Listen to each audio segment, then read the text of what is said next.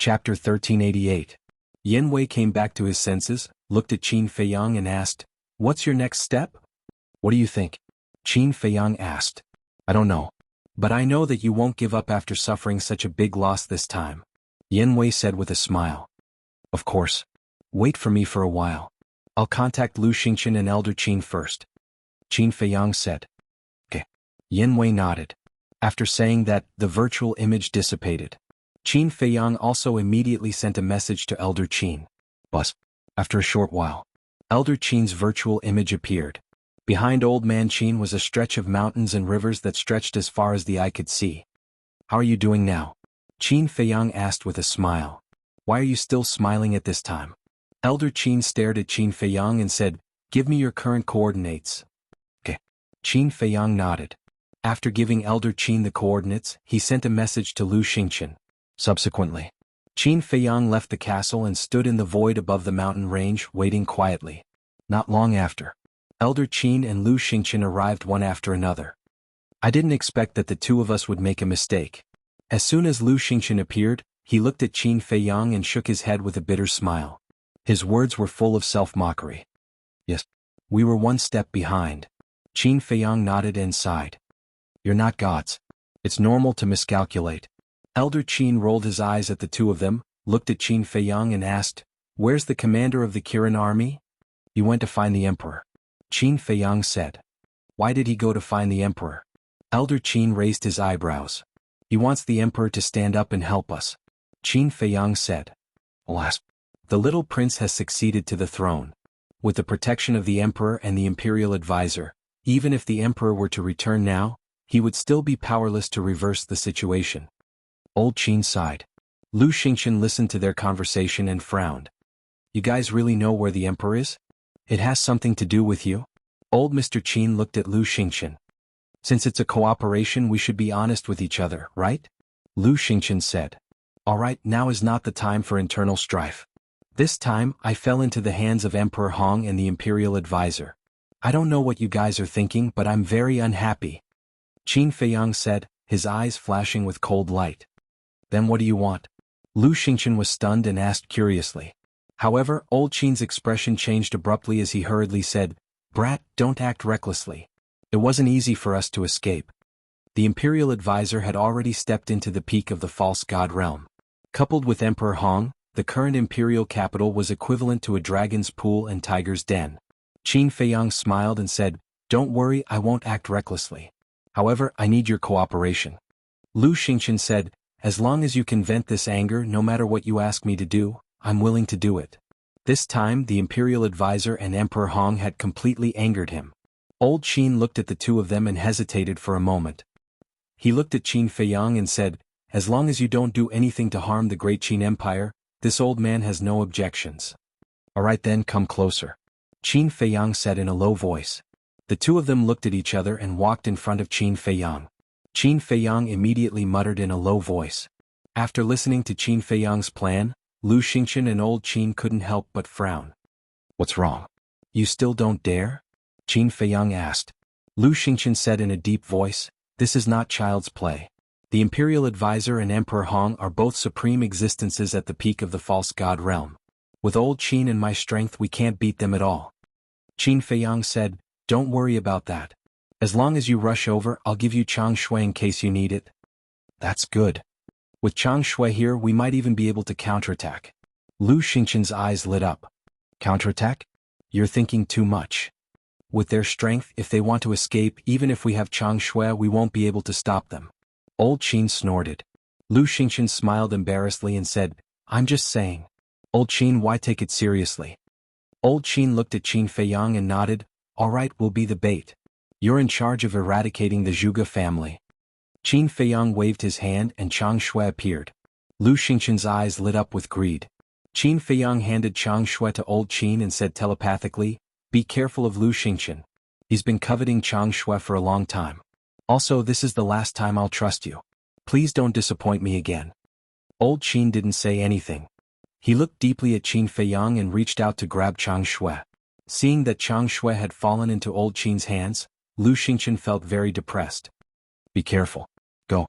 Qin Feiyang reminded them and waved his hand. "Phew. Old Qin let out a long breath. He put away Chang Shui and opened a portal. He exchanged glances with Lu Xingqian, and a cold light flashed in his eyes. He turned around and rushed into the portal. Qin Feiyang immediately took out his image crystal. Buzz. Yan Wei's shadow appeared. Qin Feiyang said, "Go to the Imperial Preceptor's side and stay there. Lu Xingqian and Old Qin will find trouble with the Imperial Preceptor and Emperor Hong. After the Imperial Preceptor and Emperor Hong leave, immediately send me a message." After that, he briefly explained the plan to Yan Wei. Okay.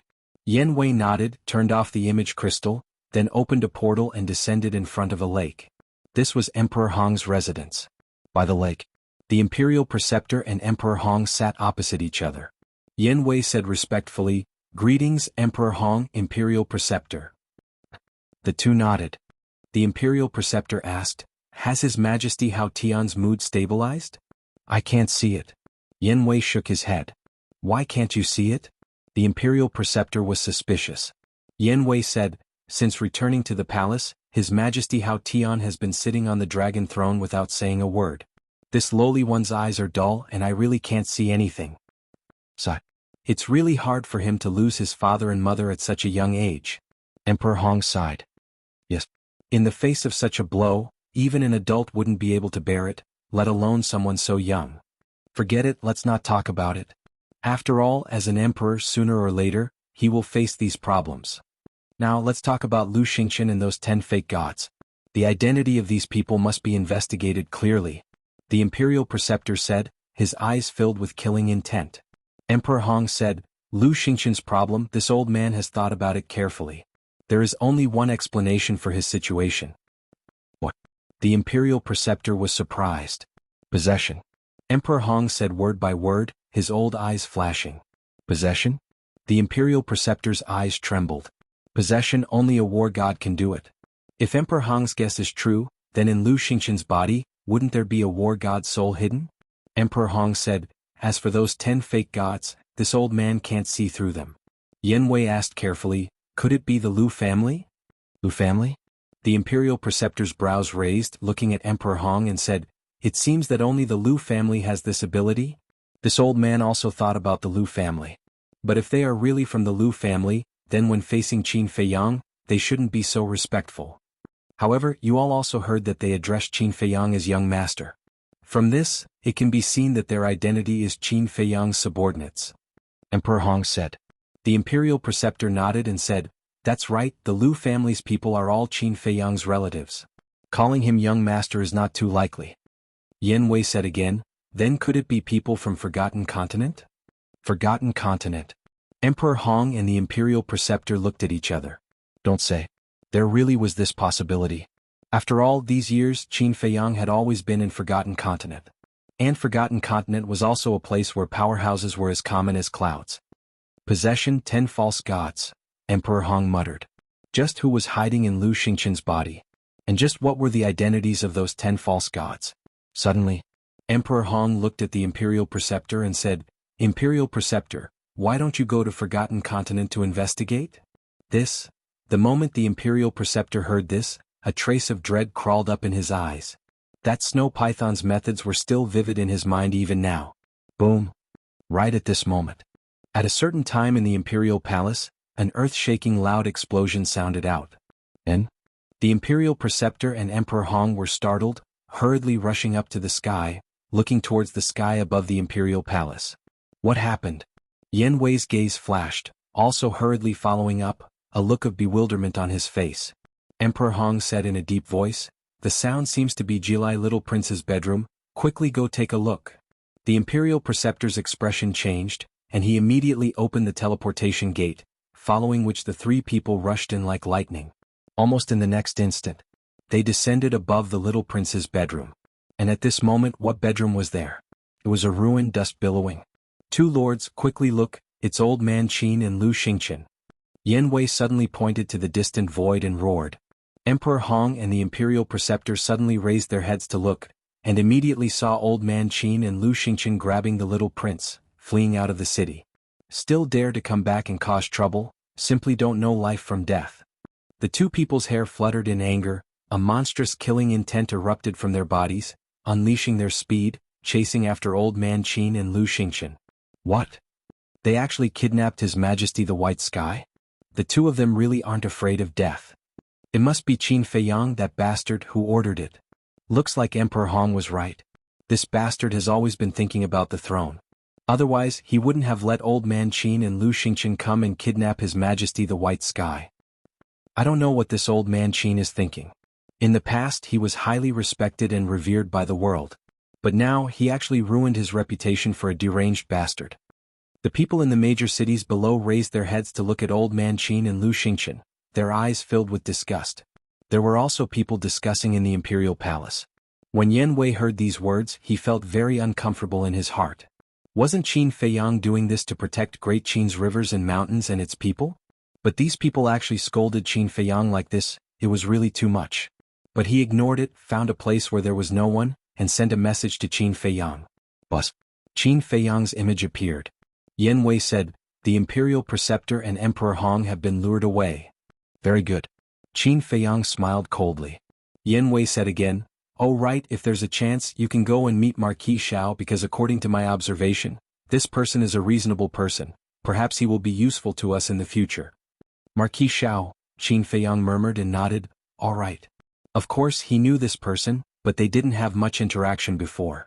With that, Qin Feiyang turned off the image crystal, killing intent surging out of his eyes, and shouted, "Everyone prepare for battle." Inside the ancient castle. Chapter 1389. Zhuge Mansion. Because of the Imperial Grandmaster's secret care, coupled with Zhuge Mingyang's monstrous talent, the current Zhuge family could be said to be like the sun in the sky. Among the 100 great Marquis, Zhuge Wuhou was already firmly seated on the throne of number 1. At this moment, Zhuge family's meeting hall. Zhuge Wuhou, Zhuge Nangong, and Zhuge Nanhua sat upright at the table. Below, a guard commander stood respectfully and reported to the three of them about Elder Qin and Lu Xingqian kidnapping the little prince. After listening, Zhuge Wuhou's face was terrifyingly gloomy. Zhuge Nanhua looked at Zhuge Wuhou and waved to the guard commander. "You can leave first. If there's any news, inform us immediately." "Yes." The guard commander respectfully replied, then turned around and left in large strides. Zhuge Nanhua waved his hand again, and the door closed with a bang. He then looked at Zhuge Wuhou and comforted him. "Xiao Xian, you don't have to worry. With the ancestor and Emperor Hong here, Elder Qin and Lu Xingqian wouldn't dare to harm Haotian." Elder Qin and Lu Xingqian wouldn't dare, but what about Qin Feiyang?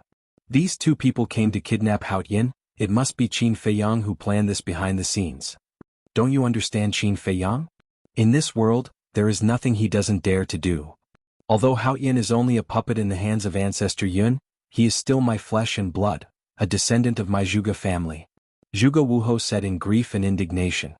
Hearing the latter half of his words, Zhuge Nanhua's expression changed, and he hurriedly made a shushing gesture and said, "Be careful of the walls having ears." Zhuge Nangong also looked around vigilantly, looked at Zhuge Wuhou and said in a low voice, "In the future, you are not allowed to say such things again." "What are you afraid of? Although the great Qin is still surnamed Qin, the control is already in the hands of my Zhuge family. So what if someone hears it?" Zhuge Wuhou coldly snorted. "Shut up." Zhuge Nanhua shouted coldly, "You can be arrogant, but don't forget your limits. The great Qin Empire is not as simple as you think." "That's right. Let's not talk about the fake gods in the back mountain of the imperial palace. Let's focus on the Lu family. Even though the old ancestor has something on the Lu clan, if the Lu clan finds out that the little prince is a descendant of our Zhuge clan, they will definitely not let this matter rest. The Lu family's strength is unfathomable. Even now we still don't know how strong they are. If we really provoke them, it won't do us any good," Zhuge Nangong said with a solemn expression on his face. Hearing their words, Zhuge Wuhou quivered and finally calmed down. "So you all thought that the little prince was a descendant of the Zhuge family." But at this moment, a cold voice suddenly resounded in the hall. Oh. Zhuge Wuhou and the other two turned pale with fright. There was actually someone hiding here. Wait a minute. This voice, it seemed to be Qin Feiyang. Damn it. How could it be him? Why is he here? The next moment, Qin Feiyang appeared in the air. The moment they saw Qin Feiyang appear, a trace of fear involuntarily crawled onto their faces. "How did you get in? What did you mean by that sentence just now?" Zhuge Wuhou said in a deep voice. Qin Feiyang said indifferently, I have the invisibility technique and 2 spatial divine objects. If I want to enter your Zhuge family, wouldn't it be easy? As for that sentence. At this point, Qin Feiyang laughed in ridicule and asked, could it be that you have never doubted the identity of the little prince? Is there a problem with his identity? Zhuge Wuho said in a deep voice.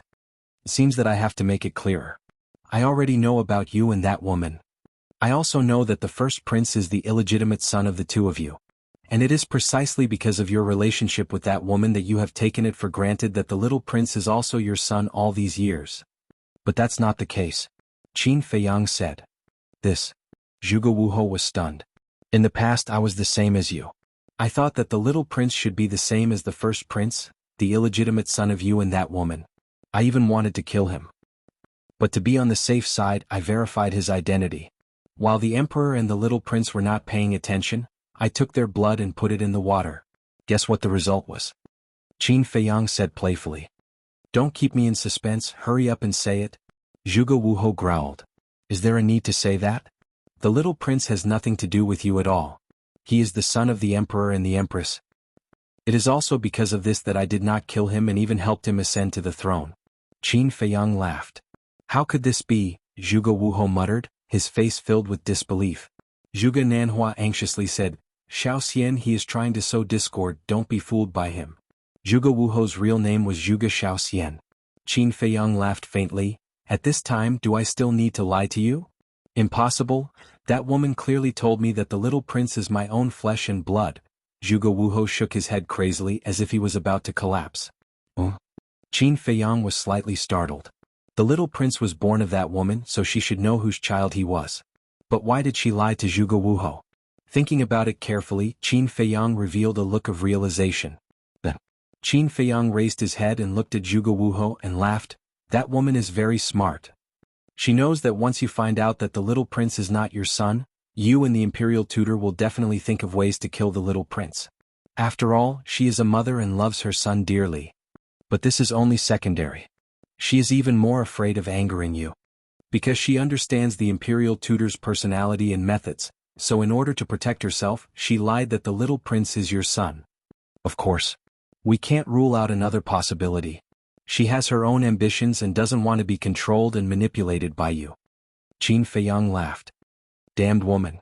Zhuge Wuho clenched his fists tightly, his old eyes bloodshot. Qin Feiyang said indifferently, she indeed deserves to die, otherwise I wouldn't have killed her. Xiao Xian, calm down, don't be fooled.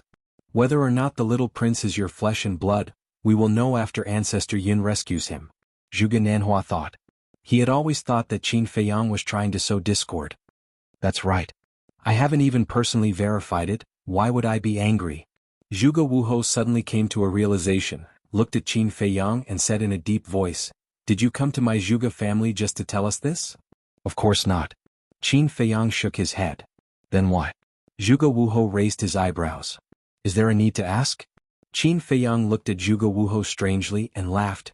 The little prince has just ascended to the throne, and I came to your Zhuge family, do you think it would be a good thing? Hearing this, the 3 of them trembled. Alright, I'll tell you guys clearly. The reason why I asked Old Man Qin and Lu Xingqian to kidnap the little prince was purely to lure the imperial tutor and Emperor Hong away. Because if they are in the imperial city, they will hinder me from eradicating your Zhuge family. Qin Feiyang laughed. Boom. Hearing this, Zhuge Wuho and the other 2 immediately blasted open the roof with surging Emperor's might and rushed out like lightning. Qin Feiyang has come to invade. Elders, please come out and kill the enemy. In the next moment, Zhuge Wuho's voice sounded in the sky above the Zhuge mansion. What? Qin Feiyang is here. This demon is vicious and merciless. He kills without batting an eye. Everyone run. The Zhuge family was instantly in chaos. Boom. At the same time, a terrifying aura erupted from the ground in the center of the mansion. Following closely, 10 figures rushed out from the ground. There were men and women among the 10, and they all looked rather old. The aura they emitted was that of a 9-star war emperor. Where is Qin Feiyang? The 10 of them flew to the side of Zhuge Wuho and the other 2, and asked with a murderous aura. He's in the main hall. Zhuge Wuho pointed to the broken meeting hall below. One of them said in a deep voice, we'll go and pin him down. You inform Ancestor Yun immediately. All right. Zhuge Wuho nodded. It's too late. Qin Feiyang's calm voice sounded from the main hall. Boom. Before he could finish, waves of shocking emperor's might and ferocious beasts rushed out from the main hall. The broken meeting hall was instantly reduced to ashes. Zhuge Wuhou and the others immediately saw that in the dust, there were 3 ferocious beasts and a group of 9 Star War Emperor. That's right. They were Lei Bao, Seal, Seahorse, Wang Yangfeng and the others. Qin Feiyang raised his head and glanced at Zhuge Wuhou and the others and said word by word, I want the entire Zhuge family to die, not a single blade of grass to grow, not an inch of land to be left. Kill. Lei Bao and the other 2 Wang Yangfeng and the others, let out a long roar in unison. Swoosh. Lei Bao took the lead. The power of thunder all over his body was like a raging wave rolling and roaring. One of the old women roared, Everyone don't be afraid. They are only 9 Star War Emperor. But before she could finish speaking, Lei Bao laughed and waved his thick claws. The power of thunder covered the sky and covered the earth. The old woman screamed and died on the spot. What? So strong. Zhuge Wuhou and the others' expressions changed. Boom. At this moment, the seahorse, the leopard, Wang Yangfeng and the others unleashed their auras too. Zhuge Wuhou and the others were instantly petrified. The aura that these people and ferocious beasts released was actually all at the peak of the 9 Star War Emperor realm. How is this possible? The last time they came, they were only ordinary 9 Star War Emperor and 9 Star Emperor Beast? The group of people were filled with disbelief. How long had it been and they had all stepped into the peak realm? Even if they had opened all the doors of potential, it was impossible to do so. Just as the group of people were distracted, another old man died tragically under Lei Bao's claws. Seahorse, Seal, Wang Yangfeng and the others had already arrived in front of Zhuge Wuhou and the others. Quickly inform Ancestor Yun. Zhuge Wuhou suddenly came back to his senses and roared. At the same time, without hesitation he activated his battle soul and evolved his divine art. A mighty divine power surged out. Zhuge Nanhua and the others were the same. In short, at this moment they did not dare to hold back. Battle soul, divine art. Chapter 1390. Shua. Suddenly, Qin Feiyang waved his hand, and the white-eyed wolf appeared. I haven't come out to play for so long. I wonder if anyone still remembers me now? The white-eyed wolf scanned its surroundings, its eyes filled with hope.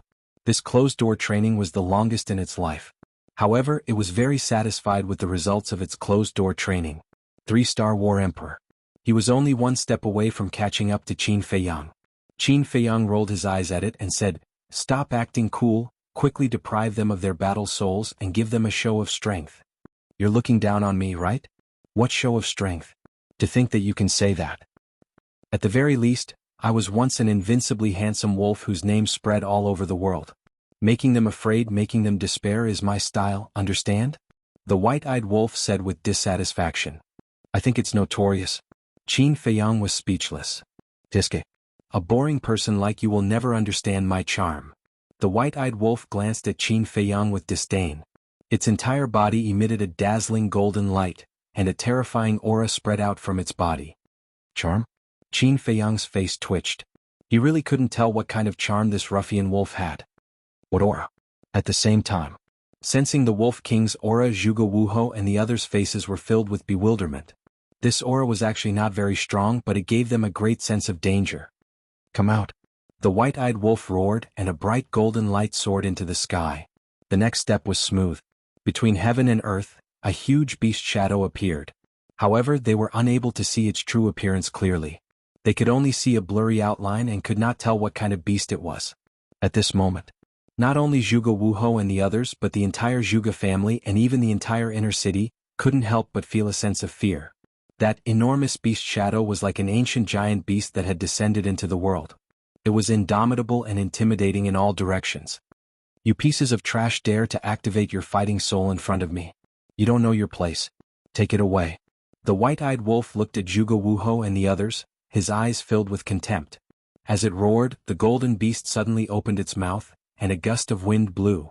The battle souls of Zhuge Wuhou and the others immediately flew towards the golden beast figure uncontrollably. What happened? Everyone's expression changed.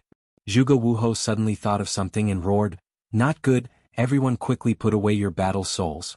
Back then, Mingyang told me that this ruffian wolf's innate ability can devour and take away the battle souls of living beings. When Zhuge Nanhua and the rest heard this, their faces turned pale and they immediately withdrew their fighting souls.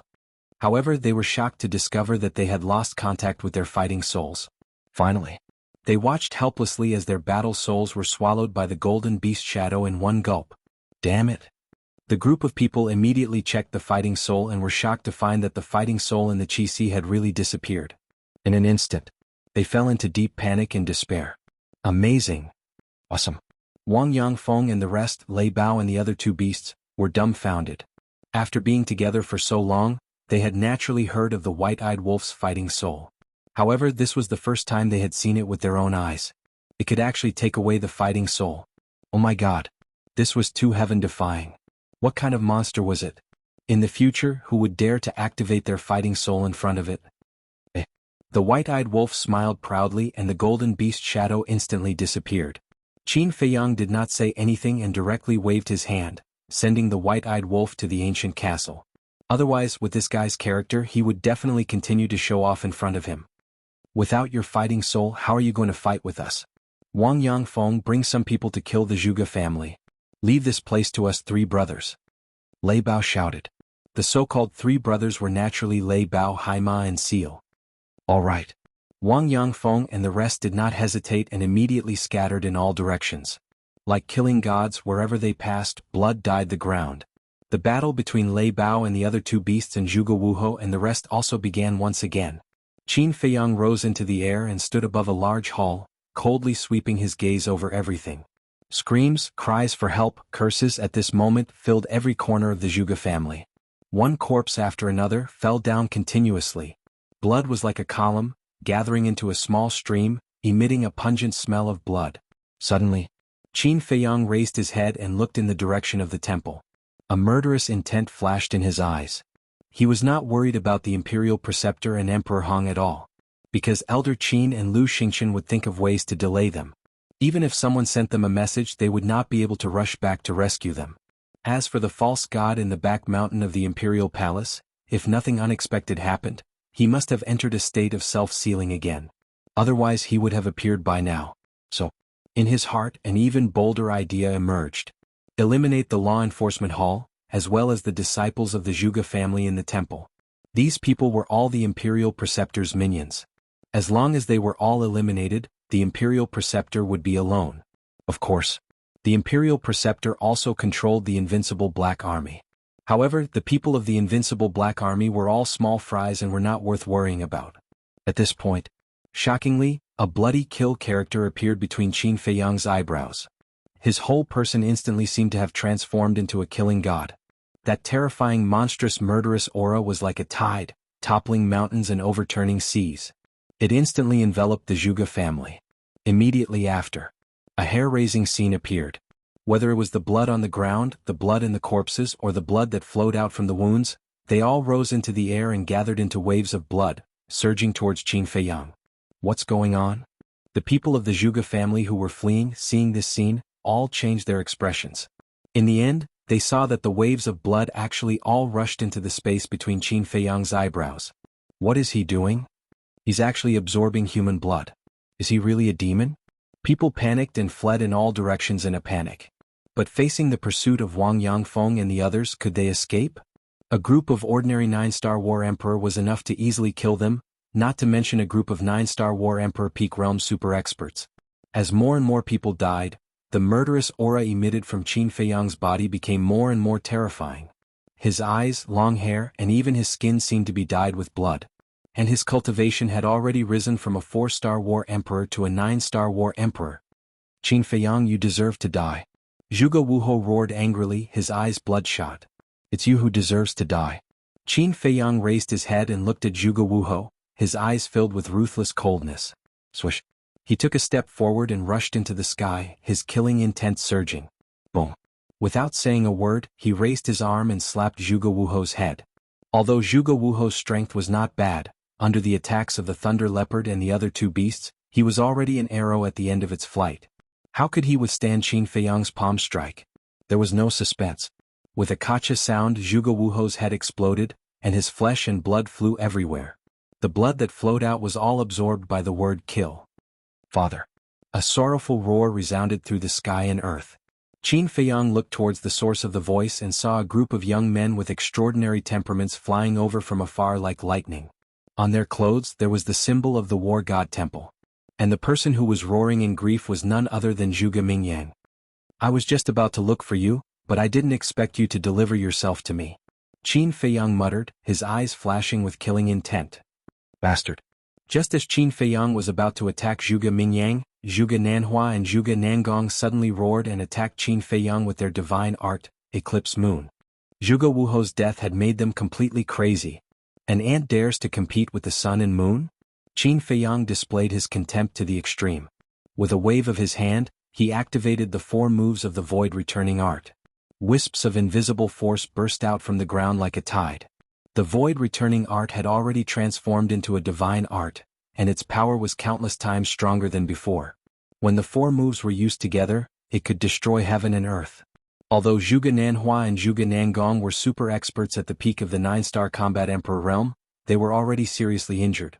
With a loud bang, the two's divine arts were instantly destroyed. The invisible energy carried monstrous divine power and mercilessly pounced on them. Accompanied by 2 shrill screams, the 2 of them splashed their blood in the sky. Their blood was also absorbed by the word, kill. Great-grandfather. Seeing Zhuge Nanhua and Zhuge Nangong die in front of him, Zhuge Mingyang roared in grief and his face was filled with hatred. A purple-clothed young man next to him stared at Qin Feiyang and suddenly said, Qin Feiyang's current power is too terrifying, let's go. I'm not leaving, I want to avenge my father and great-grandfather. Zhuge Mingyang roared. The purple-clothed young man raised his eyebrows and directly knocked Zhuge Mingyang unconscious. Then he carried Zhuge Mingyang and turned around.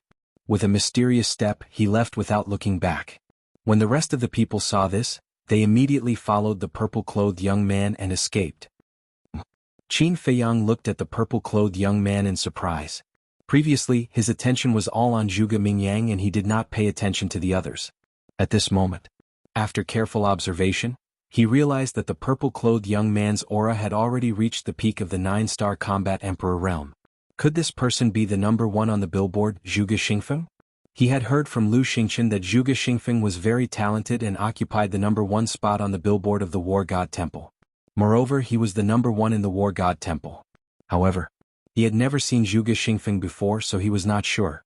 Other than the purple-clothed young man, there were 6 people whose cultivation had reached the 9-star combat emperor realm. The rest of them were basically between 2-star and 8-star combat emperor realm. Not bad. A mere martial marquis government actually has such a demon, but today they will all die. Qin Feiyang lifted the corner of his mouth and there was a bone-piercing cold light in his eyes. Swoosh. He used the phantom steps and stepped into the air step by step. It seemed very slow, but every step he took covered a distance of more than 10 miles. Brother Feng, he's coming. A black-clothed young man turned around and his expression changed. Other than the purple-clothed young man, the rest of them were also terrified. The purple-clothed young man said in a deep voice, Don't panic, I'm faster than him, he can't catch up with us. After saying that, he waved his hand and swept everyone up and flew towards the imperial palace at lightning speed. As a disciple of the War God Temple and a disciple of the Zhuge family, he naturally had perfect auxiliary combat skills. As for Qin Feiyang's cultivation, although it had already reached the 9-star combat emperor realm, it had not reached the peak, so his speed naturally could not catch up with the purple-clothed young man. Even so, the black-clothed young man and the rest could not help but be afraid. Therefore, before the purple-clothed young man finished speaking, someone immediately said, Even if he can't catch up with us, where can we escape to? Sooner or later we will still fall into his hands. What's the hurry? Before coming, I have already sent a message to Ancestor Yun, he will definitely come back to save us. Now let's go to the back mountain of the Imperial Palace. There is a false god guarding the back mountain, I don't believe that he will dare to chase us in. As long as Ancestor Yun and Emperor Hong return, it will be his doomsday.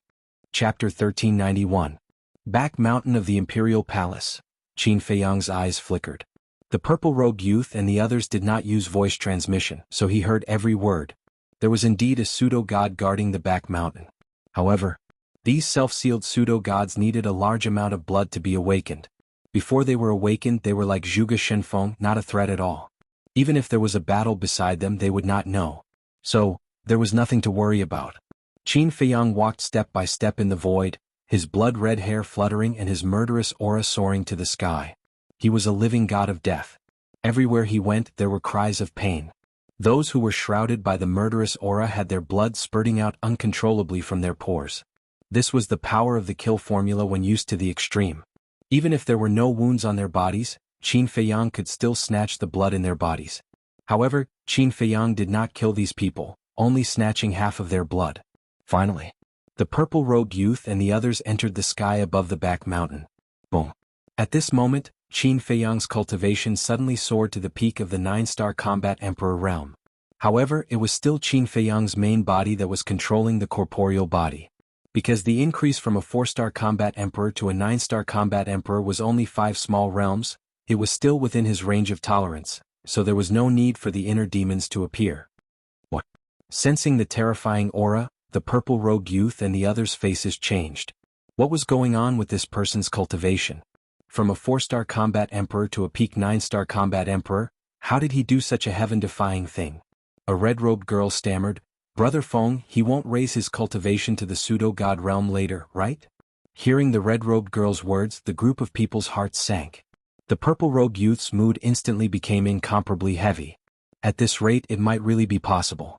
But they did not know that they were completely scaring themselves. What? Qin Feiyang had specially tried. Although the kill formula was heaven-defying, it could not superimpose his cultivation to the pseudo-god realm. Whoosh! Qin Feiyang also entered the back mountain of the imperial palace openly. None of the Kirin army who were guarding the back of the mountain dared to block the way. They all retreated to the side in fear. A young man in black turned his head and glanced at Qin Feiyang.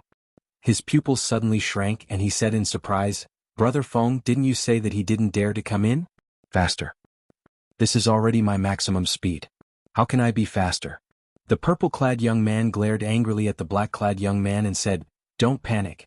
Although his cultivation level has reached the peak, his speed is only on par with mine. He's dreaming if he wants to catch up with us." Hearing this, everyone heaved a sigh of relief. Just as the purple-clothed young man spoke, Qin Feiyang's eyes flashed and he instantly disappeared. "Where is he?" After listening to the purple-clothed young man, the black-clothed young man turned around to look at Qin Feiyang. But when he saw that there was no one behind him, his face was full of surprise. The purple-clothed young man and the others also turned their heads, their eyes full of surprise. Could it be that he knows that he can't catch up with us, so he took the initiative to leave? The group of people involuntarily stopped and turned around to look at the void and the earth in front of them. "Let's go." All of a sudden, the woman in red seemed to have thought of something and shouted at the purple-clothed young man. The purple-clothed young man was stunned and seemed to have thought of something. He hurriedly led the group of people and fled into the back of the mountain. "What's going on?" Someone looked at the woman in red and asked in confusion. "Qin Feiyang must have gone to the castle. He wants to use the castle to make us relax our vigilance and think that he has left. In fact, he is secretly driving the castle to chase us." The woman in red lowered her voice and said in a low voice, "Is that so?" Everyone looked at each other. The purple-clothed young man said gloomily, "It must be so.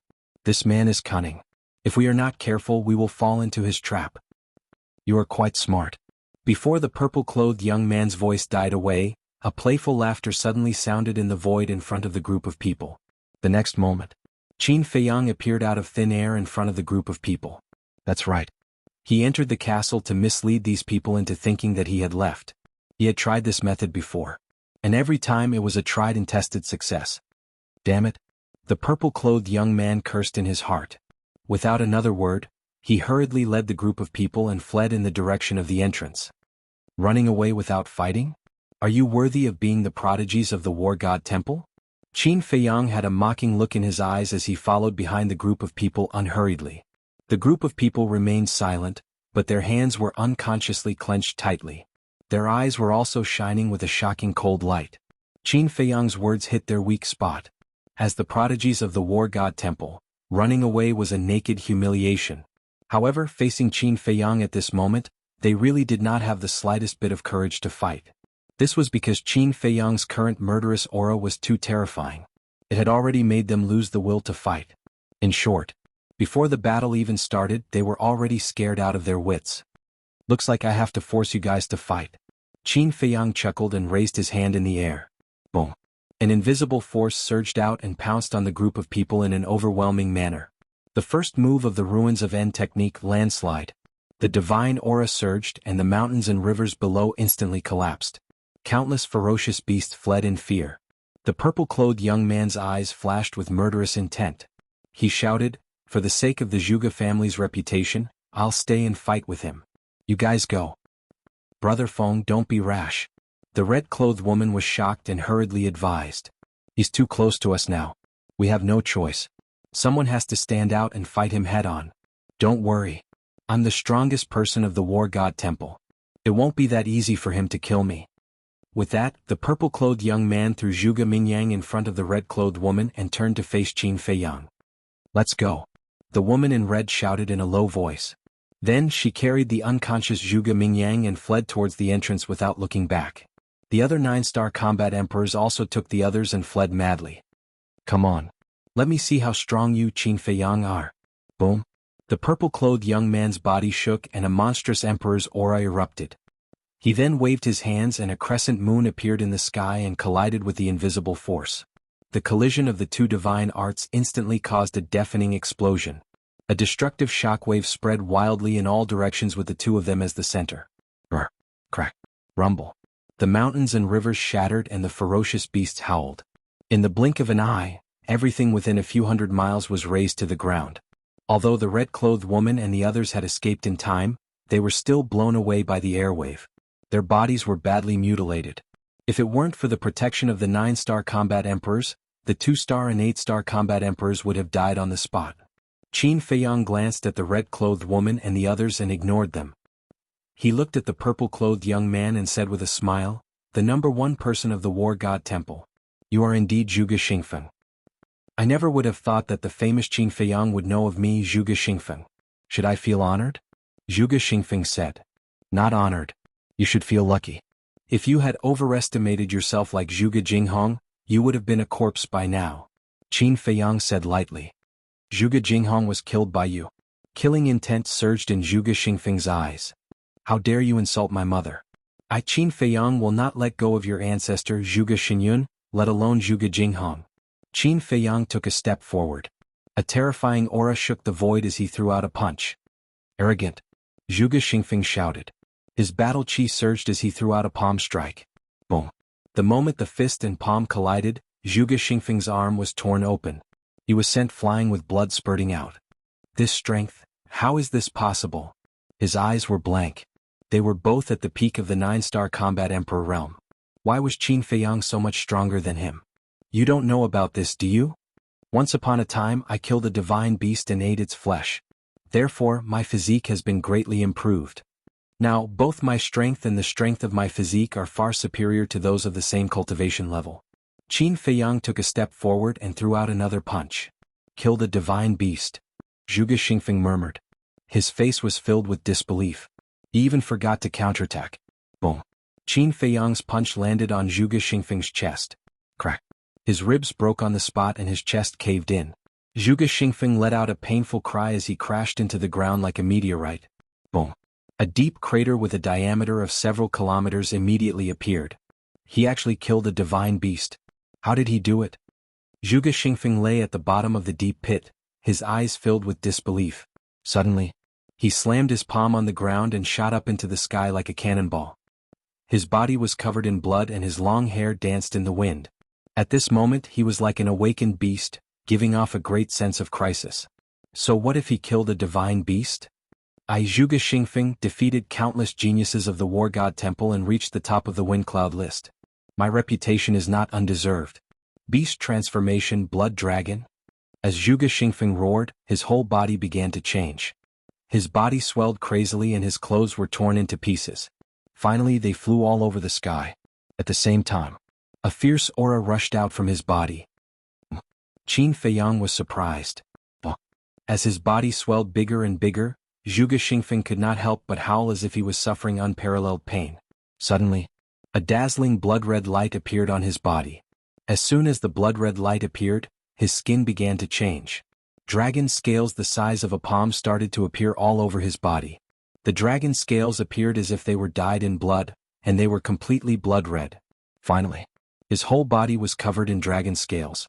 Moreover, his limbs and head were also changing.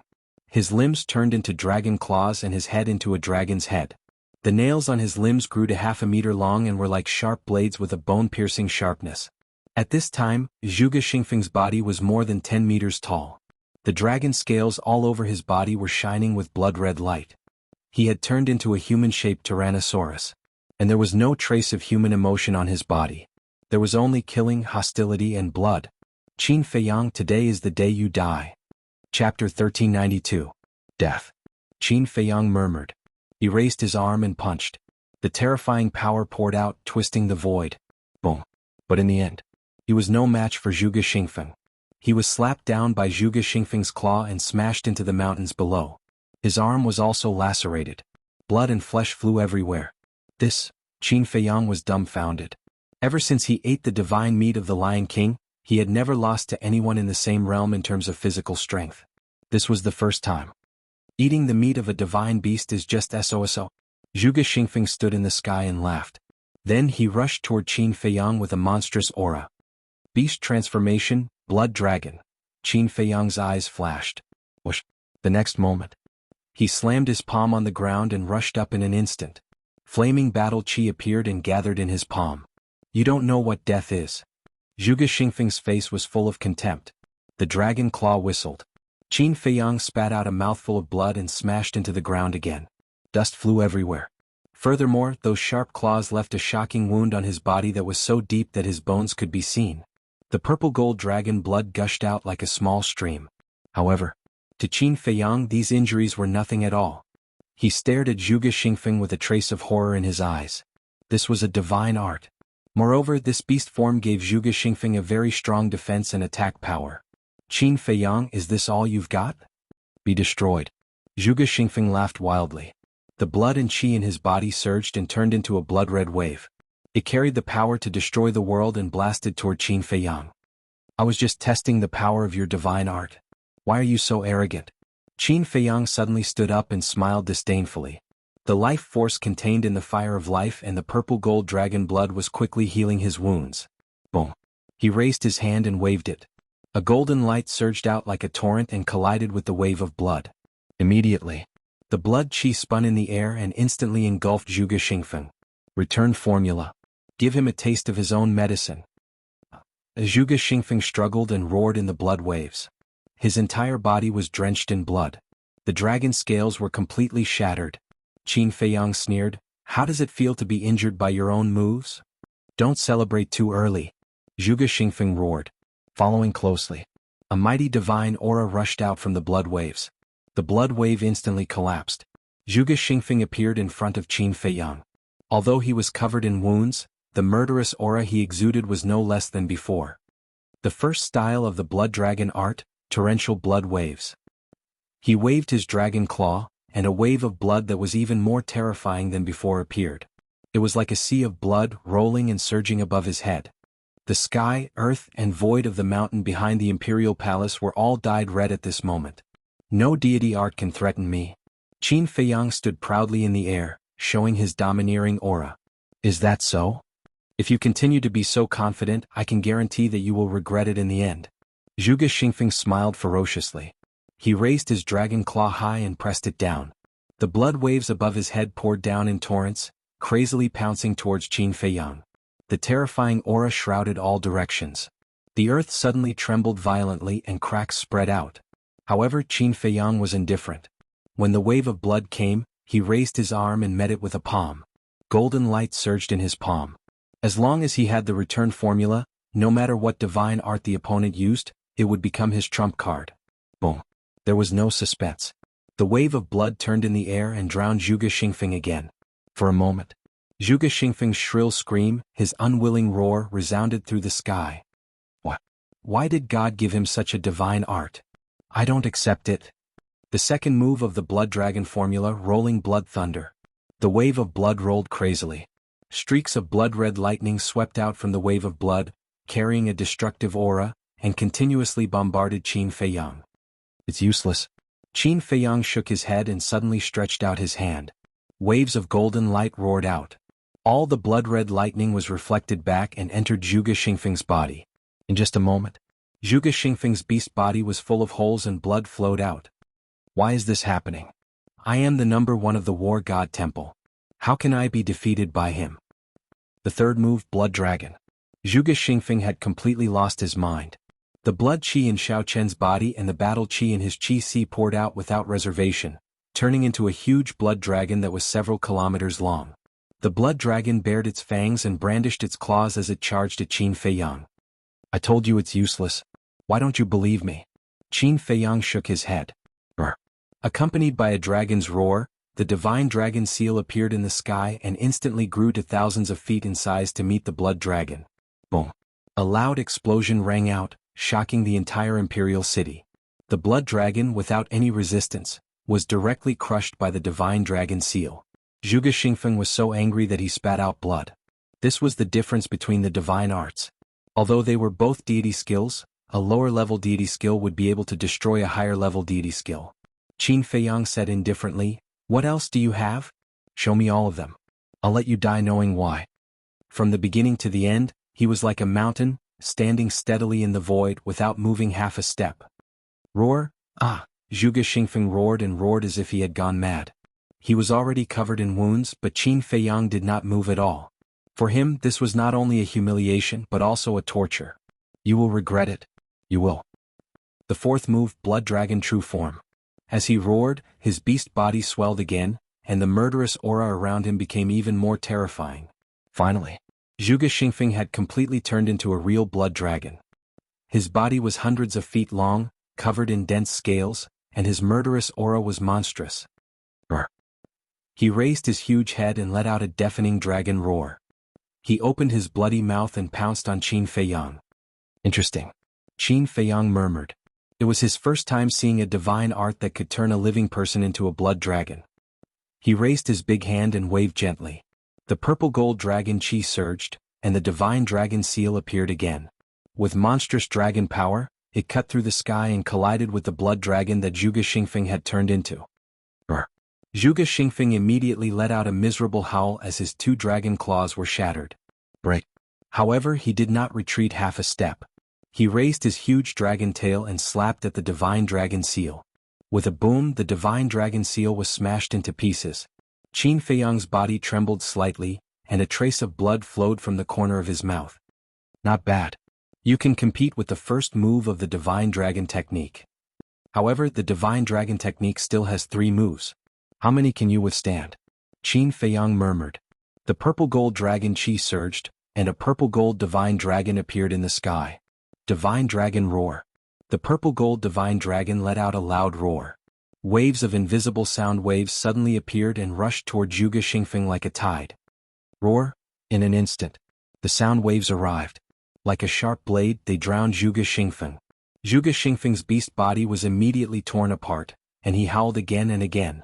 Qin Feiyang, even if I die, I will drag you to hell with me. Black Moon. Eclipse. Eclipse Moon. Blood Waves. Blood Thunder. Blood Dragon. Innate Superpower Blood Dragon Eye. Zhuge Xingfeng roared unwillingly. In the blink of an eye, he had evolved all the divine arts and even activated his fighting soul. His fighting soul was also a blood dragon. In an instant, the entire back mountain of the imperial palace was drowned in divine power. Countless beasts fled at the sight of this. The Kirin army guarding the entrance, as well as the red-clothed woman and others who had fled to the entrance, all looked in the direction of Qin Feiyang and Zhuge Xingfeng in horror. What a terrifying aura. But they also knew that Zhuge Xingfeng had reached the end of his road. With you, Qin Feiyang, to die with me, even if I die, it will be worth it. Zhuge Xingfeng laughed again and again. With all the divine arts and fighting soul, he forcibly shattered the sound waves and charged toward Qin Feiyang. But Qin Feiyang was very calm. There was even a hint of appreciation in his eyes. If he remembered correctly, Zhuge Mingyang had only inherited the first and second moves of Eclipse Moon, but this person had obtained the third move. No wonder he was the number one in the War God Temple. However, he would not show mercy to his enemies. Boom. Qin Feiyang raised his arm and pointed to the sky. There was a sudden loud noise in the sky. The wind suddenly blew, lightning flashed and thunder rumbled. The next moment, a statue appeared, and its divine power shook all directions. The third move of the Divine Dragon Art, Supreme of 9 and 5. It's your honor to die under the third move of the Divine Dragon Art. Qin Feiyang smiled coldly and waved his hand.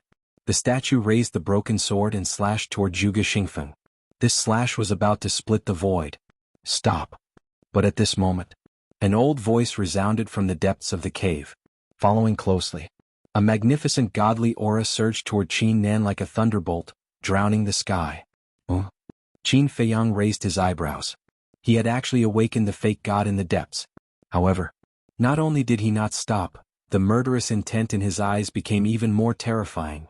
The broken sword fell mercilessly, and the sharpness was destructive. Zhuge Xingfeng's divine arts and fighting soul were instantly turned into ashes.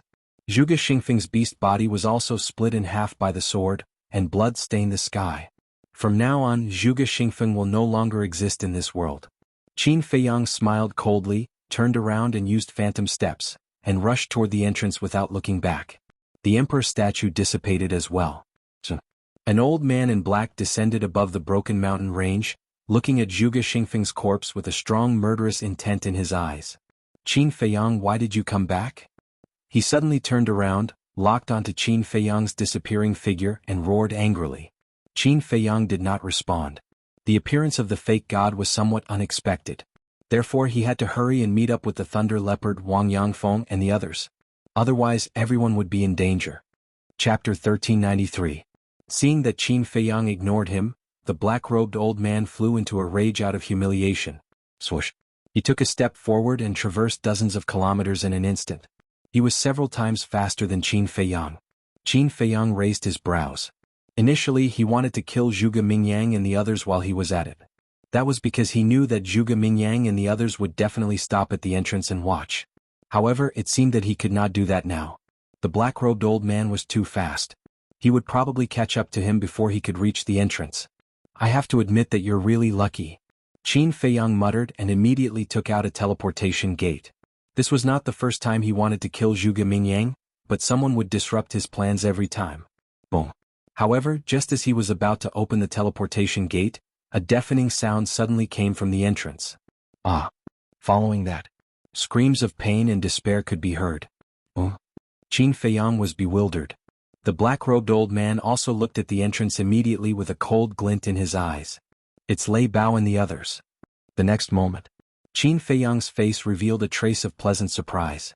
He immediately opened the teleportation door and rushed in without looking back. That was right. At the entrance, he sensed the auras of Lei Bao, Wang Yangfeng and the others. I won't give you another chance to escape. The black-robed old man retracted his gaze and looked at Qin Feiyang. He waved his hand and an invisible force surged towards the teleportation gate like a tide. It was extremely fast. In less than half a blink of an eye, the teleportation gate was smashed into pieces. At the same time that the teleportation gate shattered, Qin Feiyang also fell out of the void, and his entire body was dripping with blood. Qin Feiyang's expression was dark as water. He consumed a healing pill and turned to the black-robed old man. You're a member of the Great Qin. Why are you helping the evildoer? The black-robed old man said, It's precisely because I'm a member of the Great Qin that I won't allow you to be presumptuous in the capital. I'm presumptuous? Qin Feiyang threw his head back and laughed maniacally. Everything he had done was for Great Qin's safety, but now, these people viewed him as an evil person. How pitiful. Stop struggling and obediently surrender. Wait for Lord Emperor Hong's punishment so that you won't suffer any more physical pain. The black-clothed old man advised. In your dreams.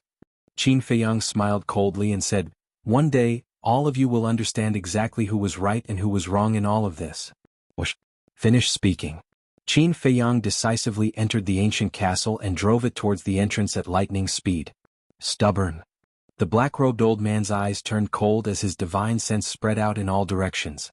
In an instant, he immediately released his aura and pounced towards the ancient castle. But in the end, however, he was shocked to find that his false god's aura was unable to restrain the ancient castle. If it was in the past, the oppressive might of a semi-divinity realm cultivator would have been able to seal the ancient castle. But things were different now. The first seal of the ancient castle had been removed.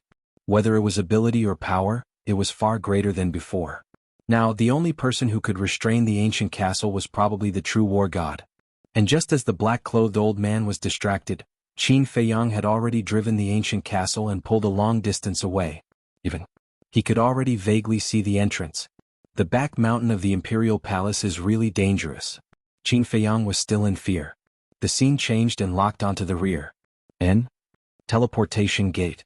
Immediately, Qin Feiyang's expression changed abruptly. However, in the void behind him, there was no trace of the black-clothed old man, only a dissipating teleportation gate. Could it be, suddenly? He seemed to have thought of something and his gaze trembled slightly. He hurriedly changed the scene and locked onto the direction of the entrance. However, because the distance was still a little far, he couldn't see it clearly. But his heart was uneasy. He suspected that the black-clothed old man had most likely opened the teleportation gate and went directly to the entrance. If that was the case, then Thunder Leopard, the three beasts, Wang Yangfeng and the others would be in big trouble. The distance between the ancient castle and the entrance was getting closer and closer. 5 or 6 breaths later. Finally, the situation at the entrance could be seen clearly. And when Qin Feiyang saw the situation at the entrance, his face suddenly became gloomy. Thunder Leopard, the three beasts, Wang Yangfeng and the others were indeed at the entrance. And the black-clothed old man was standing above their heads at this moment, his divine power surging and shaking in all directions. Moreover, everyone stood motionless in the void. Obviously, they were all imprisoned by the black-clothed old man's divine power. And the Kirin army guarding the entrance were all standing in the distance, cautiously vigilant. Qin Feiyang drove the ancient castle and stopped in the void not far from the black-clothed old man. His face was gloomy. The black-clothed old man scanned the void and said lightly, "If you don't want them to die, come out immediately." "Young master, don't come out. It doesn't matter if we die, but you must not fall into the hands of the imperial preceptor. Don't worry about us, go quickly." Wang Yangfeng and the others roared. But before they finished speaking, Qin Feiyang appeared out of thin air. The black-clothed old man looked at Qin Feiyang and said, "As the rumors say, you are indeed a person who values friendship and righteousness, but sometimes being too loyal will get you killed." Qin Feiyang ignored him and lowered his head to look down. On the ground below, there were corpses lying quietly, still bleeding. They were the group of people who were with Zhuge Xingfeng before. Qin Feiyang glanced at them one by one and raised his eyebrows slightly. He looked at Wang Yangfeng and the others and asked, "Where's Zhuge Mingyang? Why don't I see his body?" Everyone was stunned. Wang Yangfeng asked, "Didn't you kill him?" Qin Feiyang shook his head. Wang Yangfeng said, "When we came we didn't see him either. We thought you had already killed him." Qin Feiyang raised his eyebrows. It seemed that Zhuge Mingyang had been escorted away in advance. "Qin Feiyang, do you think I don't exist?" The black-clothed old man was furious. How dare he talk about Zhuge Mingyang unscrupulously in front of him? What did that put him in? He was a fake god after all.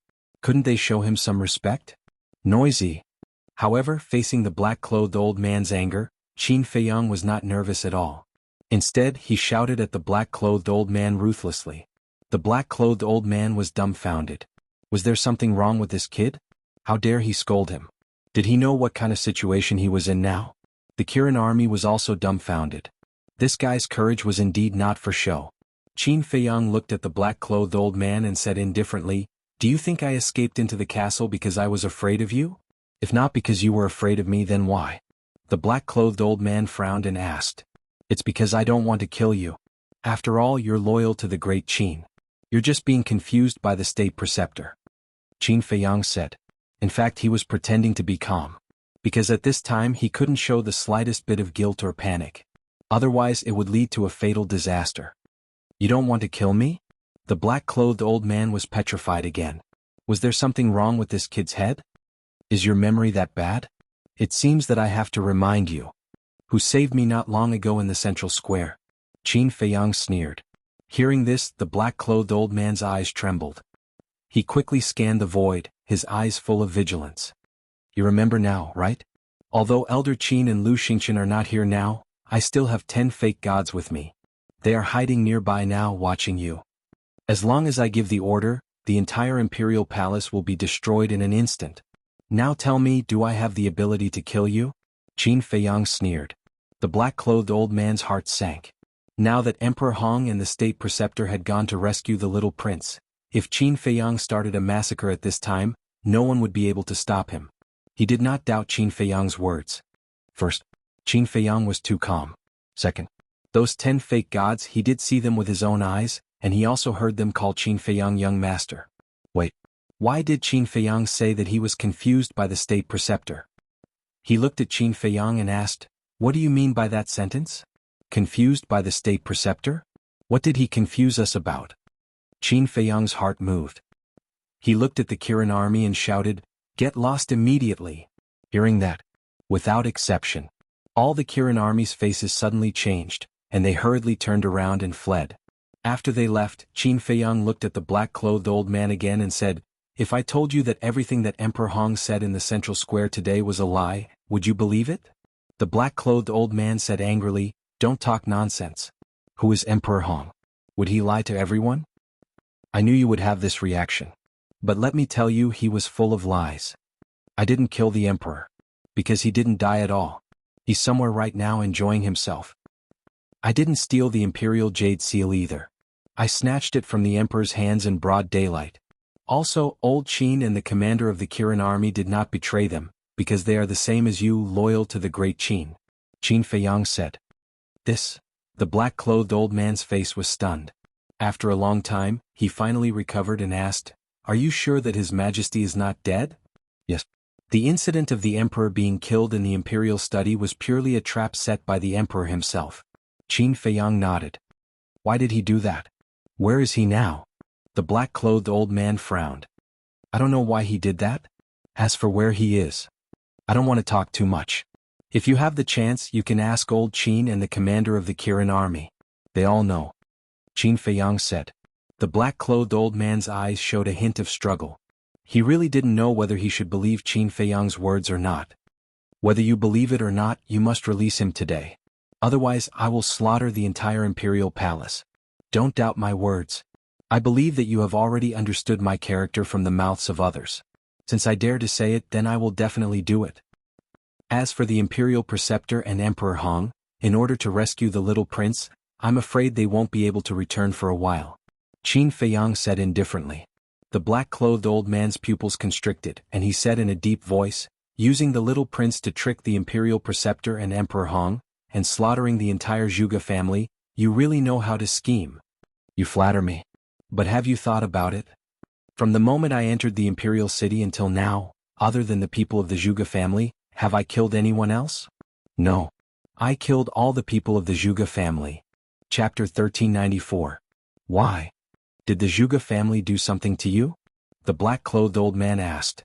It's not a personal grudge. Qin Feiyang shook his head. Then what? The black-clothed old man frowned. Qin Feiyang's eyes were cold as he said word by word, because they are thinking about my great Qin's empire. What? The black-clothed old man's eyes trembled.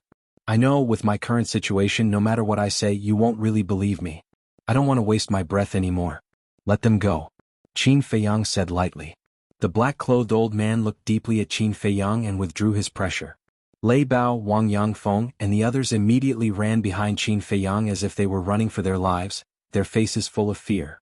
Qin Feiyang waved his hand and sent everyone to the castle. Then he looked at the black-clothed old man and asked, What's your name? Qin Sheng. The black-clothed old man said. You'd better hide all the words I said to you in your heart. Don't mention it to anyone, especially the state preceptor and Emperor Hong. Otherwise it will bring you a fatal disaster. Qin Feiyang warned. Qin Sheng frowned. Was it that serious? Don't doubt it. Because old man Qin is a good example. Qin Feiyang said meaningfully. Then he activated the teleportation door and left the Arch Palace without looking back. Emperor Hong lied? His Majesty is not dead. Who is telling the truth? After the portal dissipated, Qin Sheng retracted his gaze, lowered his head and muttered to himself. Outside the city, in the sky above a certain forest, Qin Feiyang appeared out of thin air. His face was also full of lingering fear. If it weren't for the last-minute plan to deceive Qin Sheng, Lei Bao, Wang Yangfeng, and the others would have been doomed. But then again, although this time he almost fell and didn't go to the law enforcement hall, the harvest was still great. Not only did he get rid of the entire Zhuge family, but he also figured out Qin Sheng's position. Previously, although Qin Sheng did not express his opinion directly, it was not difficult to tell from Qin Sheng's expression that if everything he said was true, then Qin Sheng would definitely stand on his side. One had to know. Qin Sheng was a veteran false god. If he really became an ally, it would be of great help to him. Whoosh. Letting out a long breath, Qin Feiyang entered the castle. Looking at Lei Bao, Wang Yangfeng and the others, he asked, "How was it?" "Not a single survivor. The entire Zhuge manor has been razed to the ground. Furthermore, we also found a treasure vault in the Zhuge family and obtained a large amount of wealth and medicinal herbs. They are all with old man Wang." Lei Bao snickered. "Very good." Qin Feiyang nodded. He looked at Wang Yangfeng and said, "Give those things to Fatso and Dan Wangkai. Let them sort them out." "All right." Wang Yangfeng nodded. With a wave of his hand, dozens of cosmos sacks appeared and piled up on the ground. "So many?" Qin Feiyang was shocked. Fatso and Dan Wangkai immediately surrounded him, their eyes shining with greed. Wang Yangfeng shook his head in amusement. Suddenly he seemed to have thought of something. He turned to Qin Feiyang and asked, "Young master, are the 10 false gods of the Lu family really at the back mountain of the imperial palace?" "I lied to Qin Sheng." Qin Feiyang smiled. "What?" Everyone looked at each other. He was too good at pretending. Previously, when they saw Qin Feiyang's calm expression, even they believed it to be true. Qin Feiyang smiled and took out the image crystal. Lu Hong opened her eyes at this time and sighed. "It's a pity that although we eliminated the Zhuge family, we didn't manage to kill Zhuge Mingyang. This person's threat can't be underestimated. There will be a chance sooner or later." Qin Feiyang snorted and activated the image crystal. Buzz. Old man Qin's shadow appeared in the void in front of him. "Give me your current coordinates," Qin Feiyang said. Old man Qin immediately gave Qin Feiyang a coordinate. Qin Feiyang put away the image crystal, left the castle, opened the teleportation door, and arrived in the sky above a mountain. As soon as he appeared, he sensed 4 terrifying auras. Moreover, there was also a tense atmosphere. He looked down and saw a huge mountain peak below. At the peak of the mountain, Old Man Qin and Lu Xingqian stood together. Lu Xingqian grabbed the little prince, and a wisp of divine sense floated in front of him, emitting a great pressure. Old Man Qin held the Chang Shui in his hand and stared at the state preceptor and Emperor Hong opposite him. On the other side, the state preceptor and Emperor Hong stood side by side, their bodies also surrounded by killing intent. "So lively." Qin Feiyang chuckled and landed beside Old Man Qin. The state preceptor's gaze turned and landed on Qin Feiyang, and said in a deep voice, "What did you do to the Zhuge family?" "Is there a need to say that?" "Not a single one was left alive. Killed them all, including Zhuge Wuho, Zhuge Nanhua, and Zhuge Nangong, the 2-peak realm 9-star war empress." Qin Feiyang laughed. "You beast." Hearing this, the state preceptor was furious. Old Man Qin sneered, don't move, the Chang Shui in this old man's hands is not to be trifled with." Upon hearing Chang Shui, the state preceptor's pupils suddenly contracted, filled with fear. "Right. And the monsters of the Zhuge family in the War God Shrine, they were all killed by me," Qin Feiyang said again. "What?" The state preceptor's body trembled and asked, "What about Zhuge Xingfeng and Zhuge Mingyang?" "I killed Zhuge Xingfeng with my own hands. As for Zhuge Mingyang, he was lucky enough to escape," Qin Feiyang said regretfully. "Bastard." The state preceptor immediately roared, and his eyes turned blood red, like a wild beast that had gone berserk. Qin Feiyang asked curiously, "You care so much about Zhuge Xingfeng? Just who is the descendant of the Zhuge family?" The state preceptor turned a deaf ear to him and said sinisterly, "Just you wait, this state preceptor will definitely make you pay with your blood. I'm waiting every day. Bring it on at any time." Qin Feiyang sneered. At this time, Emperor Hong said expressionlessly, "Your goal has been achieved, it's time to let the little prince go." Qin Feiyang waved his hand and said, "Return it to them. Catch it well. If you fall to your death, I won't be responsible." Lu Xingqian laughed coldly, picked up the little prince and threw him towards Emperor Hong. The little prince was currently in a coma and didn't know anything. Emperor Hong hurriedly stepped forward and reached out to hug the little prince. Seeing that the little prince had only fainted, he heaved a sigh of relief. "Bastard, die." Just as Emperor Hong caught the little prince, the state preceptor suddenly exploded and slapped towards Qin Feiyang. Old Man Qin and Lu Xingqian looked at each other, a cold light flashing in their eyes. The power of the false god and consciousness immediately rushed towards Chang Shui. Clang. Chang Shui immediately released a world-destroying divine might and sharpness. Emperor Hong's expression changed as he looked at the state preceptor and shouted, "What are you doing? Stop." The state preceptor unwillingly stopped in his tracks. Emperor Hong waved his hand and a teleportation gate opened. He said gloomily, "Go." With that, he stepped into the teleportation gate without looking back. The state preceptor did not move. He stared at Qin Feiyang, his old eyes filled with ferocity. "If you want to fight, then fight. If you don't want to fight, then scram. What are you waiting for?" Qin Feiyang looked at him provocatively. The state preceptor couldn't help but clench his fists tightly, making cracking sounds. His face was so gloomy that it was frightening.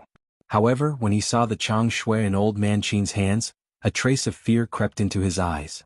He had already seen the power of Chang Shui when he fought with Ren Duxing last time. Even a divine artifact could be easily destroyed.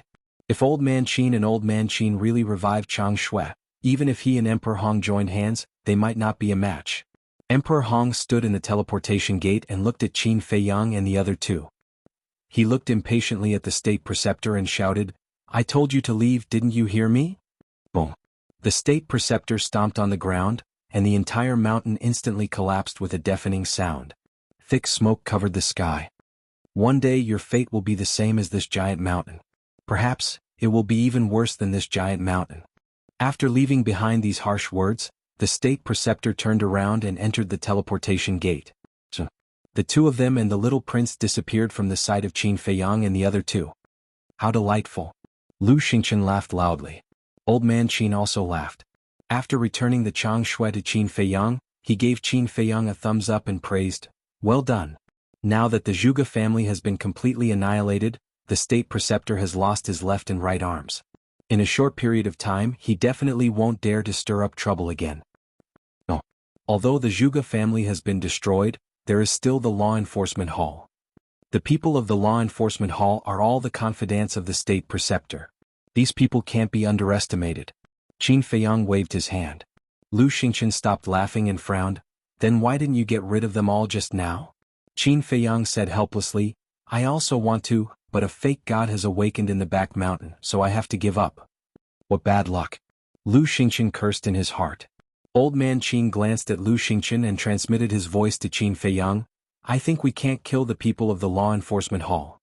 What? Qin Feiyang was suspicious. Although they are the confidants of the state preceptor, they are after all the people of the Great Qin. As long as we get rid of the state preceptor, I believe that they will definitely turn over a new leaf. Old man Qin said. "Turn over a new leaf," Qin Feiyang murmured. The old man in front of him was still too benevolent and thought of everything as simple. However, he couldn't refute it face to face. Qin Feiyang looked at Lu Xingchen and asked, "What are you going to do next?" "Now I definitely can't go back to the temple. Let's find a place to meditate and wait for the miracle to open." Lu Xingchen smiled and said, a light flashing in the depths of his eyes. Qin Feiyang's eyes flashed and said, "You want to go to the miracle so much, what exactly is there in the miracle that makes you envious? Who in this world doesn't want to go to the miracle? Aren't you also looking forward to it?" Lu Xingchen said.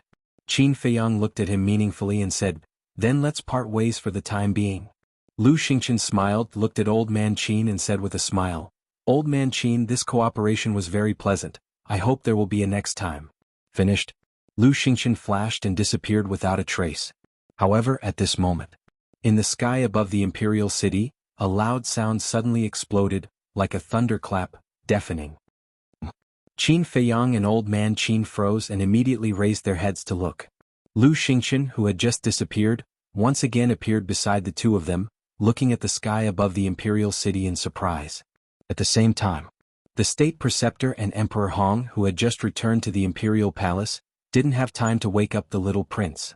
Hearing the loud sound in the sky, they immediately looked up. And Qin Sheng. He stood in the air at the entrance and looked up at the sky above the first city district. His old face was also full of surprise, because the loud sound came from the sky above the central square of the first city district. Chapter 1395.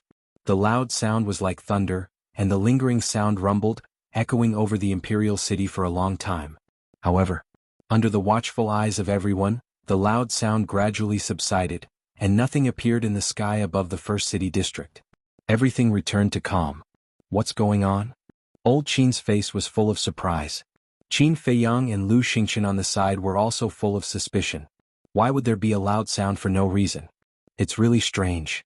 A moment later, Lu Xingchen muttered, looked at Qin Feiyang and said with a smile, Let's meet again when the miracle opens. After saying that, he was ready to enter the space divine object. Boom. However, at this moment, another deafening explosion erupted. It still came from the sky above the central square of the first city district. What's the situation? Lu Xingxian raised his eyebrows and looked up again. Rumble, but this time. That loud sound did not disappear, and it kept roaring over the first city district, as if the sky was falling and the earth was splitting, deafening. At this moment, there were also countless people gathered in the central square. Everyone raised their heads one after another, looking at the void above, their eyes full of suspicion. Look! The void is twisting. Suddenly, someone pointed to a certain void and roared. Immediately, everyone looked at the void that the person pointed to, and their faces changed greatly. That void was indeed twisting. Moreover, it was spreading crazily in all directions. In the end, the entire sky above the square trembled violently. That scene, coupled with the endless rumbling sound, felt like some peerless monster was born. Swish! Above the fragrant moon house, two figures suddenly appeared. It was the Imperial Preceptor and Emperor Hong. What the hell is going on? The Imperial Preceptor raised his eyebrows. This kind of thing has never happened before and this old man doesn't know. Emperor Hong shook his head. Greetings Emperor Hong, greetings Imperial Preceptor. A figure cut through the sky, landed in front of the two and bowed respectfully. Was Yan Wei. The Imperial Preceptor retracted his gaze, looked at Yan Wei and asked, "What's the situation of the Zhuge family?" "It's all gone, leaving only ruins." Yan Wei sighed. Damn it. The Imperial Preceptor clenched his fists and gritted his teeth. He looked as if he wanted to eat someone.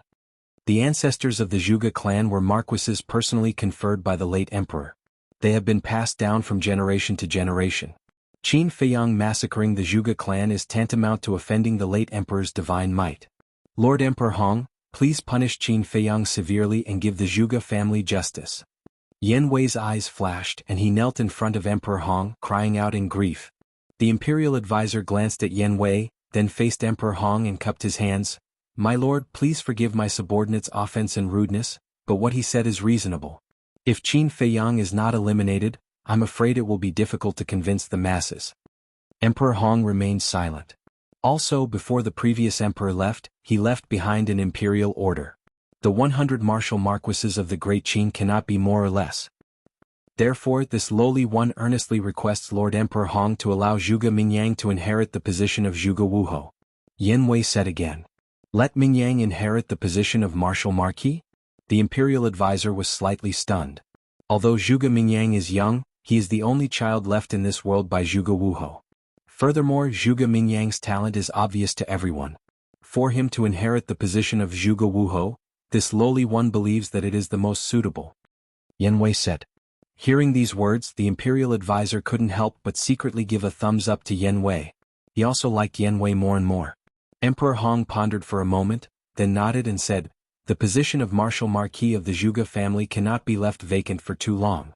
This old man will seriously consider your suggestion. Yan Wei was overjoyed and knelt in the air. Then this lowly one will represent the dead Zhuge family to thank Lord Emperor Hong. You may rise. Emperor Hong said. Yes. Yan Wei stood up and respectfully stood behind the imperial advisor. Emperor Hong glanced at Yan Wei, then looked at the imperial advisor and smiled. I didn't expect that there would be such a sensible person by your side. You're too kind. The imperial advisor hurriedly waved his hand and said, Lord Emperor Hong, don't blame him for talking too much. He is indeed a bit talkative. Emperor Hong said. Yan Wei's face immediately revealed a trace of nervousness. Originally, he wanted to perform well in front of the imperial advisor and let the imperial advisor trust him more. But he didn't expect that he would actually anger Emperor Hong. However, although he is a bit talkative, what he said and what he thought were all reasonable. My great Qin also needs a talent like him who dares to speak and do. Nurture him well. In the future he will definitely become your right-hand man. Emperor Hong looked at the imperial advisor and said with a smile. The imperial advisor was stunned. He never thought that Emperor Hong would actually say such words. After coming back to his senses, he hurriedly looked at Yan Wei and said, Why haven't you thanked Lord Emperor Hong? Yan Wei quivered and hurriedly bowed, Thank you, Your Excellency. Emperor Hong nodded his head and raised his head to look at the void above again. The imperial advisor glanced at Emperor Hong and transmitted his voice to Yan Wei, Your performance this time is very good. After settling the matters at hand, this old man will reward you with a divine art. Divine art. Yan Wei's body trembled and he secretly said, Your Excellency, did this subordinate hear wrongly? No. The imperial advisor said. Yan Wei was wild with joy and hurriedly thanked, Many thanks for your Excellency's kindness of grooming. From today onwards, this lowly one will definitely do my best for your Excellency until my death. This was truly a meat pie falling from the sky, too unexpected. Similarly, it also meant that the imperial advisor already completely trusted him and was prepared to nurture him as a trusted aide. Just as Yan Wei was secretly rejoicing, in the void not far away, another 3 figures suddenly appeared. The moment these 3 people appeared, it immediately caused a commotion, because these 3 people were precisely Qin Feiyang, Lu Xingchen, as well as Elder Qin. After slaughtering the entire Zhuge family, they actually still dare to brazenly come to the central plaza? Do they think that Emperor Hong and the imperial advisor don't exist? The people discussed animatedly, their eyes full of fear. But within the fear there was also some hatred mixed in. The Zhuge family was slaughtered from top to bottom. To be able to do such a tragic thing, this Qin Feiyang was truly inhumane. At the same time, sensing the auras of Qin Feiyang trio appear, Emperor Hong, the imperial advisor, and Yan Wei also immediately retracted their gazes and looked at Qin Feiyang trio. Emperor Hong's expression was still indifferent. But the imperial advisor and Yan Wei's faces were full of anger. The imperial advisor disregarded his status and directly shouted, This place does not welcome beasts, scram immediately. Qin Feiyang glanced at him indifferently, took out Chang Shui, and threw it to Elder Qin. Elder Qin grabbed Chang Shui and turned his head to look at the imperial advisor without saying a word, his eyes full of contempt. Although he didn't say anything, that contemptuous attitude was enough to explain everything. I have Chang Shui in my hands, what can you do to me? If you have the guts, then come and drive us away. See if I don't destroy you. As for Lu Xingchen, even more so, his disdain was displayed incisively and vividly. From beginning to end, he didn't even look at Emperor Hong and the other 2. As soon as he appeared, he raised his head and stared at the void above. The imperial advisor blew his beard and glared, angry to the extreme. But the Chang Shui in Elder Qin's hands was like a towering mountain, pressing down on him until he couldn't breathe. I really didn't expect that such a highly respected person like Elder Qin would actually collude with Qin Feiyang to usurp the throne. This is in line with the old saying, you can't judge a book by its cover. Often, people who look very honest on the surface are very treacherous in their hearts. Someone in the crowd snorted coldly, full of sarcasm. Elder Qin was originally fine. But when he heard this, he immediately bristled with anger and roared, What do you know? What qualifications do you have to criticize this old man here? A traitor, everyone has the right to kill. Can't we talk about it? Since you dare to do it, don't be afraid of us saying it. His Majesty trusted you so much in vain, but in the end, you are a white-eyed wolf. Disgusting. Look at Lord Imperial Advisor. He is upright, selfless, and loyal to the Great Qin. They are both pillars of the Great Qin. Why is the difference between you 2 so great? The crowd began to clamor without restraint. Because with the imperial advisor and Emperor Hong holding down the fort, they were not afraid. Preposterous, preposterous. Elder Qin was so angry that he was about to vomit blood. A person who sincerely wanted the good of the Great Qin was reviled by others. A person who truly wanted to usurp the throne was praised by the people of the world. What kind of justice was this? The imperial advisor looked at all of this with a smug expression. Old man, do you see that? This is a method. Although I lost a lot, I gained the hearts of the people. And you? Now you are like a rat crossing the street, everyone is shouting to beat you up. Do you feel very sullen in your heart? The imperial advisor sent a message to Elder Qin, his words full of sarcasm. Hearing this, Elder Qin stared at the imperial advisor, his body trembling. Well, finally. He was so angry that he spat out a mouthful of blood. Qin Feiyang and Lu Xingchen were shocked. They hurriedly looked at Elder Qin and asked with concern, Are you all right? I'm fine. Elder Qin waved his hand. Qin Feiyang looked at the imperial advisor and frowned. Then he retracted his gaze and said to Elder Qin in a low voice, Why do you have to be so serious? As long as you have a clear conscience, it's fine. That's right. To argue with a group of ignorant people, aren't you looking for trouble? Lu Xingchen shook his head helplessly. Looking at Qin Feiyang and Lu Xingchen's calm expressions, Elder Qin could not help but feel ashamed. He was an old antique who had lived for thousands of years, but his mentality could not keep up with the two little fellows. He was truly ashamed. It seems that this old man's state of mind still needs to be improved. Elder Qin smiled bitterly, wiped off the blood from the corner of his mouth, took a deep breath, and finally calmed down the anger in his heart. Qin Feiyang patted Elder Qin's shoulder, raised his head to look at the imperial advisor and Emperor Hong, and said indifferently, "What people do, the heavens are watching. Your despicable deeds will be exposed to the world sooner or later. At that time, I want to see how you will face the hundreds of millions of people of my great Qin." Speaking of which, Qin Feiyang's gaze turned, only looking at Emperor Hong, and sneered, "Especially you, Lord Emperor Hong." The meaning behind his words was that as the son of the ancestor Emperor Hong, it would be even more difficult to clean up the mess. Emperor Hong said indifferently, "Young people are full of vigor, but this old man wants to tell you something. Ginger is still spicier as it gets older." "Then I'll tell you something too. An old man should hide and enjoy life. Don't come out blindly lest you end up with a bad ending." Qin Feiyang chuckled. "Arrogant. This bastard is too arrogant. He actually cursed his own great-grandfather like that. He still has no conscience, no humanity." Everyone was indignant. Chapter 1396. Seeing Emperor Hong's face darken, Qin Feiyang did not feel the slightest bit of guilt in his heart. Instead, he was extremely happy. He turned his head to look at Lu Xingchen and asked with a smile, "Is there something wrong with what I said?" Lu Xingchen crossed his arms across his chest, looked at Emperor Hong mockingly and said, "Of course there's nothing wrong with it." Emperor Hong stared at the two of them, his face becoming more and more gloomy. Qin Feiyang and Lu Xingchen looked at each other, and then looked at Emperor Hong in unison, their eyes full of provocation. The atmosphere here gradually became solemn. "I can't help it. These two are too arrogant. If we don't kill them, the heavens will not tolerate it." In the crowd, a middle-aged man suddenly roared, carrying a monstrous emperor's might, and charged towards Qin Feiyang and Lu Xingchen. This person was wearing a pair of large black pants. His upper body was exposed and he was filled with a wild aura. And his cultivation had reached the 9-star war emperor. "Yes. Kill them, get rid of evil for the people." Among the crowd, 3 more people rushed out. They were also 9-star war emperor, wearing black robes. So many 9-star war emperor? Qin Feiyang was surprised. And these 4 people were all unfamiliar faces, and there were no signs on their bodies. "Retreat." Almost at the same time, the Imperial Preceptor's roar rang out. Qin Feiyang looked at the Imperial Preceptor and found that the Imperial Preceptor's face was anxious. Immediately, Qin Feiyang revealed a look of realization. Looking at these 4 people, they should be the Inner Hall's law enforcers. Since they were the Imperial Preceptor's confidants, then he would not be polite. Boom. He raised his hand and waved it. The first move of the ruins art, landslide, instantly appeared. With a terrifying divine might, it blasted towards the 4 people. "You dare."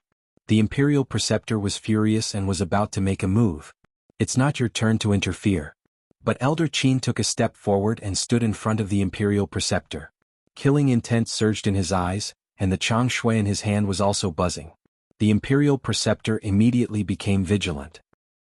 An invisible force arrived in an instant. Accompanied by a series of screams, the bodies of the 4 people were torn apart on the spot, and blood stained the sky. One had to know. Qin Feiyang had yet to deactivate the kill formula. His cultivation had reached the peak of the 9-star combat emperor realm. With the divine art, killing 4 ordinary 9-star combat emperors was as easy as drinking water. However, this scene caused the people below to no longer dare to utter a word. He actually dared to kill in front of the Imperial Advisor and Emperor Hong? Oh my god. Does this guy have any regard for the law? Who dares to be noisy? Qin Feiyang's blood-red hair fluttered in the wind. His killing intent soared to the heavens as he coldly swept his gaze over the crowd. No one dared to look him in the eye, not even daring to breathe loudly. A moment later, Qin Feiyang finally withdrew his gaze. His big hand made a grabbing motion in the air, and the 4 people's Chenkuan bags flew up into the air and fell into his hand. In these 4 Chenkuan bags, he really did find the identity medallion of an inner court law enforcer. Qin Feiyang grinned and looked up at the state preceptor. He chuckled and said, "Sorry, I accidentally killed another 4 of your subordinates." Faced with such a blatant provocation, the state preceptor almost went mad. All of a sudden, he turned his head to look at Emperor Hong and said in a deep voice, "Your Excellency, we really can't let him continue to be so arrogant. Otherwise the world will definitely talk behind our backs." Our great Qin Empire is incompetent. Emperor Hong looked at Qin Feiyang gloomily. He suddenly rushed into the clouds and looked down at Qin Feiyang and the other two. He said word by word, "Come up and fight with this old man." Killing intent flashed in the state preceptor's eyes as he also rushed to Emperor Hong's side. Looking at the indifferent Qin Feiyang and the other two, he laughed sinisterly. "It's finally as you wish. What are you still hesitating for? You want to fight? All right. This old man will accompany you." Elder Qin took a step forward. His entire body emitted a monstrous aura as he walked up to the peak of the cloud step by step. We've finally started the battle. The people below were all looking forward to it. Clang. However, right at this moment, in the sky above the plaza, a loud sound of metal colliding suddenly exploded. This loud sound was several times louder than the previous rumbling sound. Moreover, it carried an extremely strong penetrating force. Those below the 9-star War Emperor had their eardrums torn apart on the spot as blood spurted out. Everyone was shocked. Just what was the birth of this thing? It was actually so terrifying? Qin Feiyang, Lu Xingqian, Elder Qin, the state preceptor, and Emperor Hong all looked towards the source of the sound. Their expressions suddenly changed. The void above the plaza was actually crazily cracking. How could this be? The void shattered. Could it be that a war god had broken through? Or was it the birth of a divine weapon? After Emperor Hong came back to his senses, he immediately shouted to the state preceptor, "Quickly evacuate the people in the first district." "What about Qin Feiyang and the others?" the state preceptor asked. "We can't control them now. If a war god really descends, then it definitely won't be a good thing. We might even need their help," Emperor Hong said in a deep voice. The state preceptor looked at Elder Qin unwillingly and roared, "Everyone leave the first district immediately." His voice was like a loud bell, echoing in everyone's minds. At this moment, the people gathered in the first district immediately turned around and fled towards the second district. Clang. The sound became louder and louder. The entire world was trembling. Right now, not only the imperial city, but all the living beings in the imperial capital could hear this mysterious loud sound. What's going on? This sound seems to be coming from the imperial city. Could it be that Qin Feiyang is causing trouble in the imperial city again? But it shouldn't be. With his cultivation, it's impossible for him to cause such a big commotion. Everyone looked in the direction of the imperial city in bewilderment. Qin Feiyang stared at the shattered void and sent a sound transmission. "Elder Qin, quickly come down and prepare to evacuate at any time." Hearing this, Elder Qin immediately swooped down and landed beside Qin Feiyang. His expression was also extremely solemn. Time passed breath by breath. Suddenly, rays of dazzling divine light emerged from the shattered space. As soon as this divine light appeared, a vast and mighty divine might immediately surged out in all directions like a waterfall with the first district as the center. This divine might is so terrifying. At this moment, not only Qin Feiyang, even Emperor Hong and the state preceptor couldn't help but feel panic. This was a divine might that surpassed the false god. It was as if a god had descended, intimidating everyone's heart. However, no one noticed that Lu Xingqian's eyes were flashing with an inexplicable light at this moment. Clang. That loud sound once again exploded, shaking the heavens and earth. Following closely, in the midst of that divine light, a giant stone door actually emerged. The stone door was 999 feet tall and 99 feet wide. Its entire body was suffused with a dark light, like a gate to hell. It stood in the sky above the first district, emitting a shocking aura. The stone door? What is this divine tool? How could it appear out of thin air above the imperial city? Everyone was dumbfounded. What a familiar aura! Qin Feiyang looked at the stone door and muttered to himself. Suddenly, he seemed to have thought of something. His body trembled slightly as he turned his head to look at Lu Xingqian. However, he saw Lu Xingqian looking at the stone door with an expression of unconcealable excitement. Qin Feiyang sent a sound transmission. "Why did the space-time gate appear?" "That's right. This stone door is the Mujia space-time gate." Lu Xingqian secretly said, "The space-time gate is in the hands of the snow python. If you want to ask, you should ask her." Qin Feiyang raised his eyebrows and looked up at the space-time gate. Clang. The space-time gate trembled in the void. The divine power was vast and mighty. About 100 breaths passed. With an unprecedented loud noise, the space-time gate stopped trembling, and the shattered void slowly healed. Finally, the space-time gate seemed to be embedded in the void, motionless. The divine light and divine power also gradually dissipated. Could it be that the snow python is coming to the imperial city? Qin Feiyang frowned. The snow python is a real god of war, no one in the world can defeat it. If it really comes to the imperial city, I'm afraid it's not a good thing. I've seen this stone door before. Suddenly, the imperial preceptor said. When did you see it? Emperor Hong was stunned and asked. The imperial preceptor said in a deep voice, when Qin Feiyang sneaked into the divine prison to rescue his mother and friends, there was a masked old man who opened this stone door. It seems to be able to directly teleport to the Forgotten Continent. The person he was talking about was Yigleo. Yigleo has always been wearing a mask. Not to mention the imperial preceptor, even Qin Feiyang has never seen Yigleo's real face. The masked old man, directly teleported to the Forgotten Continent. The imperial preceptor looked at the stone door and muttered to himself. Suddenly, his gaze trembled. Could it be that artifact? The imperial preceptor looked down at Qin Feiyang and said, Emperor Hong, this should be the reinforcements called by Qin Feiyang. He wants to blatantly snatch the throne. At that time, Yigleo and the mysterious ladies group came to the great Qin Empire to help Qin Feiyang.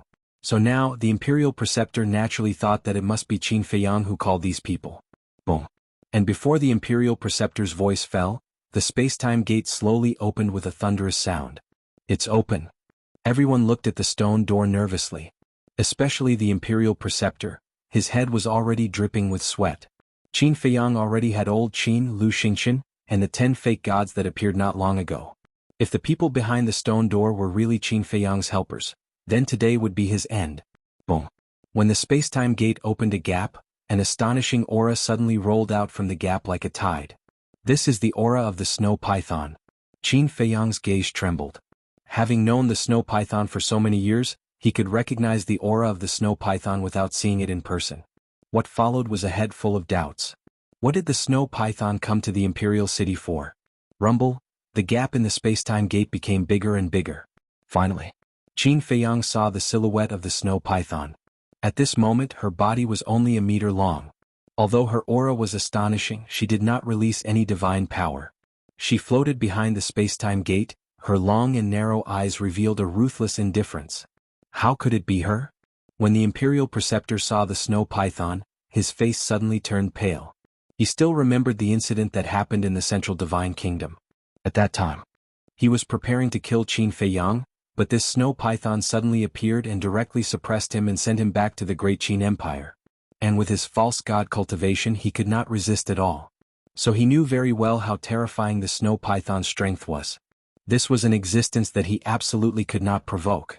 However, except for Qin Feiyang and a few others, the others had never seen the snow python before and their eyes were filled with curiosity. Because this situation was greatly beyond their expectations. Chapter 1397. Boom. A moment later. Under everyone's gaze, the gate of time and space finally opened completely. The snow python's figure flashed and landed in the sky above the imperial city. Greetings, Senior. Qin Feiyang took a deep breath, suppressed the uneasiness in his heart, and bowed to the snow python. "En? What's going on?" The fearless Qin Feiyang is actually so respectful to it? Everyone was surprised. But then, another scene that made them even more surprised appeared. "Greetings, Senior." "Greetings, Lord." Old Qin, Emperor Hong, and the State Preceptor, these three pseudo-god level existences, actually all bowed down, including Lu Xingqian. Everyone's hearts were in turmoil. Not only was Qin Feiyang so respectful, even the State Preceptor and the others were the same. Just what was the origin of this snow python? The snow python looked down at everyone from above. Finally, her gaze fell on Qin Feiyang, a trace of disdain crawling up her cold eyes, and said, "You are indeed a fiend. No matter where you go, it will not be peaceful." Qin Feiyang's face twitched. In public, can't you leave him some face? However, he faintly discovered that the snow python was a little different from before, but he couldn't tell what was different. Emperor Hong glanced at Qin Feiyang, looked at the snow python and cupped his hands. "May I ask, what is the purpose of your visit to my great Qin?" The snow python looked at the Emperor Hong and said indifferently, "The miracle has appeared in advance." What? Qin Feiyang's gaze trembled. Lu Xingqian's eyes also immediately emitted a scorching light. Old Qin, the State Preceptor, and the Emperor Hong's old eyes were also filled with desire. But other than Qin Feiyang and the others, no one else knew what a miracle was. Revealing a face of suspicion, Qin Feiyang asked, "Senior, you came to the Imperial City specifically to tell us this news? Yes. The miracle is not personal. Whether it is the people of the Forgotten Continent or the people of the Great Qin Empire, they can all enter.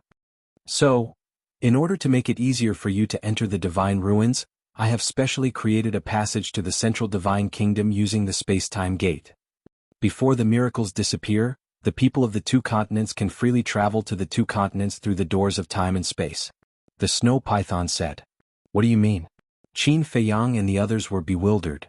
It means that during this period of time, the Great Qin Empire's people can enter the Forgotten Continent, and the Forgotten Continent's people can also freely enter the Great Qin Empire. Snow Python said coldly.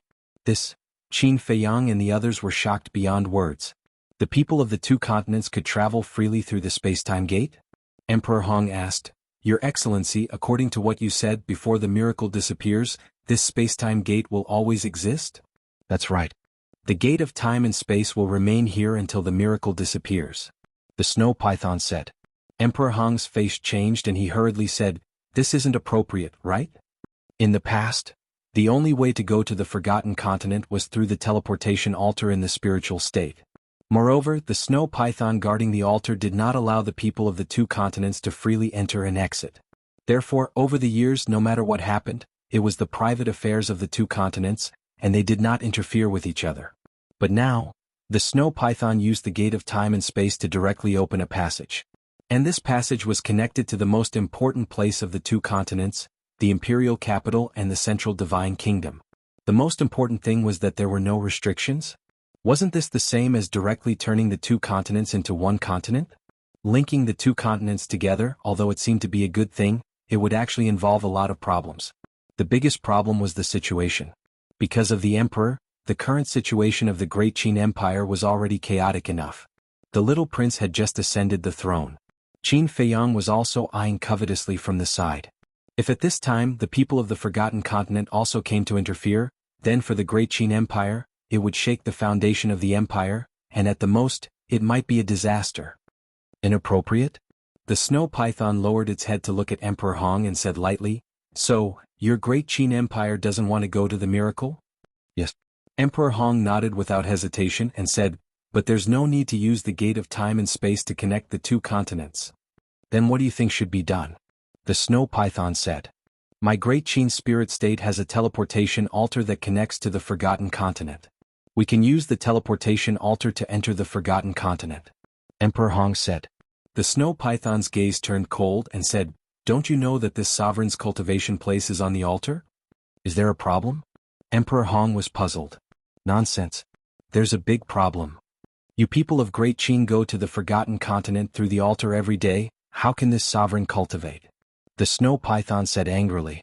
Seeing the Snow Python angry, Emperor Hong's gaze trembled and he hurriedly said, I was careless, please forgive me. Don't be ungrateful. This sovereign is doing this purely for the good of your Great Qin.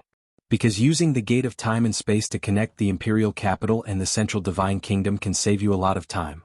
The Snow Python snorted coldly. Yes, yes, yes. Emperor Hong nodded repeatedly, then looked at the Snow Python and carefully said, But sir, I have a small request, can you not let the people of the Forgotten Continent enter my Great Qin Empire? Are you joking? Only your Great Qin people can enter the Forgotten Continent, but the people of the Forgotten Continent can't enter Great Qin? Even if this sovereign agrees, the people of the Forgotten Continent will not agree. This sovereign must be fair and just. Either neither is allowed or both are allowed. Choose for yourself. But you have to consider carefully, if the choice is not allowed, then this sovereign will not allow your Great Qin people to step into the Forgotten Continent.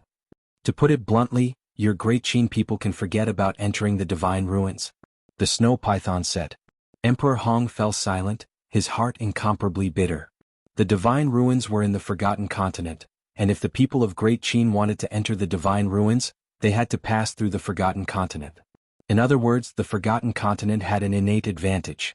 So, he had no choice. In other words, as long as his Great Qin wanted to enter the Divine Ruins, then he had no qualifications to negotiate. Lu Xingchen glanced at Emperor Hong and secretly sent a sound transmission to Qin Feiyang.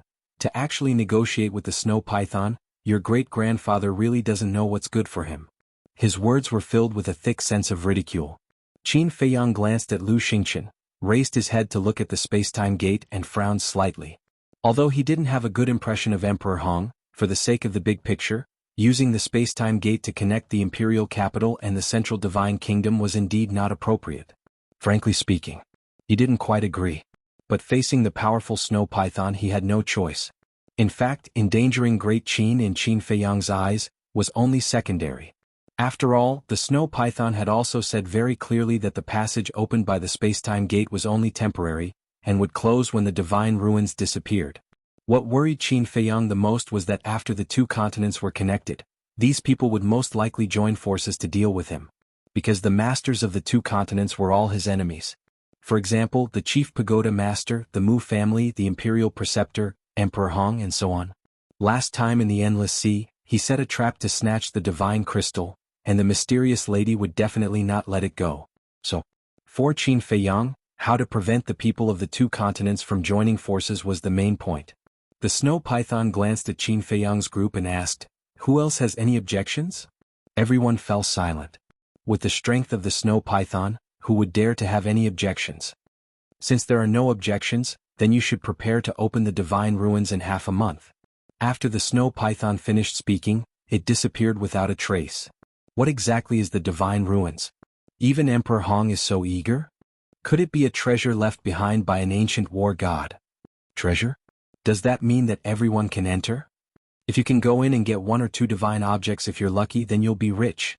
As soon as the snow python disappeared, the people in the imperial city were in an uproar. Qin Feiyang, Lu Xingchen, Old Qin, the state preceptor, Emperor Hong, and others looked at the space-time gate, their eyes flickering. After a while, Lu Xingchen retracted his gaze and looked at Qin Feiyang with a smile. "Brother Qin, your next situation may be very bad. Why don't you come with me to the Mujia? Although the Mujia may not be able to protect you, at least there's a way out." Go to the Mujia? Qin Feiyang was taken aback and glanced at Lu Xingchen.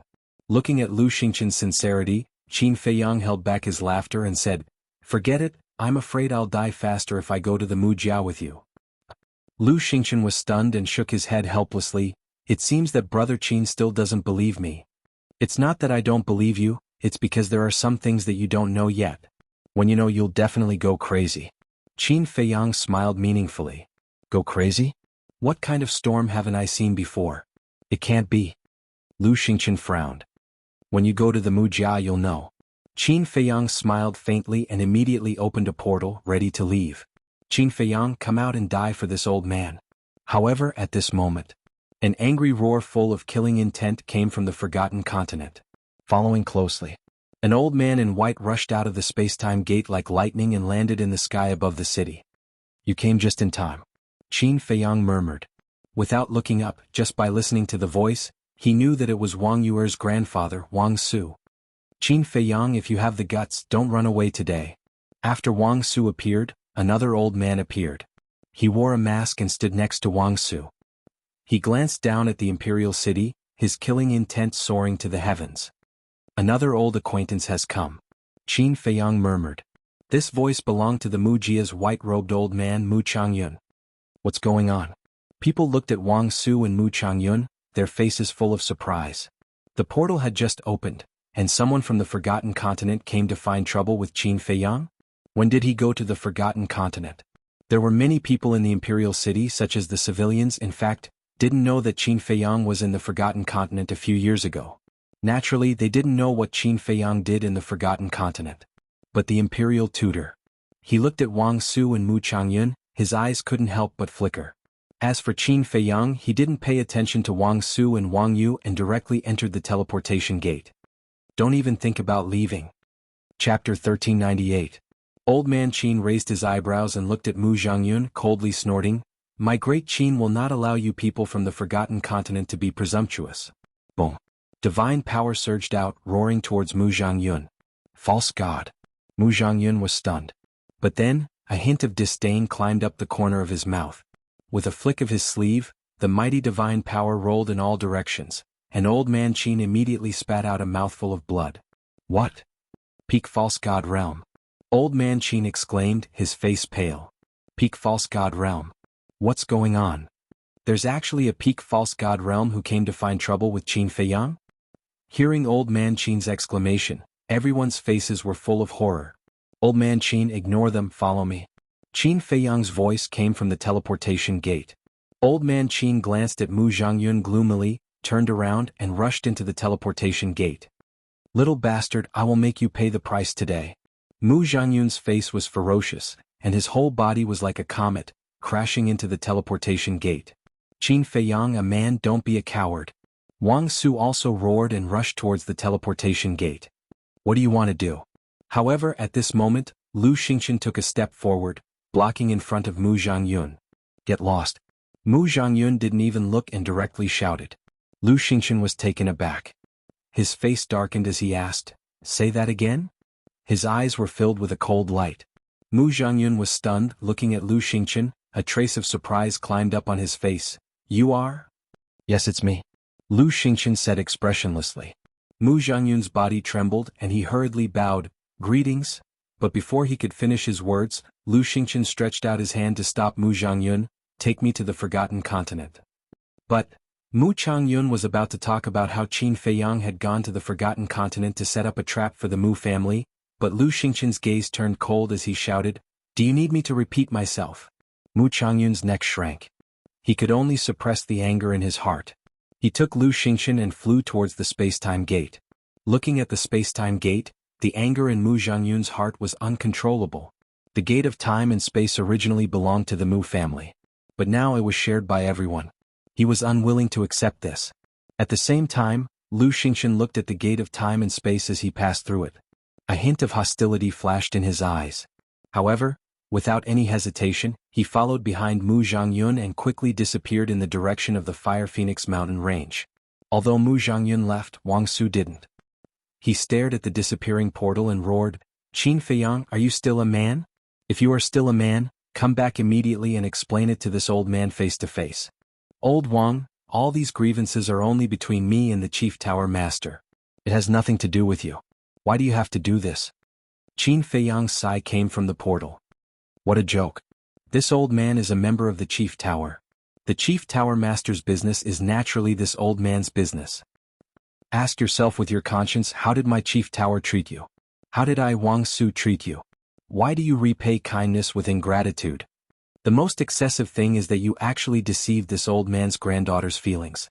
This is absolutely unforgivable. Wang Su roared. What is the Chief Tower? Is it very powerful in the Forgotten Continent? Everyone was suspicious. For many people present, today was the first time they heard the name of the Forgotten Continent, let alone the Chief Tower in the Forgotten Continent. But there was one point that they all understood. Qin Feiyang not only went to the Forgotten Continent, but also deceived this old man's granddaughter. This old man came to collect debts. However, Qin Feiyang's voice never sounded again. The portal also dissipated into the void. Wang Su stopped in the air above the plaza, looking at the place where the portal disappeared, his face ashen. The state preceptor and Emperor Hong looked at each other, flew in front of Wang Su and cupped their hands. May I ask who you are? Wang Su turned a deaf ear. The state preceptor frowned and was about to speak. Wang Su finally retracted his gaze, looked at the two of them and said indifferently, I am Chief Tower Elder Wang Su, who are you?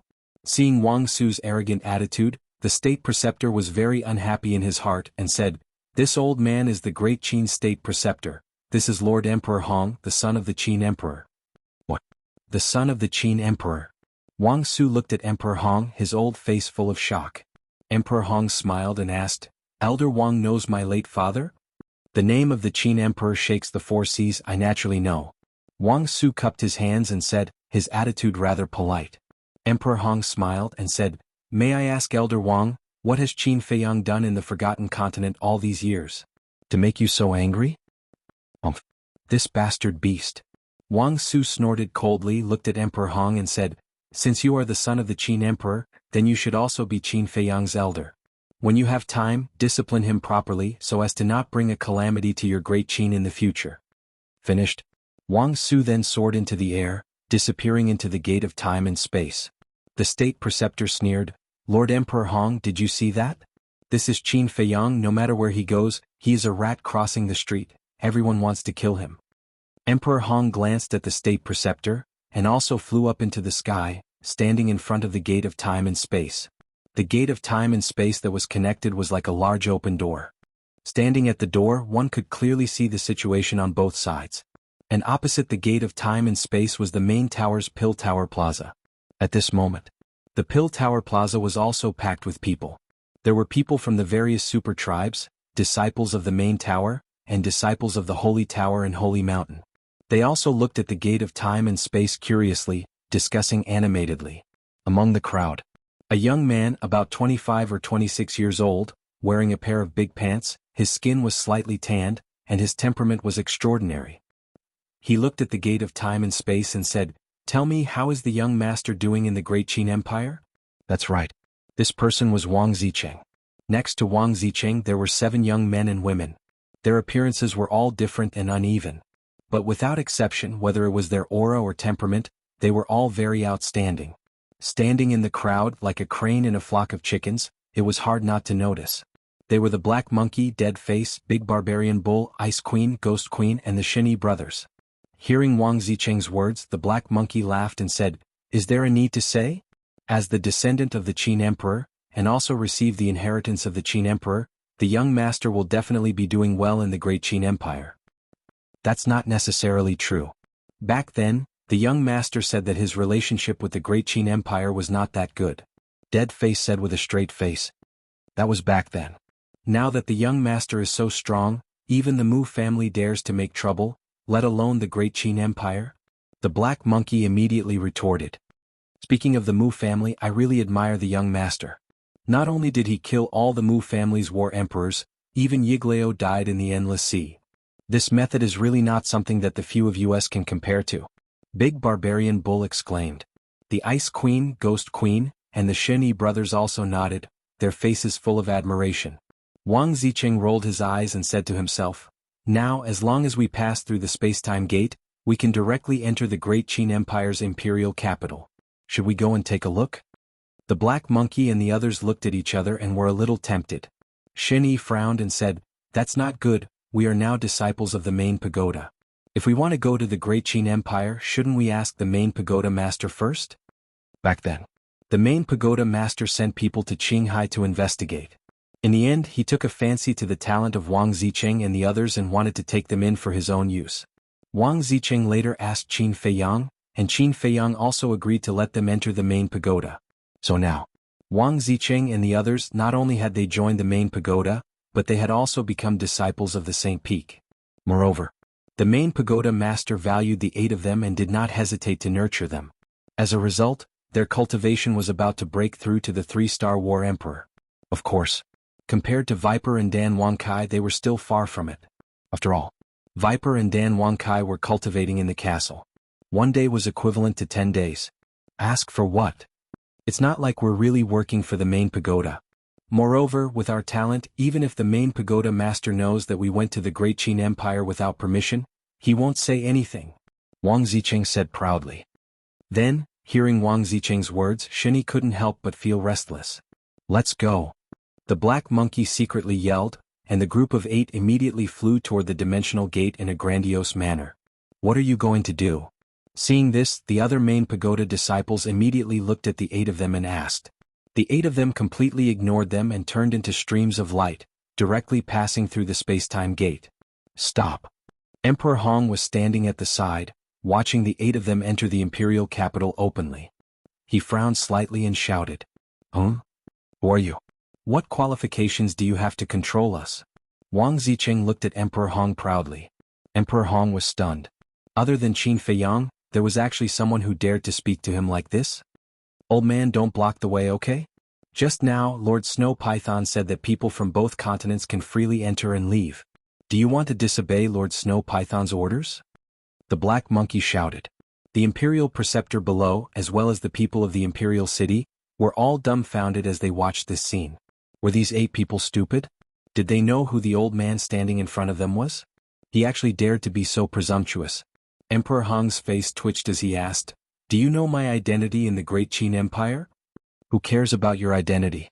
In short, a good dog doesn't block the way," Dead Face said indifferently. "What's the point of talking nonsense with him? Just go around him." The Big Barbarian Bull coldly snorted, and really went around Emperor Hong's side. That expression, that gaze, was completely treating Emperor Hong as heir. Wang Zicheng and the others glanced at Emperor Hong, and also brushed past him. With a face full of excitement, they flew towards the city below without looking back. Emperor Hong's veins were bulging. But in the end, because he was afraid of angering the snow python, he still endured it, shook his head and sighed, "Young people nowadays are really rampant." After saying that, he turned into a stream of light with a heart full of helplessness and disappeared from the back mountain of the imperial palace. The imperial preceptor looked at Wang Zicheng and the others with deep meaning, and also opened a teleportation gate, disappearing without a trace. Not long after Emperor Hong and the imperial preceptor left, a few bold people in the main tower also followed Wang Zicheng and the others and entered the sky above the imperial city, their eyes full of surprise. Similarly, Chapter 1399. The two continents had entered an era of communication. Qin Feiyang didn't care at all. There was a saying that went, "Counter soldiers with arms, water with an earth weir." It was useless to worry all day, so it was better to face it calmly. On a mountain peak, Qin Feiyang and Old Man Qin stood side by side. Old Man Qin looked in the direction of the imperial city and frowned. "Lu Xingqian is really Mu Tianyang?" Qin Feiyang nodded. "Then you have to be careful in the future. Cooperating with such a person is equivalent to asking a tiger for its skin." Old Man Qin said in a deep voice, full of worry. Qin Feiyang smiled and said, "Isn't he also asking a tiger for its skin by cooperating with me?" "You brat." Old Man Qin shook his head helplessly and said, "You are very smart, but after all you are still young. And Mu Tianyang, as the emperor of the previous dynasty, is on the same level as the late emperor." Without waiting for Old Man Qin to finish, Qin Feiyang said, "But in the end, didn't he still lose to the ancestor?" Old Man Qin said, "The late emperor is the late emperor and you are you. There is no comparison between you and the late emperor." "I don't think so. I always believe that as long as I work hard, what the ancestor can do, I, Qin Feiyang, can also do." Qin Feiyang clenched his hands tightly, and his eyes were filled with a determined light. Seeing this, Old Man Qin couldn't help but shake his head with a hint of ridicule. In Old Man Qin's heart, no. In the hearts of everyone in the great Qin, the late emperor was an unsurpassable existence. He was the god of the great Qin. Therefore, in Old Man Qin's view, Qin Feiyang's thoughts were a little too naive. Qin Feiyang didn't take it to heart and said with a smile, "There is still half a month before the miracle opens. Old man, where are you going during this time?" "Me." Old Man Qin fell silent. A moment later, he laughed self-deprecatingly and said, "Now this old man is already a traitor, where else can I go?" Qin Feiyang sighed deeply and said with a smile, "I do have a place, but I don't know if you are willing to go." "Where?" Old Man Qin. "Ancient pagoda," Qin Feiyang said. Now that he was lacking false gods, if Old Man Qin was willing to enter the ancient pagoda, it would be like adding wings to a tiger. But that was only secondary. The main purpose of letting Old Man Qin enter the ancient castle was actually for Wang Yangfeng and the rest, as well as the Thunder Leopard and the other two beasts. Now, Wang Yangfeng and the others, as well as the Thunder Leopard and the other two beasts, had already reached the peak of the 9-star combat emperor realm. It was urgent for them to comprehend the ultimacy of becoming gods. But it was common knowledge. To comprehend the profound meaning of becoming a god was not an ordinary difficulty. Therefore, if they had the help of Old Man Qin, who was a ready-made fake god, they would definitely be able to comprehend it much faster than if they were to comprehend it on their own. Furthermore, they hadn't opened the door of potential yet, so they needed Old Man Qin's help. Ancient pagoda. Old Man Qin remained silent. Qin Feiyang smiled and said, "Don't worry, I won't restrict your freedom. You can leave or stay as you wish." Old Man Qin raised his head and looked at Qin Feiyang. Seeing Qin Feiyang's sincere expression, he nodded and smiled. "All right, this old man is also very curious. What kind of spatial divine item is that ancient pagoda? But before we go to the ancient pagoda, can you let this old man take a look at your ancient castle first?" Of course. Qin Feiyang was overjoyed. With a wave of his hand, the two of them entered the ancient castle. "Greetings, Old Man Qin." Fatso, Wang Yangfeng and the others all stood up and bowed. Old Man Qin looked at them one by one. In the end, Old Man Qin's gaze locked onto Fatso, Wolf King, Lu Hong, and the pangolin beast who had followed Qin Feiyang since the beginning. His old eyes were filled with disbelief. These guys had actually already stepped into the combat emperor realm? Oh my god. How did they do it? Even if they had opened the gate of potential, it was impossible for them to be so fast. Qin Feiyang rolled his eyes and said with a mysterious smile, "Old Man Qin, tell me a secret. but you have to promise me that you won't tell anyone, including the emperor. Old man Qin was startled. He turned to look at Qin Feiyang and asked suspiciously, "You're so cautious, what secret?" "Promise me first," Qin Feiyang said. "All right, this old man promises." Old man Qin nodded. Qin Feiyang laughed. "Actually, the time rules inside this ancient castle are different from outside." "What do you mean?" Old man Qin was puzzled. "What I mean is that there is a difference between the time here and the time outside. 10 days in the castle, 1 day outside." Fatso chuckled. "What?" Old man Qin was dumbstruck. 10 days in the castle, only 1 day outside? What a joke, how could there be such a heaven-defying thing? However, when he looked at the others he found that they were all serious and didn't seem to be joking at all. Old man Qin swallowed his saliva, looked at Qin Feiyang and asked, "Really?" Qin Feiyang nodded. Old man Qin's expression became dull again. He really couldn't accept it. This was simply too ridiculous. After a long time, old man Qin finally calmed down the shock in his heart and scanned the crowd. It turned out that this was the reason why everyone had improved so quickly. Phew. He let out a long sigh of relief, looked at Qin Feiyang and said, "Let's go to the ancient pagoda to take a look." "All right." Qin Feiyang nodded. Suddenly, he seemed to have thought of something, looked at Thunder Leopard, Wang Yangfeng and the others and said, "You guys accompany old man Qin to the ancient pagoda." "What about you?" Thunder Leopard asked. "I suddenly remembered that I still have something to deal with." After Qin Feiyang finished speaking, he sent a sound transmission. "Make good use of it, because if you want to open the gate of potential, you will need old man Qin's help." As soon as they heard about the gate of potential, Thunder Leopard, Wang Yangfeng and the others couldn't help but become excited. Thunder Leopard thought to himself, "Don't worry, I will definitely take good care of him." Qin Feiyang smiled faintly, waved his hand, and the group immediately disappeared. Qin Feiyang also took an illusory form pill and turned into a middle-aged man. Then he left the ancient castle, opened the teleportation gate, and directly entered the inner city. At the same time, Mu family. In the great council hall. Lu Xingqian sat on the main seat, staring at Mu Changyun and Mu Changfeng who were standing opposite him, his face as gloomy as water. At the side, Mu Qing's hands were tightly clenched together, his eyes were bloodshot, and his entire body was filled with an astonishing amount of hostility. And opposite him, Mu Changyun and Mu Changfeng stood respectfully, their heads lowered, not daring to look at Lu Xingqian. The two supreme existences at the peak of the false god realm were like two children who had done something wrong in front of Lu Xingqian, terrified and uneasy. Bang! Suddenly, Lu Xingqian slammed his palm on the table and stood up. Mu Changyun and Mu Changfeng's bodies trembled, and they directly knelt on the ground, their faces full of panic. Lu Xingqian looked at the two coldly and said, "When Mu Qing returned from the 9 Nether Yellow Springs, did I ask him to tell you not to underestimate Qin Feiyang?" "Yes." The two nodded repeatedly. "Then tell me now, what exactly are you doing?" "The current patriarch has fallen into the hands of the main tower. The combat emperors in the family were all killed. Even Yiglao was buried in the endless ocean. Is this how you protect them?" Lu Xingqian roared, his hair standing on end. He never thought that the Mu family in the Forgotten Continent would be cheated so miserably by Qin Feiyang. Mu Changfeng hurriedly said, "Father, we know our mistakes." Mu Changyun also nodded repeatedly. "What's the use of knowing your mistakes now?" Lu Xingqian became even more furious. He took a step forward and slapped the two on the face. The two kneeled on the ground, covering their old faces and trembling. "You have disappointed me too much. When I asked you to bring your family to the Forgotten Continent, I wanted you to hide your strength and recuperate to prepare for the revival of the Heavenly Sun Empire. But now, apart from the two of you, what is left of the Mu family? What are you standing there for? Answer me." Lu Xingqian roared.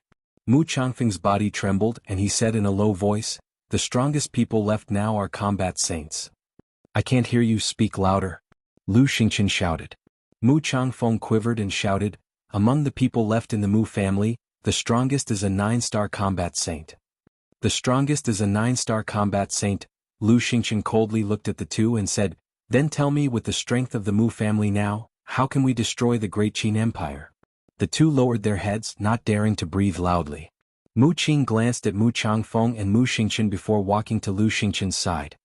He cupped his hands and said, "My lord, you can't blame the two ancestors for this. It's all because Qin Feiyang is too hateful." "Qin Feiyang," Lu Xingqian muttered to himself, his eyes filled with murderous intent. From the time the two ancestors said, when Qin Feiyang came to the Forgotten Continent, it just so happened that Xin Mei was kidnapped by the imperial tutor. In my opinion, Xin Mei being kidnapped by the imperial tutor was most likely a trick set up by this bastard. Mu Qing said again, his tone was quite gloomy. You mean, Qin Feiyang used Xin Mei to pin us down so that we couldn't do anything else, and then took the opportunity to come to the Forgotten Continent to weaken the strength of the Mu family? Lu Xingqian said. That's right. While cooperating with us, he is also thinking of ways to deal with the Mu family. This bastard is really a despicable person. Mu Qing gnashed his teeth. This debt, I will find him to settle it. Lu Xingqian coldly snorted, looking at the two, and said, Mu Qing told me that the Mu family has given birth to many fake gods in these years. Where are they now? Mu Changfeng respectfully said, they are guarding second uncle's remnant soul. Lu Xingqian said, did anything happen to second uncle's remnant soul these years? No. The two said. Fortunately, there were no accidents, otherwise the two of you will not be able to atone for your sins even if you die. Immediately take me to second uncle's remnant soul. Lu Xingqian said. Yes. The two respectfully responded, then got up, ready to take Lu Xingqian away. Seeing this, Mu Qing hurriedly grabbed Lu Xingqian's arm and asked, Lord, what about my father? When are we going to save him? The foundation of the main tower is not as simple as you think. Even if all the fake gods of the Mu family are dispatched, they may not be able to save your father. Unless we can catch them off guard. Moreover, now that Qin Feiyang has been eyeing us covetously, the other fake gods of the Mu family should not be exposed to the world too early. Lu Xingqian said expressionlessly. Then are we just going to ignore it? Mu Qing's face was full of anxiety. To achieve great things, someone must be sacrificed. Lu Xingqian said, his expression incomparably cold. Chapter 1400. Mu Changfeng glanced at Mu Qing and said to Lu Xingqian telepathically, Mu Qing's all-seeing eye is very important to the Mu family, so I think we can't ignore his father. That's what I think too. He has already lost a sister. If he loses his father as well, I'm afraid he will be disheartened. They might even harbor grudges and resentment toward you and the Mu family. Mu Changyun thought to himself. Lu Xingqian raised his eyebrows and looked at Mu Qing. Well, for your sake I'll try my best to save your father. Really? Mu Qing's spirit was lifted. Yes. Lu Xingqian nodded. Thank you, Lord. Mu Qing hurriedly kowtowed and thanked him. Lu Xingqian smiled and said, Get up. You probably haven't seen my second brother's remnant soul, right? Come with me to take a look. Yes. Mu Qing replied and stood respectfully behind Lu Xingqian. Lu Xingqian nodded to Mu Changfeng and Mu Changfeng. The two of them understood and immediately led Lu Xingqian and Mu Qing out of the meeting hall, disappearing in the other direction of the city like lightning. Clouds and mist lingered there. Even if one looked closely, nothing unusual would happen. However, as soon as Lu Xingqian and the other three entered the clouds and mist, they instantly disappeared without a trace. It was as if they had evaporated into thin air. At the same time, Chief Pagoda. At the top of a giant mountain. The Chief Pagoda Master stood at the edge of the cliff and looked at the spacetime gate above the Pill Pagoda. His eyes flickered. Gongsun Bei stood respectfully behind him and sighed. I didn't expect Lord Snow Python to open a passage between the Imperial Capital and the Central Divine Kingdom. In the future, whether it's the Central Divine Kingdom or the Great Qin's Imperial Capital, I'm afraid that both will fall into chaos. His face was full of worry. The Chief Pagoda Master said, This is inevitable, but it's also a good thing for us. A good thing? Gongsun Bei was suspicious.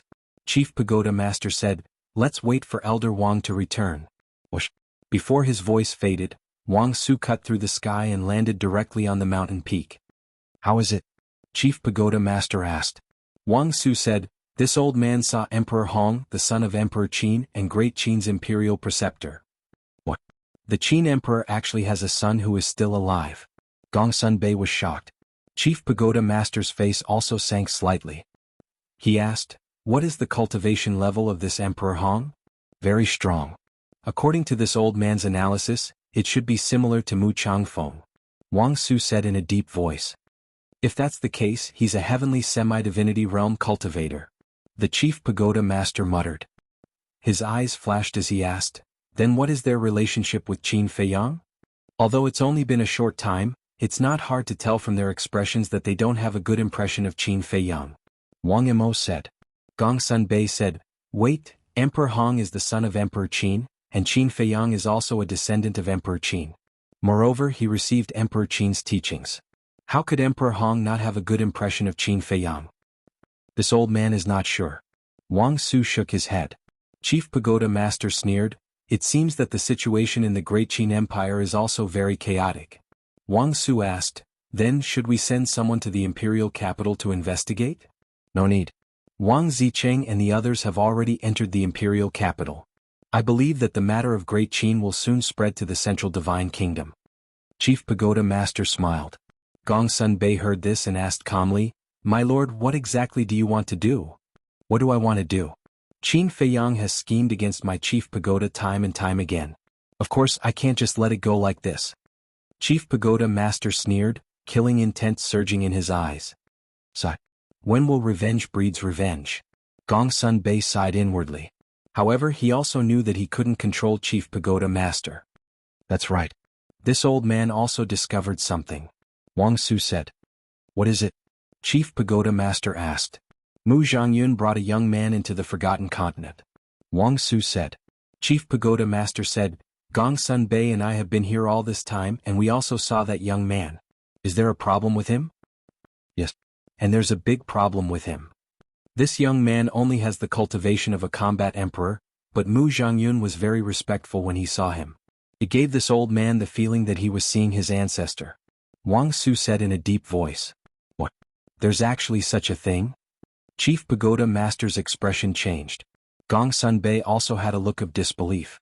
After coming back to his senses, Chief Pagoda Master immediately looked at Gong Sun Bei and Wang Su and said, investigate immediately. You must find out his identity. Gong Sun Bei frowned and said, he went to the Mu family. How are we going to investigate? Although he went to the Mu family, he's still a person of Great Qin. I believe that there must be someone in the imperial capital who knows his identity. I have a feeling that if this person isn't eliminated as soon as possible, he will bring disaster to our Chief Pagoda sooner or later. Chief Pagoda Master said in a deep voice. Is it that exaggerated? Wang Su frowned. Gong Sun Bei asked, then I'll send someone to the imperial capital to investigate now? Chief Pagoda Master nodded. Inner city. A burly man stood in front of the gate of a martial marquis's mansion. He didn't say a word as if he was waiting for something. However, the burly man's cultivation wasn't high, he was only a 3-star war sect. There were 3 guards on both sides of the gate. They were all curiously sizing up the burly man, but at the same time they were also on guard. Not long after, a guard walked out from inside and stood on the steps. He looked down at the burly man and said, the Marquis has agreed to see you. Follow me. The burly man's eyes flashed as he followed the guard in. Inside the Marquis's mansion there was a garden, a pavilion, a small bridge and flowing water. It was quite elegant and quiet. In a corridor, a guard led the way and asked, may I ask who you are? Why do you want to see the Marquis? The burly man laughed, this has nothing to do with you. Hearing this, the guard's face immediately darkened. He turned and stared at the burly man, a cold light flashing in his eyes. The burly man chuckled and said, did I say anything wrong? I'm looking for Marquis Shao, it has nothing to do with you. It has nothing to do with me. But if you die here, I'll report to the Marquis. It's just a lunatic who came, I don't think the Marquis will ask anything? The guard sneered. The burly man was startled for a moment, then suddenly grinned, you have guts, you dare to threaten me. The guard was silent and only looked at him coldly. The burly man said indifferently, speak, what exactly do you want? The guard looked around and seeing that there was no one around he said in a deep voice, I just want to know who you are. The burly man raised his eyebrows without leaving a trace. A mere guard actually tried to inquire about his identity. This clearly didn't make sense. The burly man asked, did the Marquis of Shao tell you to do this? Don't worry about that. The guard's arrogance was very arrogant. The burly man smiled helplessly and said, all right, my name is Nye Shan. I'm an ordinary citizen of the 3rd district. The guard said, why would an ordinary citizen come looking for the Marquis? The burly man said, I have some private matters to report to the Marquis of Shao. What private matter? The guard asked. Didn't you say you only wanted to know my identity? Now that I've told you my identity, why are you still asking so much? The burly man frowned, obviously losing his patience. The guard's gaze turned cold as he shouted, if I tell you to speak, then speak. What nonsense are you spouting? The burly man sized up the guard. The guard also stared at the burly man sinisterly, but gradually, the guard's expression became somewhat unnatural, as if he had done something wrong, giving people a feeling of guilt. The burly man's eyes flashed. A guard asking all sorts of questions no matter how he looked at it, it didn't seem normal. Shwa. Suddenly, the burly man waved his hand, and the guard felt his body lighten. In the next moment he appeared in an unfamiliar stone room. Moreover, this stone room was completely sealed off. Where is this? The guard looked around in bewilderment. Suddenly, he saw a group of people and berserk beasts in the stone room. Among them, the most eye-catching ones were a fatso and a wolf. How could it be you? The guard looked at Fatso and the wolf, his face full of panic. Fatso said, "Is it strange? This used to be our territory." "Is this place? It's the castle." The guard's face changed greatly, turning his head to look at the burly man, his face full of fear, exclaiming, "You are Qin Feiyang." "Yes, it's me." The burly man nodded. The guard immediately knelt on the ground, begging, "Young Master Qin, I have eyes but failed to see. Please be magnanimous and forgive me this time." Qin Feiyang laughed. "If you have eyes but fail to see, I will definitely not bother with you." "What do you mean?" The guard panicked and asked nervously. "Don't you understand? Then let me tell you. Although I have changed my appearance and you can't recognize me, but your marquis has already agreed to see me, so I am your marquis guest. But you actually asked me again and again about my identity, and even forced me to tell you the purpose of looking for your marquis. Tell me which guard of the house of marquis has such guts. The most important thing is that when you asked me these questions, you still chose a place where there was no third person. Doesn't this show that there are many problems with you?" Qin Feiyang laughed. The guard's face was gloomy. "Just based on these, you can actually see that there is a problem with me. Qin Feiyang is indeed Qin Feiyang. Since you have already seen through me, then go to hell." Suddenly, the guard laughed sinisterly and suddenly jumped up. His aura erupted as he punched towards Qin Feiyang's mind. "What? 9-star War Emperor?" Fatso and the others' expressions changed. Unexpectedly, this person was actually hiding his cultivation. Wolf King shouted, "Little Qinzi, quickly throw him out." If the Thunder Leopard, the Three Beasts and Wang Yangfeng were still here, even if this person was a 9-star War Emperor, they would not be moved. But now, everyone went to the ancient pagoda. With their current strength, they could not stop this person at all. "When I kill you, none of the people and beasts around you will live." The guard laughed sinisterly. "I'm afraid you don't have the ability." Qin Feiyang smiled contemptuously and waved his hand. The guard immediately disappeared. At this time, only then did everyone breathe a sigh of relief. Fatso asked, "Where did you send him? Have you seen any guard of the House of Marquis with a 9-star War Emperor cultivation?" "So of course I sent him to the ancient pagoda and interrogated him clearly," Qin Feiyang said with a faint smile. Fatso and the others looked at each other and couldn't help but laugh. What kind of place was the ancient pagoda? That was Qin Feiyang's current headquarters, and all the experts around him were inside. It was no exaggeration to say that whoever wanted to enter the ancient pagoda was equivalent to entering a dragon's pool and tiger's den. Chapter 1401. At the same time, an ancient tower, above a mountain range. A guard appeared out of thin air. Looking at the unfamiliar landscape, his face was filled with bewilderment. Where was this? What was going on? Where was Qin Feiyang? Suddenly, a series of deafening beast roars sounded. Oh! The guard was shocked. He lowered his head and scanned the mountains and rivers below. His eyes were suddenly filled with horror. He saw more than a dozen ferocious-looking beasts flying out of the jungle and standing in midair. They raised their heads and looked at him curiously. The aura that these beasts exuded was that of a 9-star combat emperor. Why are there so many 9-star emperor beasts? The guard's face was dull. Below, a beast looked at the guard and asked suspiciously, "Is he also Boss Qin's guest?" "He doesn't look like one. He looks shifty-eyed." Another beast shook its head, looking charmingly naive. "This is your fault. How can you judge a book by its cover? Although he looks ugly, what if he has a beautiful heart?" Another beast said, "Keep bragging. In this world, other than Boss Qin, which human isn't a cunning old fox?" Wrong. Boss Qin is also very cunning, but his cunning is targeted at outsiders." "Stop talking. This guy is definitely not a good person. Let's be careful." The group of ferocious beasts looked at the guards warily while commenting. And they didn't transmit their voice. The guards heard every single word. "I look shifty-eyed?" His face suddenly darkened and he shouted, "You're courting death." The group of beasts was stunned. Boom. The guard took a step forward, and a terrifying aura rushed towards the group of ferocious beasts with an overwhelming force. Are you sure you want to make a move? A beast looked at him strangely. What? Do you think you have the advantage because you have more people? The guard looked disdainful. Although these beasts were all 9-star combat emperors, he was confident that he could kill this group of beasts with his perfect battle art. The group of beasts immediately laughed. What's the situation? Seeing this, the guard was surprised. Suddenly, one of the beasts roared, "Brothers, someone wants to bully us. Come and help." His voice was like a great bell resounding in all directions. Immediately, deafening roars rang out one after another from the surrounding mountains and rivers. What? The guards scanned the surrounding mountains and rivers in shock. Who dares to bully us? Do you want to die? Humph. This emperor wants to see who has the guts to come to our territory and cause trouble. Following a series of furious roars, several ferocious beasts dashed out from the mountain. Some were as big as mountains while others were as small as boulders. This. The guard was dumbfounded. 5, 10, 20, 40? How could there be so many 9-star monarch beasts?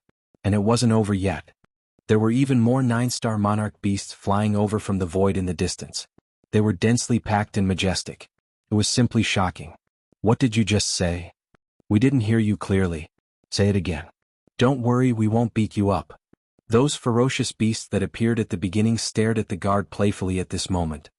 The guard stammered and his face turned pale. Say it. What's wrong? Are you scared? Where's your arrogance just now? Facing the clamoring of a group of ferocious beasts, the guard didn't dare to say a word. His heart was drowned in deep fear. The other ferocious beasts flew over and directly surrounded the guard without saying a word.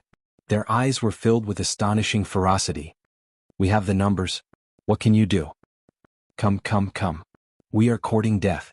Come and kill us if you have the guts. What? Have you lost your temper? If you don't do it, then we will. Don't blame us for being too heavy-handed later. Brothers, beat him up. A group of ferocious beasts suddenly swarmed forward. No, the guard howled in despair. In less than 3 breaths, his sea of chi was destroyed by a group of ferocious beasts. His entire body was dripping with blood and he was in a sorry state. Don't beat him up, don't beat him up.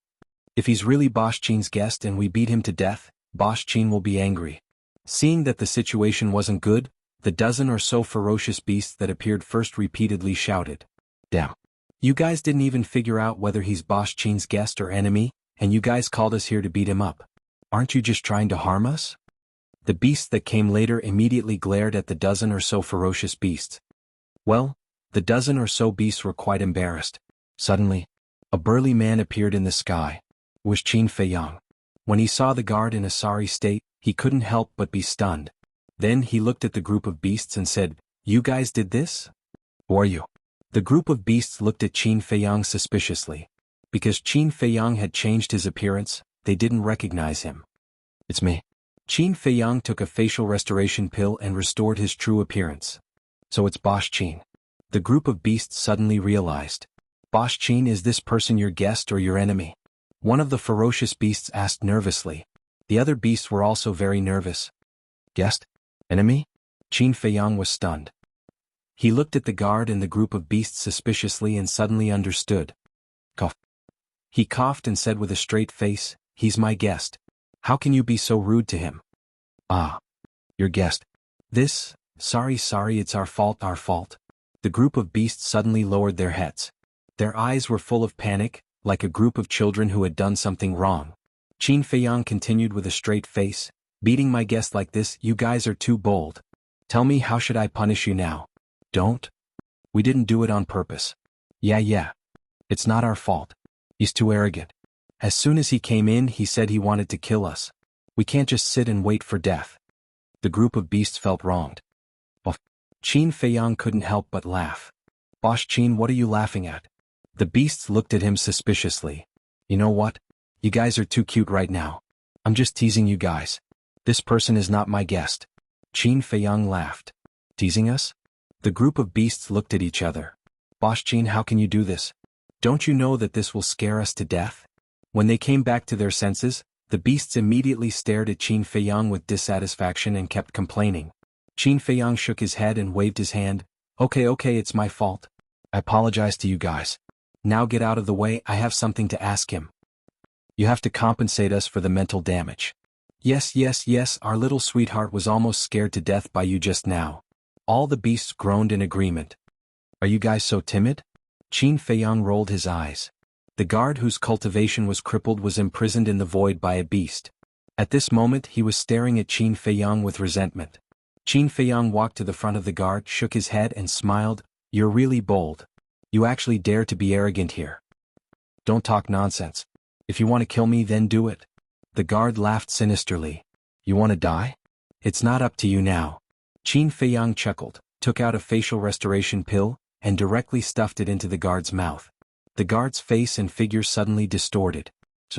A rough face appeared in Qin Feiyang's sight. Qin Feiyang looked at the guard. This was a burly man. He was more than 9 meters tall, like a small giant. The muscles all over his body bulged like dragons, full of explosive power. There's indeed a problem. Qin Feiyang's eyes flashed with a cold light, his hands formed a seal, and the enslavement seal appeared, instantly entering the burly man's head. The burly man howled miserably, incomparably mournful. After controlling the burly man, Qin Feiyang asked, Tell me, who are you? Pretending to be the guard of Marquis Xiao, what is your purpose? The burly man laughed sinisterly. I won't say it even if you beat me to death. So unafraid of death? Qin Feiyang was surprised. Originally, he thought that he could get the answer from the burly man's inner thoughts, but he didn't expect that this person was now bent on seeking death. After pondering for a while, Qin Feiyang raised his arm, reached into the burly man's arms, and took out a Jianghu bag. The burly man sneered, Don't waste your time, there's nothing inside. Qin Feiyang didn't believe it and lowered his head to check carefully. In the end, in this person's Jianghu bag, other than some daily necessities, medicinal herbs, pills and gold coins, he really couldn't find anything that could prove this person's identity. Qin Feiyang was silent for a moment, and a light suddenly flashed past his eyes. He raised his head to look at the burly man and laughed. Actually, your identity is not difficult to guess. Then why don't you guess? The burly man looked at him with a face full of ridicule.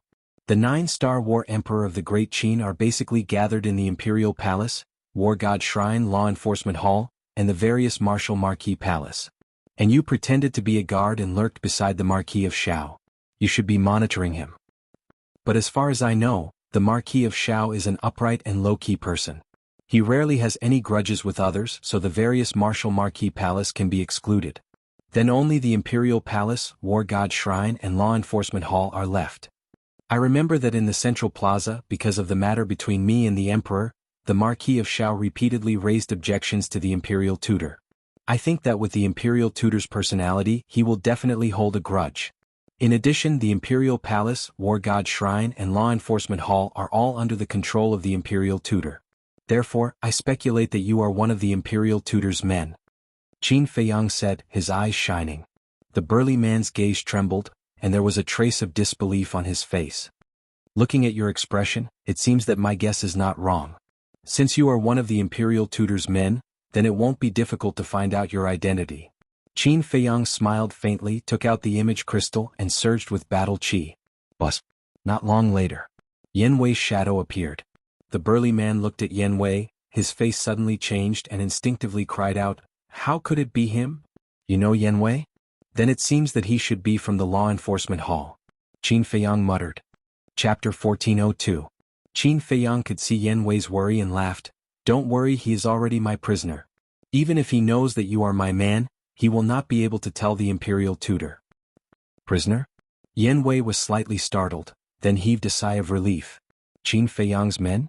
The burly man was also stunned and then shouted at Yan Wei, You are actually a spy that Qin Feiyang placed by Sir's side, you really deserve to die.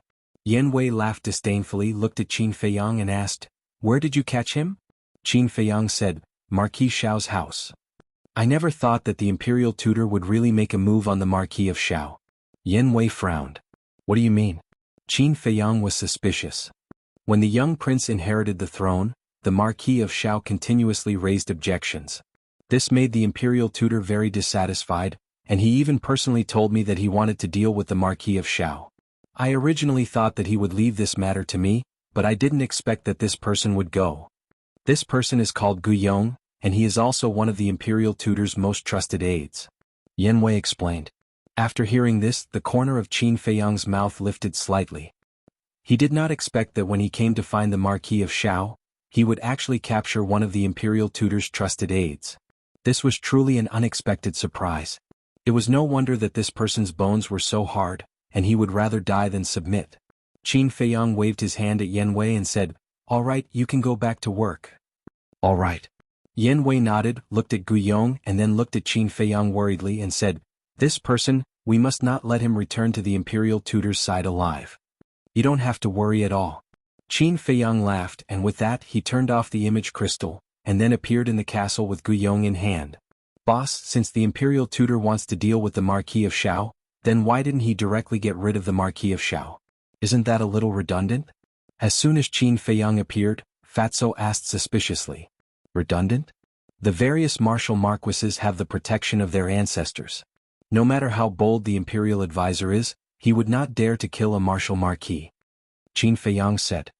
"Then we can assassinate him. With the imperial preceptor's ability, it should be very easy," Fatso said. "It is very easy." However, when the Marquis of Shao raised his objection in the central square, all the civil and military officials saw it. Don't look at those civil and military officials. They usually seem weak, incompetent and timid, but they are all very shrewd. They all know in their hearts that the Marquis of Shao had angered the imperial advisor. If the Marquis of Shao is assassinated at this time, then there will definitely be people who suspect the imperial advisor.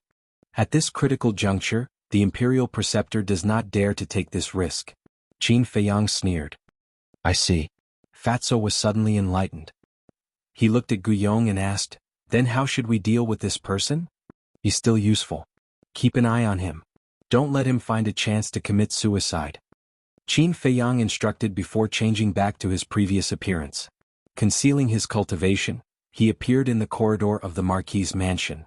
He looked around and walked towards the end of the corridor. Not long after, a garden entered his line of sight. In the garden there was a 17 or 18-year-old woman. She wore a light green dress and had long black hair that draped over her shoulders. She had an exquisite figure and looked youthful and beautiful. The woman was squatting in a field of flowers, fiddling with a few wild flowers. At the side, there were two maids accompanying him. Qin Feiyang looked at the woman and entered the garden. "Who are you?" Seeing Qin Feiyang, the two maids immediately became vigilant. The green-clothed woman also raised her head to look at Qin Feiyang, her bright eyes carrying a trace of suspicion and curiosity. Qin Feiyang walked to the front of the three of them, looked at the green-clothed woman, cupped his hands and smiled. "I am Ye Shan. I have something to discuss with the Marquis of Shao. I hope Miss can guide me." "To see father?" The green-clothed woman was taken aback. She stood up and looked at Qin Feiyang. She asked suspiciously, "Is there no one to lead the way for you? So it's the daughter of the Marquis of Shao." Qin Feiyang muttered and laughed. Just now there was a guard leading the way, but halfway there, he seemed to have something to do and left. He pointed me in the direction and told me to look for him, but this Marquis's mansion is too big. I really don't know where to find the Marquis of Shao. They actually dare to neglect father's guests. These guards are getting more and more presumptuous. Hearing this, the green-clothed woman's delicate face was filled with anger. She then looked at Qin Feiyang and laughed. "It just so happens that I'm going to pay my respects to father. Why don't you come with me?" "That's exactly what I want." Qin Feiyang was overjoyed and laughed. "Please." The green-clothed woman extended her hand. "Miss, please go first," Qin Feiyang said. The green-clothed woman smiled and turned around to walk towards a lake in the distance. The two maids glanced at Qin Feiyang and hurriedly followed. Qin Feiyang raised his eyebrows and looked behind him unhurriedly. Looking at the backs of the two maids, his eyes flashed with an inexplicable light. Previously, when the two maids looked at him, he sensed a flash of killing intent, which disappeared in an instant. Although this killing intent was not obvious and disappeared very quickly, but with his keen perception he was completely sure that this killing intent had indeed appeared. However, because the time was too short, he did not clearly distinguish which maid this killing intent came from. This Marquis's mansion is really interesting. Qin Feiyang looked away from the two maids and scanned the surroundings. A playful look gradually crept up on his face. Not long after, Qin Feiyang followed the green-clothed woman to the lake. The lake was about half a mile long. The clear lake water was rippling in the wind. It was very quiet here. The surrounding vegetation was lush and full of vitality. On the east side of the lake, A courtyard quietly sat by the lake. At this moment, outside the courtyard, a middle-aged man in a purple robe was sitting alone at a stone table. He was drinking tea while looking at the surface of the lake. He looked like he had a lot on his mind. That's right. This person was Marquis Xiao. Father is over there. The green-clothed woman said to Qin Feiyang and trotted towards the middle-aged man. At the same time she exclaimed, "Father!" The green-clothed woman's voice awakened Marquis Xiao. He raised his head to look at the green-clothed woman. His weather-beaten face suddenly revealed a trace of doting. However, when he looked at Qin Feiyang, there was a trace of suspicion in his eyes. The four of them walked in front of Marquis Xiao. "Greetings, Marquis." The two maids bowed. "Greetings, Marquis Xiao." Qin Feiyang also cupped his hands and bowed. "Yes." Marquis Xiao nodded, looked at Qin Feiyang and asked, "Are you the person that the guard mentioned before?" "Yes." Qin Feiyang nodded. Marquis Xiao asked, "Why are you looking for this Marquis?" "This." Qin Feiyang glanced at the green-clothed woman and the two maids. As a Marquis, how could he not understand what Qin Feiyang meant? He said indifferently, "There are no outsiders here. If you have something to say, just say it." "That's not necessarily true," Qin Feiyang said meaningfully. Marquis Xiao raised his eyebrows and pointed to the green-clothed woman. "She is this Marquis's daughter, you still don't believe me?" Qin Feiyang said, "Marquis's daughter, naturally there's no problem." "What do you mean?" "According to what you said, there's a problem with my two maids." "Don't be too presumptuous. They grew up with me. Although they are my maids on the surface, we are actually like sisters." The green-clothed woman said angrily. Don't be rude." Marquis Xiao berated, looked at Qin Feiyang and said, "If you have something to say, then say it quickly, otherwise this Marquis will give the order to leave." Sigh. "Marquis is in danger right now, but he doesn't know about it at all." "How sad." Qin Feiyang sighed. "Impudent." Marquis Xiao suddenly stood up, and a terrifying emperor's might pressed towards Qin Feiyang. Qin Feiyang's eyes flashed, he suddenly turned around and rushed towards the two maids. "What are you doing?" The two maids immediately retreated in fear. The green-clothed woman's expression also changed and she shouted, "Father, quickly stop him." Marquis Xiao was furious and slapped towards Qin Feiyang's back. But Qin Feiyang ignored him, stared at the two maids and muttered, "Let's see how long you can hide?" Boom. The aura of a 5-star war emperor suddenly erupted. "What? So strong?" Marquis Xiao was shocked and immediately used his full strength, the battle qi in his palm surging out. At the same time, Qin Feiyang had already arrived in front of the two maids, raised his hands and grabbed towards the two maids' heads. His 10 fingers were bent like 2 eagle claws. Red sword qi lingered around, emitting a terrifying sharpness. The two maids' faces turned pale, but they did not retaliate. Qin Feiyang looked at them and laughed sinisterly, "If you continue to endure, you will only die." Before he could finish, one of the maids' eyes flashed with a hint of struggle, and then a terrifying emperor's might rushed out from her body. It was the 9-star war emperor. How is this possible? The other maid, the green-clothed woman, looked at the maid in shock. Marquis Xiao also braked and stopped behind Qin Feiyang, his face full of shock and bewilderment. The maid glanced at Marquis Xiao, stared at Qin Feiyang sinisterly and said, "You dare to destroy my plan no matter who you are? You must die today." Finished? She raised her arm like lightning and slapped Qin Feiyang's chest with her palm. "With just you?" Qin Feiyang laughed disdainfully and retreated a step. At the same time, with a thought, Thunder Leopard and the other two beasts appeared in front of him out of thin air. What's going on? Facing this sudden turn of events, Thunder Leopard and the other two beasts were stunned. It's them? Could this person be, at the same time? Seeing Thunder Leopard and the other two beasts appear, Marquis Xiao and the maid's expressions changed. They immediately looked at Qin Feiyang, and a terrifying name appeared in their minds at the same time. Qin Feiyang. Qin Feiyang shouted, "Stop talking nonsense, quickly cripple her." "Cripple who?" Thunder Leopard and the other two beasts turned to look at Qin Feiyang with dumbfounded expressions. They couldn't hear anything from the inside of the ancient pagoda, so even now they still hadn't figured out what was going on. Her. Qin Feiyang pointed at the maid. Thunder Leopard and the other two beasts looked at the maid, their eyes suddenly bursting with an astonishing ferocious light. Although he didn't know what was going on, the person that Qin Feiyang wanted to kill was definitely an enemy. Seeing this, the maid turned around and fled. Ha! Thunder Leopard grinned, turned into the power of thunder, and instantly caught up to the maid, slapping her back with his claws. "Ah, The maid let out a blood-curdling scream and fell into the lake below, splashing up huge waves. Thunder Leopard stood in the air, looked at the lake with contempt and said, "Second brother, third brother, I'll leave the rest to you guys. Let's end this quickly." Qin Feiyang added, "Don't worry. We don't need 5 breaths of time to end the battle. After all, we are from the Sea of Samsara. Fighting in the water is our forte." Chapter 1403. Boom. Crash. At the bottom of the lake, a series of earth-shattering sounds rang out. On the surface of the lake, waves covered the sky. The entire house of Marquis was trembling violently. Cracks spread out in all directions with the lake as the center. "Qin Feiyang, tell your 2 subordinates to hurry up, or else the house of Marquis will be destroyed." Seeing this scene, Marquis Xiao was burning with anxiety. But before he could finish his sentence, the battle fluctuations subsided. Dong. The seal and leopard brought a bloody woman out of the lake and landed in front of Qin Feiyang.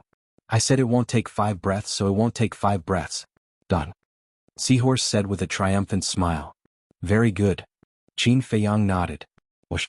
At this moment, accompanied by the sound of something tearing through the air, the guards of the house of Marquis rushed over. Qin Feiyang looked at Marquis Xiao and said indifferently, "You should know what to say, right?" Marquis Xiao took a deep look at Qin Feiyang and nodded, "I know." Qin Feiyang waved his hand and disappeared without a trace with the 3 beasts and the woman. Not long after, the guards of the house of Marquis rushed over. When they saw the lake that was filled with cracks, their expressions changed drastically. A guard captain asked, "Marquis, what's going on?" Marquis Xiao laughed. "Just now this Marquis was teaching Cat or how to cultivate and accidentally made some noise. Everyone don't panic." Teaching the young miss to cultivate? The group of guards were stunned. The guard captain smiled bitterly. "Marquis, you don't have to make such a big commotion when teaching the young miss to cultivate, do you? We thought that a strong enemy had come to invade." "I've made you worry. If there's nothing else, you can leave first." Marquis Xiao smiled apologetically and waved his hand. "Yes." The captain of the guards respectfully replied and left with a group of guards. But just as the group of guards left, another figure descended above the lake. Marquis Xiao raised his head and his expression immediately changed. He bowed and said, "Greetings, Imperial Advisor." That's right. The person who came was the Imperial Advisor. He came really fast. Inside the castle, Qin Feiyang's eyes flashed. Then he steered the ancient castle and flew away silently.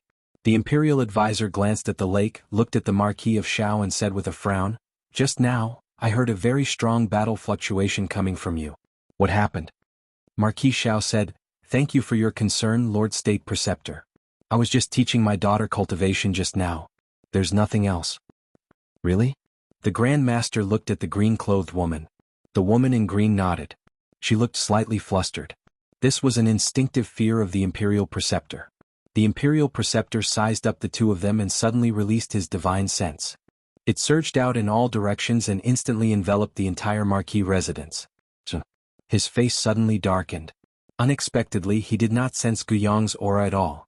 Could it be that the shockwaves from the previous battle were related to Guyong and his companion? However, he did not say anything. He coldly glanced at the Marquis of Xiaowu, then opened the teleportation gate and left. Only when the teleportation gate dissipated did Marquis Xiao let out a sigh of relief. The woman in green asked, "Father, isn't this Imperial Preceptor too concerned about us?" Marquis Xiao said in a deep voice, "It's not as simple as you think." "What do you mean?" The green-clothed woman was suspicious.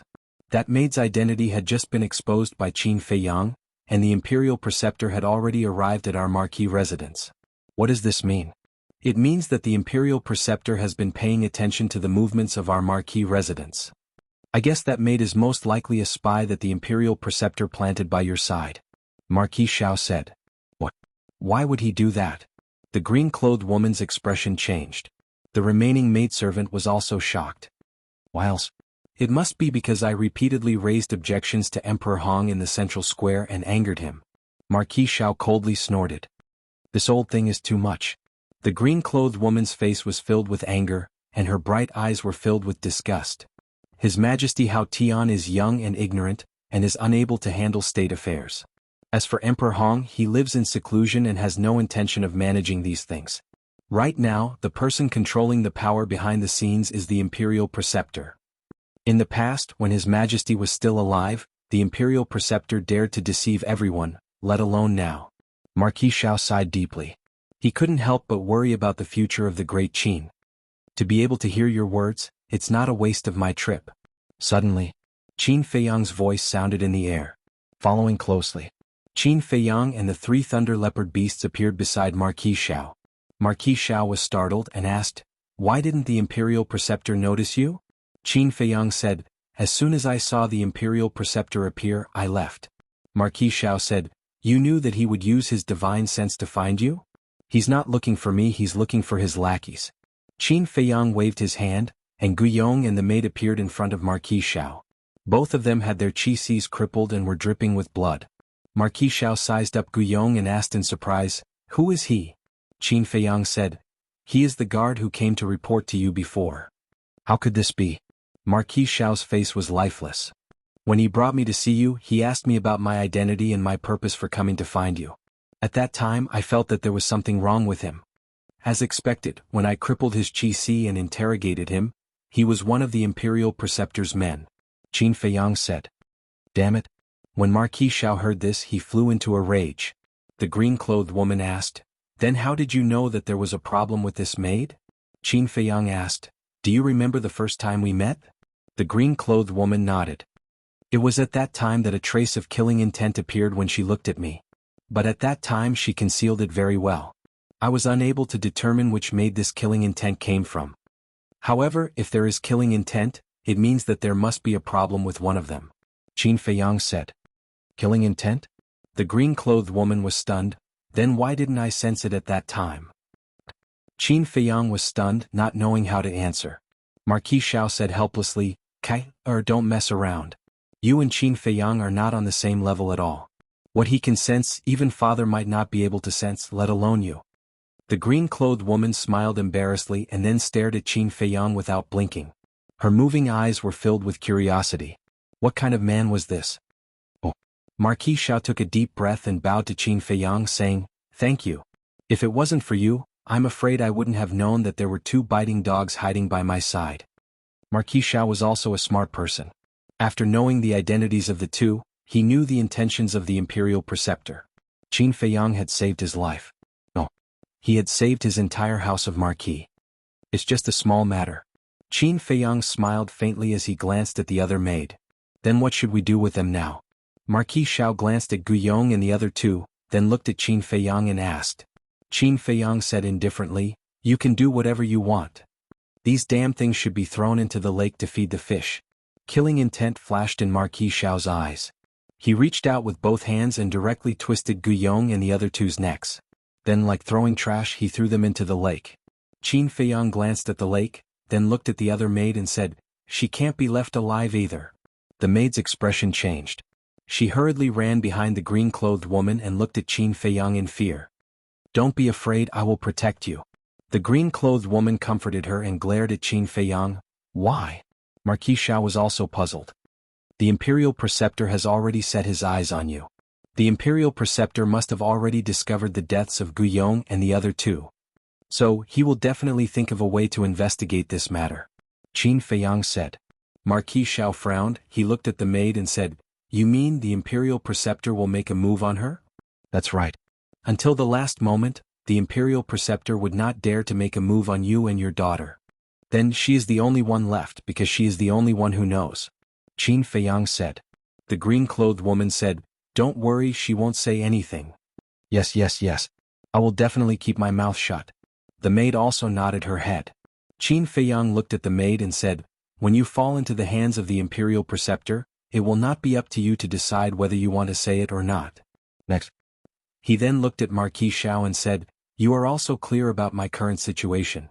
If the Imperial Preceptor knows that I came to find you, then even if you have 100 mouths, you won't be able to clear your suspicions." Marquis Xiao's heart sank. What Qin Feiyang said was not without reason. With the Imperial Preceptor's methods, if he knew that Qin Feiyang had come, he would definitely accuse him of colluding with Qin Feiyang and betraying him. At that time, no one would be able to save him and no one would be able to save his daughter. With that thought in mind, Marquis Xiao looked at the maid, his eyes filled with killing intent. The maid panicked and grabbed the green-clothed woman's arm, saying, "Miss, save me, I don't want to die." The green-clothed woman looked at Marquis Xiao and said anxiously, Father, I promise you she definitely won't speak carelessly. Kai, you are still too naive.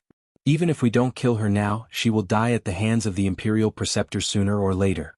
You can save her from us now, but in the future, can you save her from the Imperial Preceptor? Marquis Xiao sighed. The green-clothed woman stood in front of the maid and shook her head. No matter what, I won't allow you to kill her. Marquis Xiao became angry and shouted, Impudent, retreat immediately. No. The green-clothed woman shook her head. Marquis Xiao looked at the green-clothed woman, and a trace of helplessness gradually crept up in his eyes. He looked at Qin Feiyang for help. Qin Feiyang's brows also tightened. A moment later, Qin Feiyang sighed helplessly. Fine, I'll send her to a place where no one can hurt her. Where?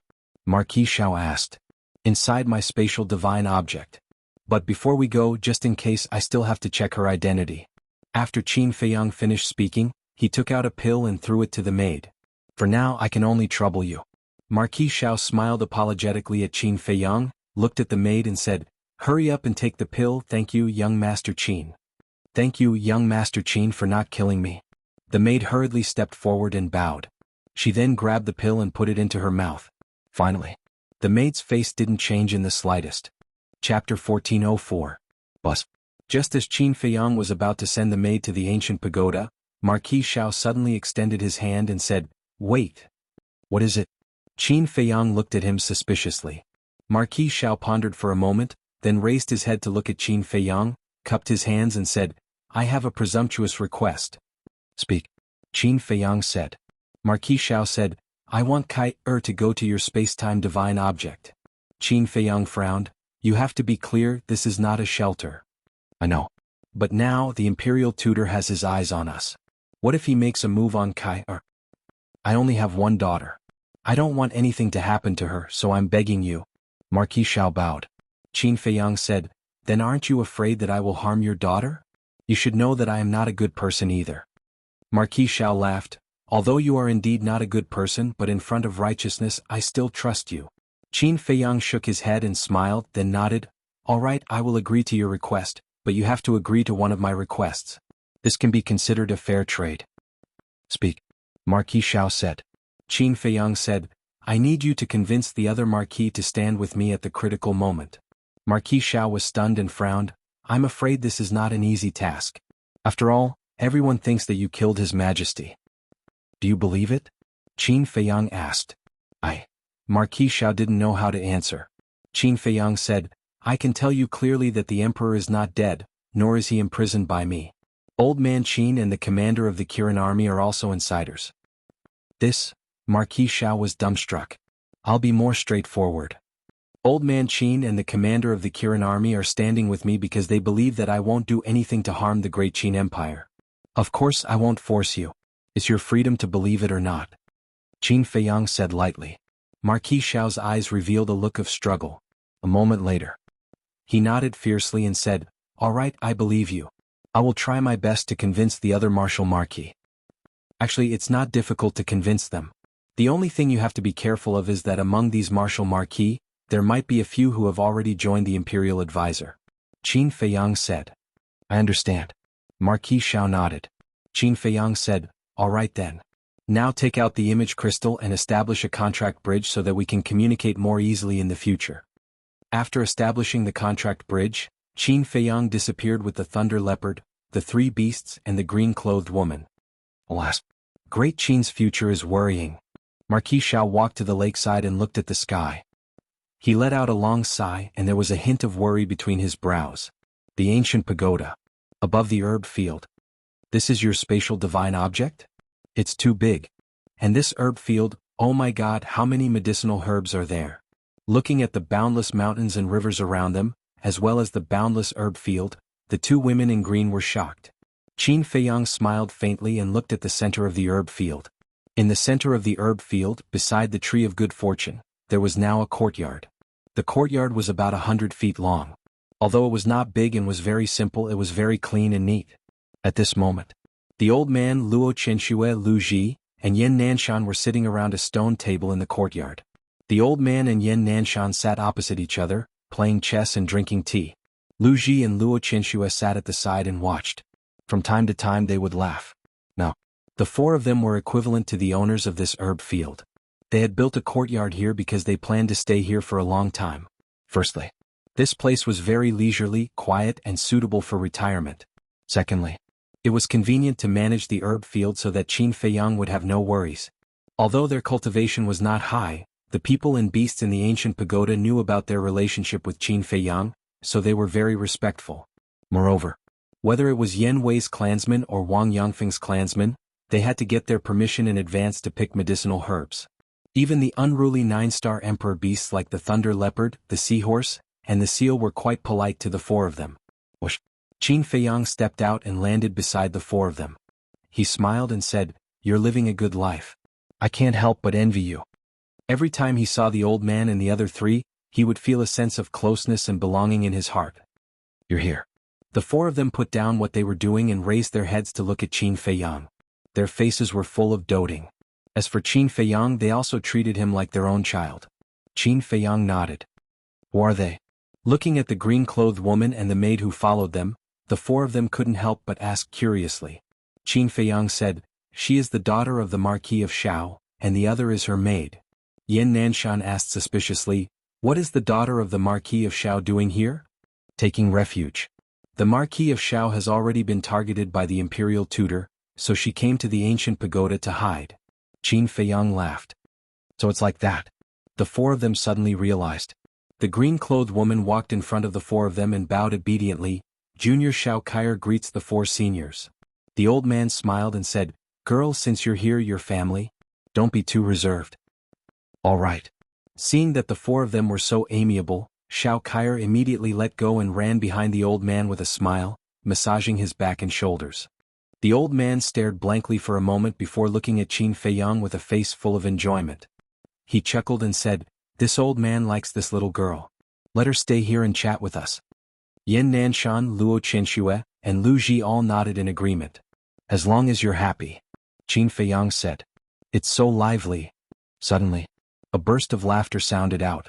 Old man Qin, Wang Yangfeng and the others flew through the air and landed in the courtyard. "Greetings, old man Qin." The four of them immediately stood up and bowed. Old man Qin hurriedly waved his hands. No, no, no, you are all Qin Feiyang's elders, this old man really can't accept it." Keep pretending, keep pretending." Lei Bao and the other two beasts looked at him with disdain. "What this old man said is the truth, why don't you believe me? Furthermore, this old man is living under someone else's roof, so I can't pretend even if I want to." Old man Qin glanced at Qin Feiyang, shook his head and sighed, feeling a sense of loneliness like a tiger being bullied by a dog. What else could Qin Feiyang say about this? There was nothing he could say. He could only smile helplessly. In any case, as long as these old people were happy, it was fine. Old man Qin is actually here too. Shao Kaier and the maid looked at each other and hurriedly went forward to bow. "You're here too. It seems that your father is still a reasonable person." Old man Qin glanced at the maid and smiled at Shao Kaier.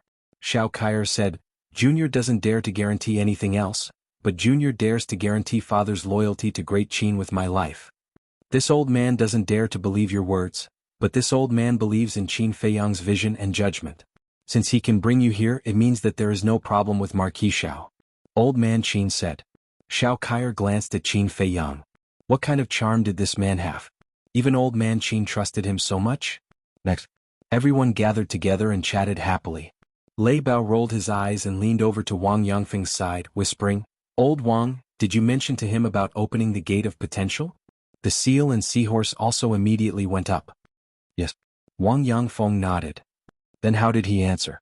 Lei Bao asked, looking rather nervous. Sigh. Wang Yangfeng sighed. The others also lowered their heads, looking disappointed.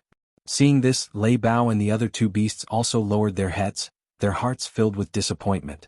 But they didn't notice that when they lowered their heads, Wang Yangfeng and the others instantly had a look of ridicule on their faces. This bastard old man is too much. Isn't that so? Now he's eating our food and living in our place. He's not even willing to help us with a small favor. No, I have to get Boss Qin to chase him out. The three beasts were indignant. Just as they were about to rush towards old man Qin in anger, Wang Yangfeng's expression changed slightly, and he hurriedly sent a sound transmission. Don't mess around, we were just teasing you. He has already agreed to help us open the gate of potential. Teasing us? The three beasts were slightly stunned and immediately flew into a rage out of humiliation, glaring fiercely at the group of people. At this moment, Qin Feiyang smiled and said, "All right, you guys take your time to chat, I'll go take a look at my disciple." Although he liked the feeling of everyone gathering together to chat and laugh, he knew that he was not qualified to do so now. There were many things waiting for him to deal with. "You have a disciple?" Old man Qin looked at him in surprise. Qin Feiyang said unhappily, "I'm at least a 4-star combat emperor now, what's wrong with accepting a disciple?" Old man Qin said indifferently, "Nothing, I'm just worried that you'll lead others astray." When the old man and the others heard this, they couldn't help but laugh. Qin Feiyang was helpless. Was he that bad? Ignoring everyone's laughter, Qin Feiyang closed his eyes and quickly found Wang Xiaojia and Mu Chen. Swoosh. Following closely. Qin Feiyang opened his eyes and glanced at everyone, then concealed his aura, and with a flash he instantly descended above a forest. In the forest, the bushes were overgrown, the weeds were dense, and there were berserk beasts everywhere. However, the cultivation of the berserk beast here was not strong, they were basically between the warrior and the war emperor. Although these berserk beasts were nothing to Qin Feiyang, to Wang Xiaojia and Mu Chen, they were fatal existences. At this moment, the two of them were being chased by a few berserk beasts. Their hair was a mess and their bodies were covered in blood. They also emitted a stench as if they were two beggars. Wang Xiaojia roared, "Ever since we were thrown here, we have been chased by berserk beasts all day long. When will these days end? What's the use of complaining? Hurry up and think of a way to deal with them. Otherwise we'll all be finished today." Mu Chen was relatively calmer. After all, he had experienced many things in the Mu family that Wang Xiaojia had never experienced. However, although they had been chased by berserk beasts during this period of time, their battle consciousness and courage were growing every day. Shwa. Suddenly, a figure rushed out from the forest and landed beside Qin Feiyang. He bowed and said, "Greetings, young master." This was a middle-aged man with the cultivation of an 8-star combat emperor. "You are?" Qin Feiyang was suspicious. The burly man said respectfully, "This subordinate is called Wang Yi. Under the orders of the ancestor, I am secretly protecting the two of them." Chapter 1405. Qin Feiyang nodded in realization and asked, "Then how have they been doing during this period of time?" Wang Yi looked down at the two and nodded with a smile. "They are all right, but Qin Chen's performance is better." Qin Chen was Mu Chen. It was the name Qin Feiyang gave him. "Tell me about it." Qin Feiyang was curious. Regardless of whether it is Qin Chen's temperament or the way he handles things, they are all a level higher than Wang Xiaojia's. In addition, his cultivation is stronger than Wang Xiaojia's to begin with. Therefore, during this period of time he has been taking care of Wang Xiaojia. Wang Yi smiled. Qin Feiyang nodded. Qin Chen's experience was similar to his. He was poisoned by Mu Qing and became a cripple. After experiencing despair and pain, he finally broke out of his cocoon and became a butterfly. So, in terms of temperament, Wang Xiaojia was definitely inferior. Wang Yi smiled again. Of course, Wang Xiaojia's situation is understandable. After all, he is still a young man and has just stepped onto the path of cultivation. It is difficult for him to accept so many things in such a short time. That's why I asked him to come with Qin Chen to temper himself. There is a good saying, a jade cannot be made into a treasure if it is not polished. Wang Xiaojia's talent is better than Qin Chen's. But if he is not polished, his future achievements may not be as good as Qin Chen's. Qin Feiyang said. Wang Yi clasped his hands. Young master, you are too kind. It is Wang Xiaojia's fortune to have you as his master. Qin Feiyang shook his head with a smile and said, continue watching them. But remember, don't help them until the last moment of your life. Yes. Wang Yi bowed and said, then how long are they going to train?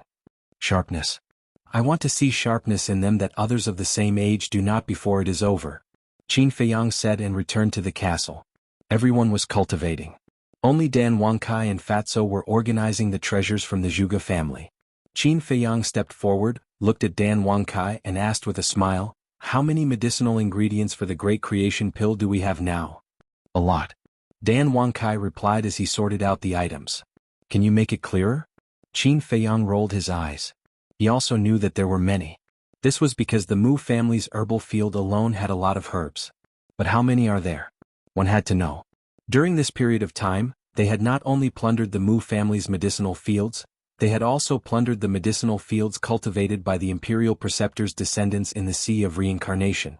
And now he had even ransacked the Zhuge family's treasury. Adding all of these together, it was definitely beyond imagination. Dan Wangkai stopped what he was doing, lowered his head and muttered to himself for a while. He then stood up and looked at Qin Feiyang saying, "We've already gathered more than 100 sets of the Great Creation Pill's ingredients. However, we can only refine 33 Great Creation Pills at the moment." So many? Qin Feiyang was shocked. This was truly beyond his imagination. Wait a minute. We've already gathered more than 100 sets of ingredients, why can we only refine 33 pills? Qin Feiyang asked suspiciously. Because we only have 33 fruits of creation. Dan Wangkai said. Qin Feiyang was stunned, then a wry smile appeared on his face. Yes. Although they had the tree of creation, only the Mu family's tree of creation had 30 fruits of creation. The other tree of creation only had 3 fruits. The fruit of creation was the most important ingredient for the Great Creation Pill.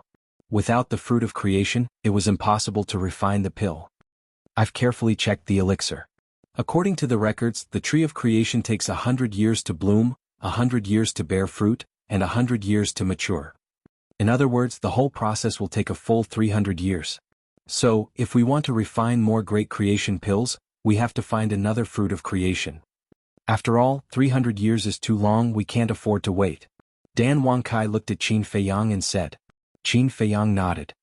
Apart from the Great Creation Pill, the ingredients for the Soul Concentrating Pill have been gathered for 30 portions. But the ingredients for the Spirit Concentrating Pill have only been gathered for 10 portions. Dan Wangkai said. So little? Qin Feiyang frowned. The Soul Concentrating Pill and the Spirit Concentrating Pill both have the effect of condensing the Divine Soul. But the difference is that the Soul Concentrating Pill is taken when breaking through to the Pseudo-God realm, which is the early stage of condensing the Divine Soul. The Spirit Concentrating Pill is taken when breaking through to the War God realm. So in terms of grade, these two elixirs are a little higher than the Great Creation Pill. So the ingredients are also rarer than the Great Creation Pill. Dan Wangkai explained. What about the 5 Elements Universe Pill? Qin Feiyang asked. Hearing the 5 Elements Universe Pill, Dan Wangkai suddenly smiled bitterly. Although the 5 Elements Universe Pill is of the same level as the Great Creation Pill, the ingredients are rarer than the Spirit Concentrating Pill and the Soul Concentrating Pill. Because the essence of water, the essence of fire, the essence of wood, the essence of earth, and the essence of earth are all natural treasures that can only be found by chance. Dan Wangkai sighed.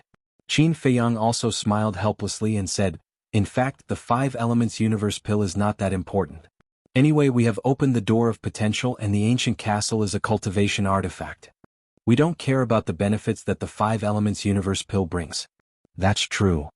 The most important thing is the Great Creation Pill, the Soul Concentrating Pill, and the Spirit Concentrating Pill. Especially the Great Creation Pill, the door of everyone's potential must be opened. Dan Wangkai said. Qin Feiyang nodded and said, after finishing the things at hand, go to the herb field and collect the ingredients for 21 portions of the Great Creation Pill and the Soul Concentrating Pill. You need so much at once? What do you want to do? Dan Wangkai was surprised and puzzled. Lei Bao and Wang Yangfeng have already stepped into the peak of the 9-star combat emperor realm. Before comprehending the profound meaning of becoming a god, I must help them open the door of potential. As for the Soul Concentrating Pill, although they don't need it at the moment, I'll give it to them in advance. When they break through to the semi-god realm, they don't have to bother us anymore and can take it directly. Qin Feiyang said with a smile. Fatso, who had been burying his head in organizing the treasures, immediately looked up at Qin Feiyang and said with dissatisfaction, Boss, you're too generous. Dan Wangkai also frowned. I know what you're thinking. Right now, we can only refine 33 Great Creation Pills and 30 Spirit Concentrating Pills. Now we have to give out 21 pills. What will you do when you need them in the future? Is that so? Qin Feiyang asked with a smile. The two did not deny it. Qin Feiyang shook his head and laughed. Although Lei Bao, Old Wang and the others only decided to follow me later on, regardless of whether it might be you all or them, I treat you all equally. Now that they need it, I must give it to them first. After all, the stronger they are, the more help they will be to us. As for your future, don't worry, I will think of a way to find more herbs. In short, I promise you that before you break through to the semi-god realm, I will let all of you open the 8th level of the Gate of Potential. In addition, I'll make a solemn statement. We are now a big family. We should protect and understand each other. We can't be selfish, Qin Feiyang said. In fact, he could understand Fatso and Dan Wangsai's thoughts. After all, it was no longer the same as before. In the past, they were just a small team with few people. They didn't need to worry about the pills. And now, there were more than 1 million people in the ancient pagoda. Therefore, there was a situation where there were too many monks and too little porridge. Of course, Qin Feiyang had already expected this and had a plan to deal with it. Survival of the fittest. This was an unchanging law. No matter where, resources were usually tilted towards the winner. However, no matter how the fittest survived, he would not forget these people and beasts who had been following him and would take care of them first. Beasts such as the black dragon snake, the mountain pangolin, and the flood dragon did not contribute much to him compared to Wang Yangfeng and the others. Especially the black dragon snake. Ever since it followed Qin Feiyang, it had been cultivating in seclusion. But had Qin Feiyang ever given up on it? No. Not only did he not give up, as long as it was what the black dragon snake wanted, Qin Feiyang would satisfy it. This was Qin Feiyang's character. He cherished his comradeship and friendship very much. As long as you treated him sincerely, he would repay you 10 times or even 100 times. Hearing Qin Feiyang's words, Fatso and Dan Wangkai both fell silent, with a hint of shame on their faces. Fatso looked at Qin Feiyang apologetically and said, "Boss, I'm sorry, I was selfish, I promise I won't do it again." "Me too." Dan Wangkai lowered his head and said. Qin Feiyang laughed, "It's great to know your mistakes and be able to correct them." Seeing that Qin Feiyang did not look angry at all, the two of them secretly heaved a sigh of relief, and a smile crept onto their faces. "You guys go ahead." Qin Feiyang smiled, then walked to the front of the altar, opened the iron box, flipped open the 6-word divine formula, and continued to copy the Xing character formula. Actually, in terms of contribution, Dan Wangsai's contribution to Qin Feiyang was the greatest. Because ever since Dan Wangkai entered the castle, Qin Feiyang had basically never touched the pill furnace again. One had to know. With so many people and so many fierce beasts cultivating in the castle, the amount of pills they needed was not a small amount. Moreover, Qin Feiyang himself was copying the 6-word divine formula, which consumed even more battle qi Dan. If not for Dan Wangsai's help, Qin Feiyang would definitely not have been able to concentrate on cultivating like he was now. Moreover, it was also because Dan Wangkai often refined pills that he delayed his cultivation. Originally, his cultivation was not as good as Dan Wangsai's, but now, he had surpassed Dan Wangkai. Therefore, Qin Feiyang was extremely grateful to Dan Wangkai. He would do his best to satisfy Dan Wangsai's requests. Time flew. The next day, Dan Wangkai and Fatso finally finished sorting out the treasures of the Zhuge family. Fatso directly entered a state of cultivation. Dan Wangkai went to the ancient tower to collect the medicinal ingredients for the Great Creation Pill and the Soul Concentrating Pill. After that, Qin Feiyang personally opened the furnace to refine pills, while Dan Wangkai assisted from the side. After all, Dan Wangsai's talent in alchemy was ultimately not as good as Qin Feiyang's. Whether it was the Great Creation Pill or the Soul Concentrating Pill, they were the same as the 9-turn Dragon Blood Pill and the Small Creation Pill. The more pill patterns there were, the higher the success rate. Therefore, Qin Feiyang had to personally refine them.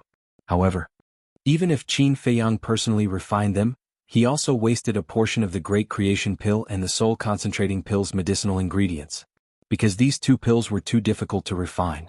Whether it was the heat or the technique, they all had to be done perfectly.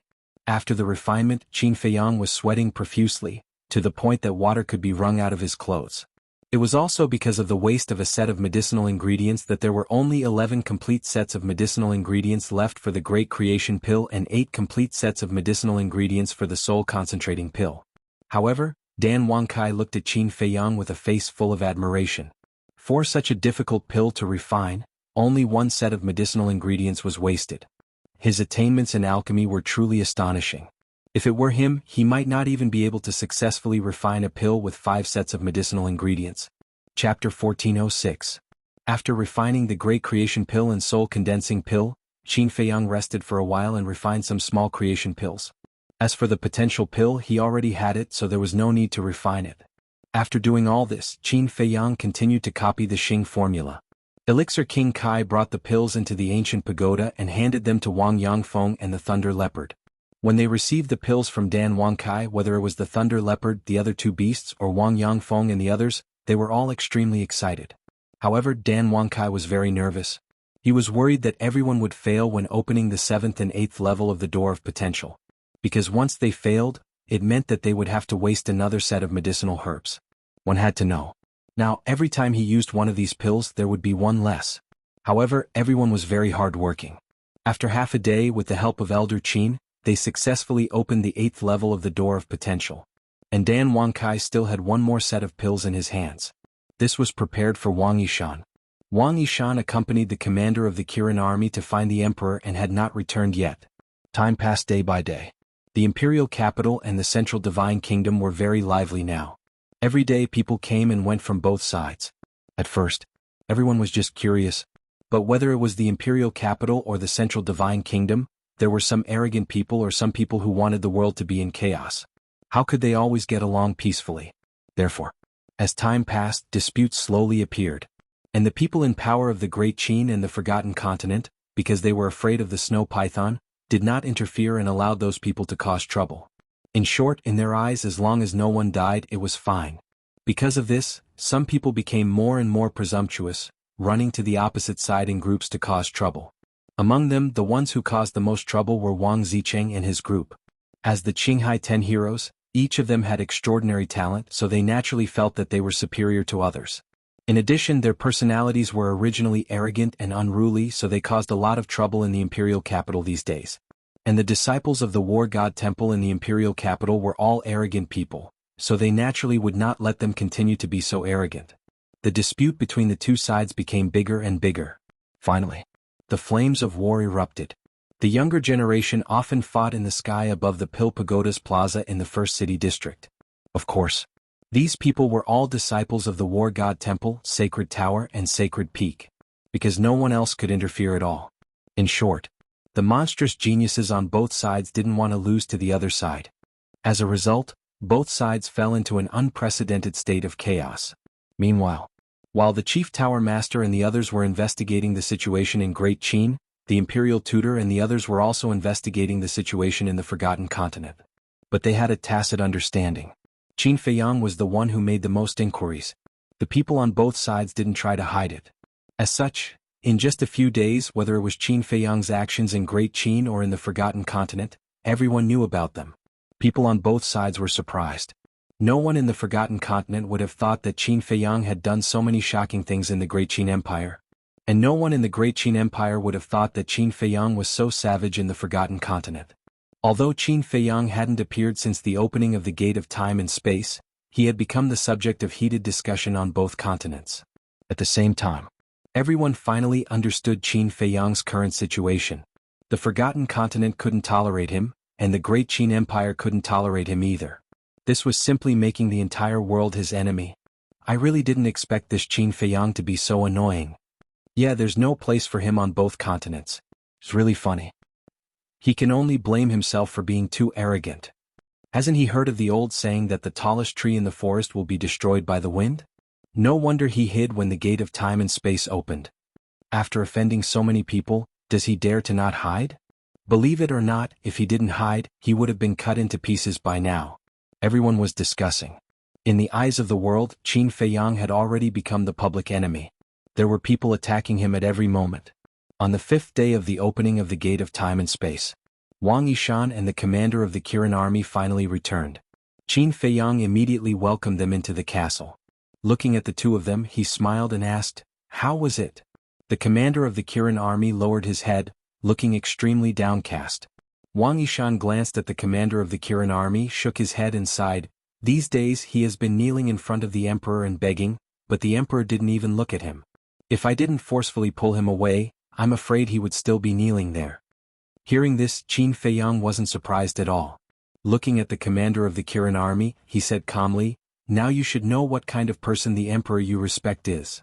The commander of the Kirin army suddenly raised his head and looked at Qin Feiyang, angrily saying, "The emperor must have his difficulties." "Difficulties? You think too highly of him. In my opinion, he is just a coward." Qin Feiyang snorted coldly. The commander of the Kirin army was unable to restrain his anger. He grabbed Qin Feiyang's clothes and shouted, "I won't allow you to slander the emperor like this." Qin Feiyang waved his hand and slapped away the commander of the Kirin army's big hand, saying, "This is the reality. You have to accept it even if you don't want to." After saying this, Qin Feiyang didn't care how bad the commander of the Kirin army looked. He turned to Dan Wangkai and said, "Give the elixirs to Mr. Wang." Dan Wangkai took out a jade box from his arms and handed it to Wang Yishan. "What is this?" Wang Yishan was suspicious. Dan Wangkai smiled and said, "The elixirs to unlock the door of potential are specially prepared by the young master for you." Wang Yishan raised his trembling hands and took the jade box. He opened the lid and saw several elixirs lying quietly inside. "Thank you, young master." After coming back to his senses, Wang Yishan quickly knelt down and thanked him. Qin Feiyang smiled and said, "During this period of time, you have risked your life for me. This is what you deserve. Go to the ancient tower and find Mr. Qin. He will help you unlock the door of potential. After that, you can begin to comprehend the profound meaning of becoming a god and strive to step into the false god realm as soon as possible." Yes. Wang Yishan was extremely excited. Qin Feiyang waved his hand and sent Wang Yishan to the ancient tower. Then he looked at the commander of the Kirin army and finally sent the commander of the Kirin army to the ancient tower. Then, Qin Feiyang took out the image crystal. Bus. Yan Wei's shadow appeared and bowed. "Greetings, young master." Qin Feiyang asked, "Has the Imperial Preceptor done anything these days?" Yan Wei said in a deep voice, "I was just about to find a time to report this matter to you." Qin Feiyang frowned. Looking at Yan Wei's expression, it seemed that there really was a situation. "These days, the Imperial Preceptor has already understood what you have done in the Forgotten Continent. Just this morning he asked me to go to the main tower to look for the Chief Tower Master." Yan Wei said, "Look for the Chief Tower Master?" Qin Feiyang was startled and said, "It can't be that he wants to join hands with the Chief Tower Master to deal with me, right?" Yan Wei said, "That's what he thinks." "Then what did the Chief Tower Master say?" Qin Feiyang asked. "Is there a need to say?" With the Chief Tower Master's vengeful personality, of course he nodded his head and agreed without hesitation. "In short, you have already become the public enemy of both continents. A lot of people are looking for you. There are even some reckless people who are shouting in the sky above the first district every day." Yan Wei sneered. "Let them shout as they wish as long as they don't insult my mother." Qin Feiyang waved his hand indifferently. "That's not it. After all, everyone knows that the mistress is your reverse scale. Last time, everyone saw the death of Zhuge Jinghong. But there are a few people who have been very arrogant these days, and they don't even put Emperor Hong in their eyes. Do you know that they actually dared to say to Emperor Hong that a good dog doesn't block the way?" Yan Wei joked. "What? There are still such daring people, who are they?" Qin Feiyang was surprised. "Old acquaintances Wang Zicheng and the others." Yan Wei said. Qin Feiyang was stunned, shook his head helplessly and said, "So it's them, then it's not strange at all." "Right, there's one more thing." Yan Wei suddenly said. "What is it?" Qin Feiyang was suspicious. Yan Wei said, "The Imperial Tutor is working to persuade the various Martial Marquis, and there are already 5 Martial Marquis who have agreed to follow the Imperial Tutor's lead. 2 of them are even your acquaintances Qianwu Marquis and Enwu Marquis. This old bastard, he's really fast." Qin Feiyang frowned, his gaze suddenly turned cold and said, "Other than Qianwu Marquis and Enwu Marquis, who are the other 3 Martial Marquis?" Yan Wei said, "Mo Wu Marquis, Qi Wu Marquis, Gu Wu Marquis. These scum, I won't let any of them go." Qin Feiyang's eyes flashed with killing intent. "In addition, there's one more thing. In the morning court in 5 days, the Imperial Tutor will officially let Zhuge Mingyang inherit the title of Zhuge Wu Marquis." Yan Wei said. "Worthy?" Qin Feiyang raised his eyebrows. Yan Wei said, "Regardless of whether he is worthy or not, Emperor Hong has already agreed. Furthermore, Zhuge Mingyang is the only son of Zhuge Wu Marquis, so he will definitely be the one to inherit the title of Martial Marquis." Qin Feiyang lowered his head and muttered to himself for a while, then asked, "The morning court in 5 days, right?" "Yes." Yan Wei nodded. "I understand. Continue to pay attention to the Imperial Tutor's movements. If there's any news, inform me immediately." After Qin Feiyang finished speaking, he turned off the image crystal and sent a message to the Marquis of Shao. The image of the Marquis of Shao appeared. Qin Feiyang asked, "I asked you to persuade the various Martial Marquis, how is it going?" "It's not going very well." Marquis Shao shook his head. "What do you mean?" Qin Feiyang frowned.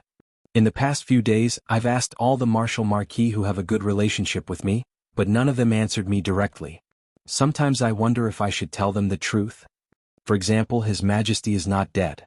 But I'm worried that they'll secretly inform the Imperial Tutor. After all, these martial marquis are all old foxes. No one knows what they're thinking. The Marquis of Shao said. It seems that this matter is more complicated than I thought. Right now, there are already 5 martial marquis who have chosen to follow the imperial tutor. If we don't hurry up, I'm afraid that we will end up with nothing. Qin Feiyang frowned. What? Which 5 martial marquis? The Marquis of Shao said in shock and anger.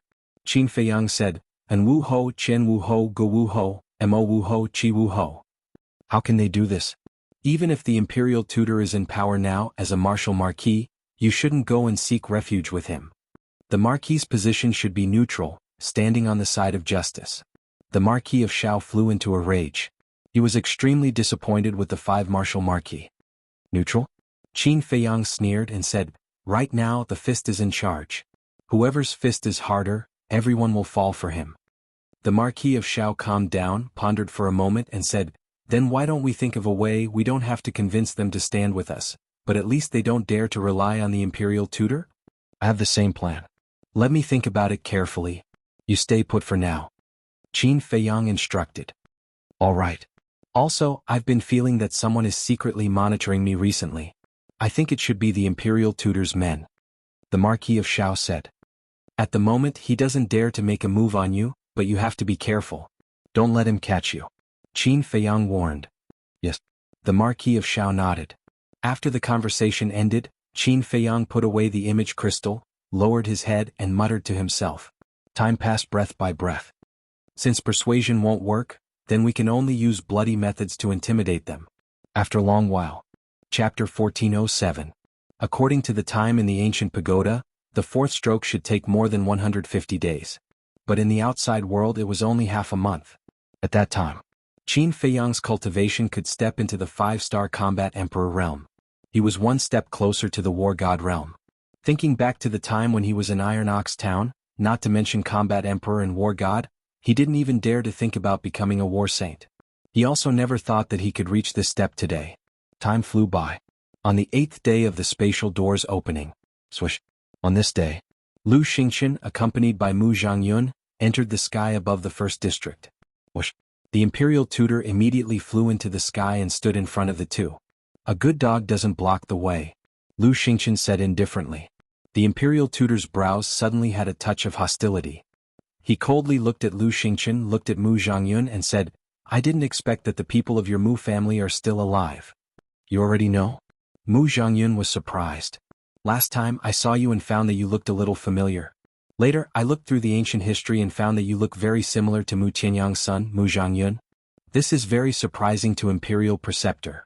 However, the ancient history recorded you when you were young. Now that you are old I can't be sure. So, I sent people to the Central Divine Kingdom to investigate. In the end I found that you are actually Mu Zhangyun. I also heard that your big brother Mu Zhangfeng is still alive in this world. I wonder how he is now. The imperial tutor sneered. Thank you for your concern. We are all good. But this old man is very curious. Who did you ask? Mu Zhangyun said. The imperial tutor said, Do you still need to ask? You should know in your heart. It really is the main pagoda. Mu Zhangyun's eyes flashed with killing intent. Because in the Forgotten Continent, only the people of the main pagoda knew the details of his Mu family. Of course, Qin Feiyang also knew. However, with the relationship between Qin Feiyang and the imperial tutor, he would definitely not tell the imperial tutor. I heard from the chief tower master that your Mu family has been doing quite well in the Forgotten Continent. But it seems that your luck is also very bad. You have repeatedly fallen into the hands of Qin Feiyang. The most recent one was even more disastrous. The state preceptor sneered secretly. Mu Zhangyun clenched his fists as a bone-piercing cold light flashed in his eyes. The state preceptor ignored him and looked at Lu Xingqian. And you, if I'm not wrong, should be Mu Tianyang. Yes. That's me. Lu Xingqian looked at him proudly. All these years you've been lurking in the temple but we didn't know about it. I have to admit you've really hidden yourself well. But there's one thing that I don't understand. Since you are Mu Tianyang, who was Ren Duxing killed by Qin Feiyang. The imperial advisor transmitted his voice. Because Lu Xingqian and Mu Zhangyun's identities were too shocking, he had been transmitting his voice secretly. Because once Lu Xingqian and Mu Zhangyun's identities were exposed to the world, it would definitely cause a huge uproar in the Great Qin Empire. Lu Xingqian said, He's a clone of me. Clone? The state preceptor frowned and asked suspiciously, why do you want to make such a clone? To hide the truth? Who do you think you are? Do you have the qualifications to make me answer your question? Lu Xingqian said proudly, his eyes full of contempt. The state preceptor wasn't angry and secretly sneered, what are you being arrogant for? Now you're just a ruler of a fallen country. Lu Xingqian said, as long as I'm alive, the Heavenly Sun Empire will continue to exist. Wishful thinking. The Heavenly Sun Empire has been destroyed. Now it's the Great Qin Empire that controls the rivers and mountains. Even you, Mu Tianyang, are powerless to reverse the situation. Besides, you don't have the ability now, do you? The state preceptor mocked. Preposterous. Mu Zhangyun couldn't help but go down and was about to fight. Lu Xingqian waved his hand and said, it's just a clown. There's no need to bother with him. Let's go. Finished? Lu Xingqian opened a teleportation door and walked in without looking back. Mu Zhangyun looked at the state preceptor gloomily and quickly followed. I'm a clown? Looking at the backs of the two, the state preceptor muttered to himself, his eyes flashing with strong killing intent. Following closely. He also opened a teleportation door and descended in front of a courtyard. The scenery here was beautiful and pleasant. A waterfall poured down from the top of the mountain and converged into a lake beside the courtyard. The lake water was clear and rippling. An old man with white hair sat quietly by the lake. It was Emperor Hong. The state preceptor walked to the front of Emperor Hong and said in a deep voice, they are really from the Mu family, and Lu Xingqian even personally admitted that he is Mu Tianyang. Mu Tianyang? Emperor Hong pondered for a moment and sighed, I really didn't expect that Mu Tianyang is still alive. Why didn't father eliminate the root of the problem? Between the words, there was an unresolvable worry. That's right. If back then the previous emperor could eliminate the root of the problem, how could today's matter happen? According to my inquiries in the past 10,000 years, the Mu family has been recuperating in the Forgotten Continent, and their overall strength has surpassed ours. Mu Zhangyun and Mu Zhangfeng have both broken through to the peak of the false god realm. But fortunately, Qin Feiyang recently went to the Mu family once, causing the Mu family to suffer heavy losses, and even lost a false god. Otherwise, with our current strength, I'm afraid we really can't stop them. The state preceptor said. Heavy losses? Emperor Hong was stunned and asked, how bad? I'm afraid you won't believe it even if I tell you. The Mu family's 8-star war emperor, 9-star war emperor, and 9-star war emperor, originally numbered in the thousands. But at that time they were all killed by Qin Feiyang. As for Yiglao, I heard that his fate was even worse. He was forced to self-destruct in the Endless Sea. Moreover, the medicinal field that the Mu family had accumulated for tens of thousands of years was also looted by Qin Feiyang. Also, the Mu family's 1-star to 7-star war emperor were all massacred. In other words, in the current Mu family, other than Mu Tianyang and the others, the strongest is the 9-star war saint. The state preceptor laughed. Emperor Hong was dumbfounded. The dignified Mu family, because of a mere Qin Feiyang, had actually fallen to such a state? If these words didn't come from the state preceptor's mouth, he wouldn't believe it even if he was beaten to death. Emperor Hong said, in that case, although Qin Feiyang has been opposing us all these years, he has also been silently contributing to the Great Qin Empire? The state preceptor's eyes flashed and he coldly snorted, I'm afraid it's not for our Great Qin Empire. Then why did he deal with the Mu family? Emperor Hong frowned. I think it's for his own selfish desires. He's thinking about the Mu family's medicinal field. Moreover, in the Forgotten Continent, the Mu family had repeatedly tried to kill him. With his personality, he will definitely think of ways to take revenge on the Mu family. The state preceptor sneered. That makes sense. Emperor Hong nodded and asked, then now how many fake gods does the Mu family have? According to my investigation, there are only Mu Changfeng, Mu Changyun, and Mu Tianyang himself. The state preceptor said. Then the Mu family is nothing to worry about. Emperor Hong waved his hand.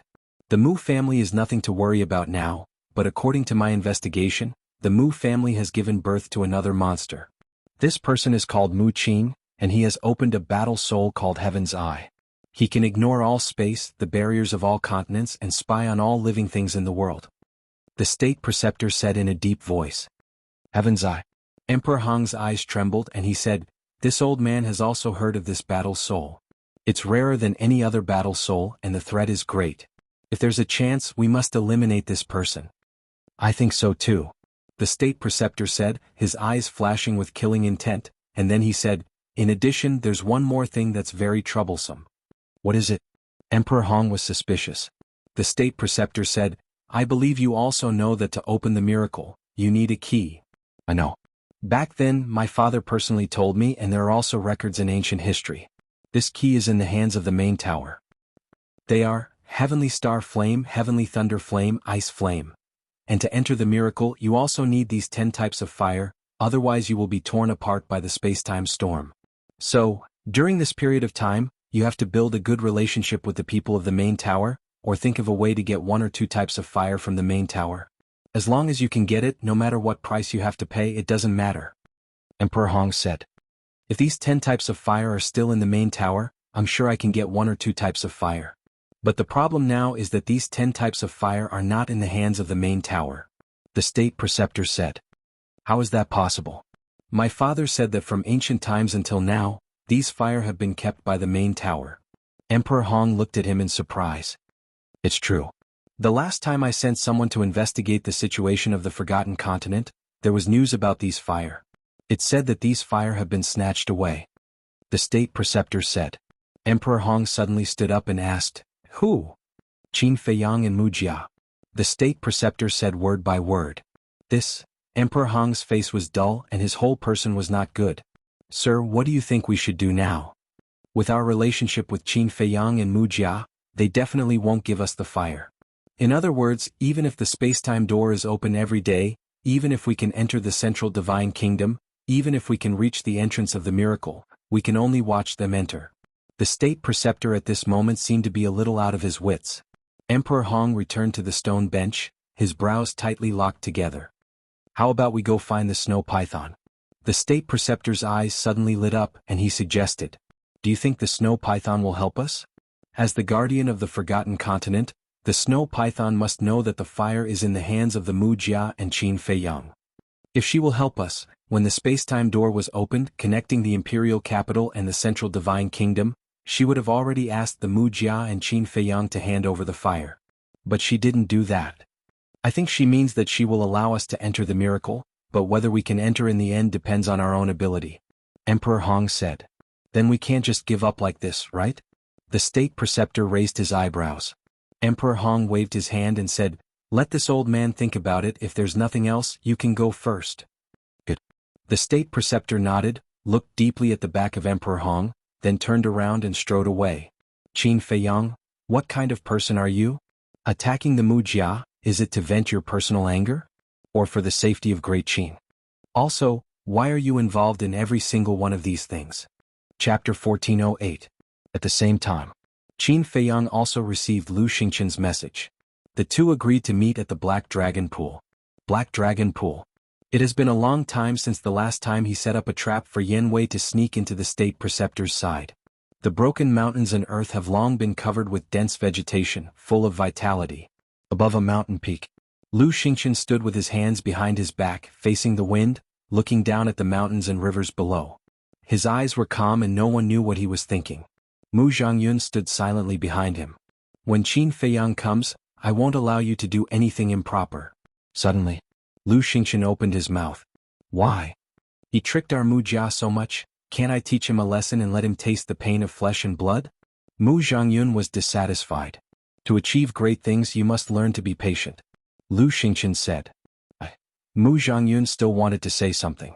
Lu Xingqian abruptly turned his head to stare at him, his eyes carrying a merciless coldness as he said, If this emperor's plan is ruined because of you, then even if you are this emperor's son, this emperor will not let you off.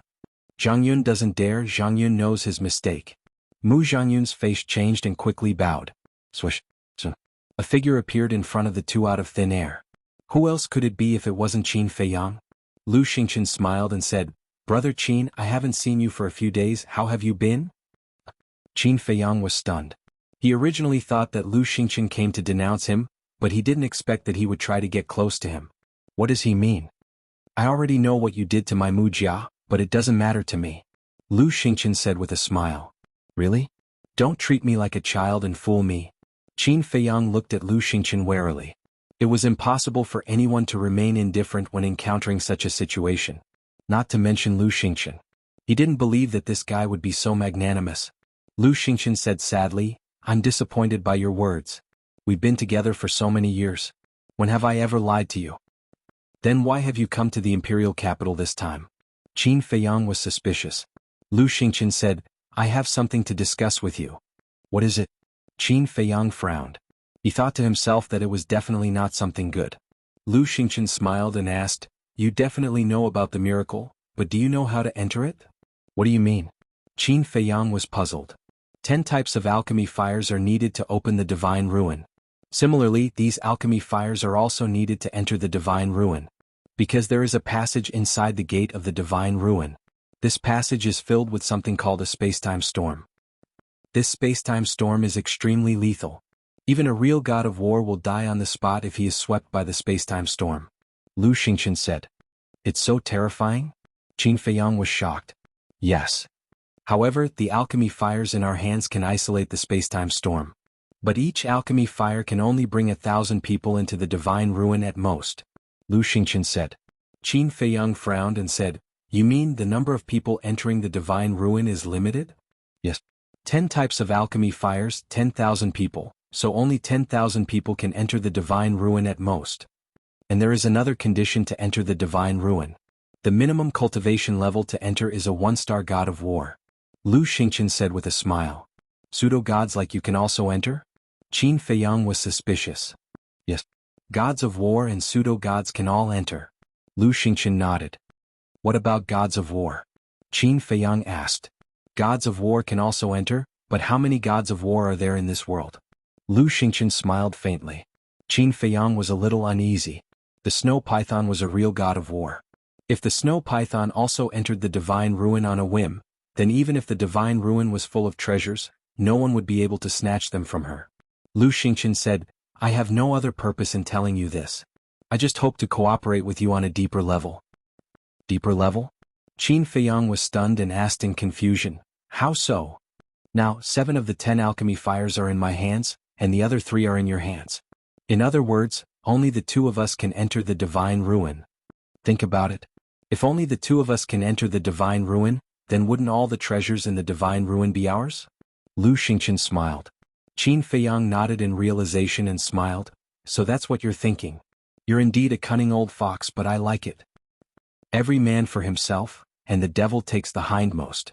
Moreover, if great Qin and Forgotten Continents people also enter the divine ruin, it won't be good for us either, right? Lu Xingqian laughed. That makes sense. Qin Feiyang nodded thoughtfully, then said, But after thinking about it, if only the 2 of us enter the divine ruin, I'll only be at a disadvantage. What do you mean? Lu Xingqian was stunned and said. Your Mu clan has Mu Changyun and Mu Changfeng, 2 peak semi-divinity realm existences, while I only have Old Man Qin by my side. Moreover, Old Man Qin is just an ordinary semi-divinity realm expert. If you turn your back on me, won't I die? Qin Feiyang joked. Lu Xingqian said, Don't worry, I can guarantee that before leaving the divine ruin, I won't do anything to you. Really? Qin Feiyang asked. I, Lu Xingqian, am a man of my word. Lu Xingqian said. Okay. I agree. Qin Feiyang nodded. Brother Qin is indeed a straightforward person. 7 days later we'll meet at the entrance of the divine ruin. Lu Xingqian was overjoyed and laughed. There are only 7 days left before the divine ruin opens. Okay. Qin Feiyang said.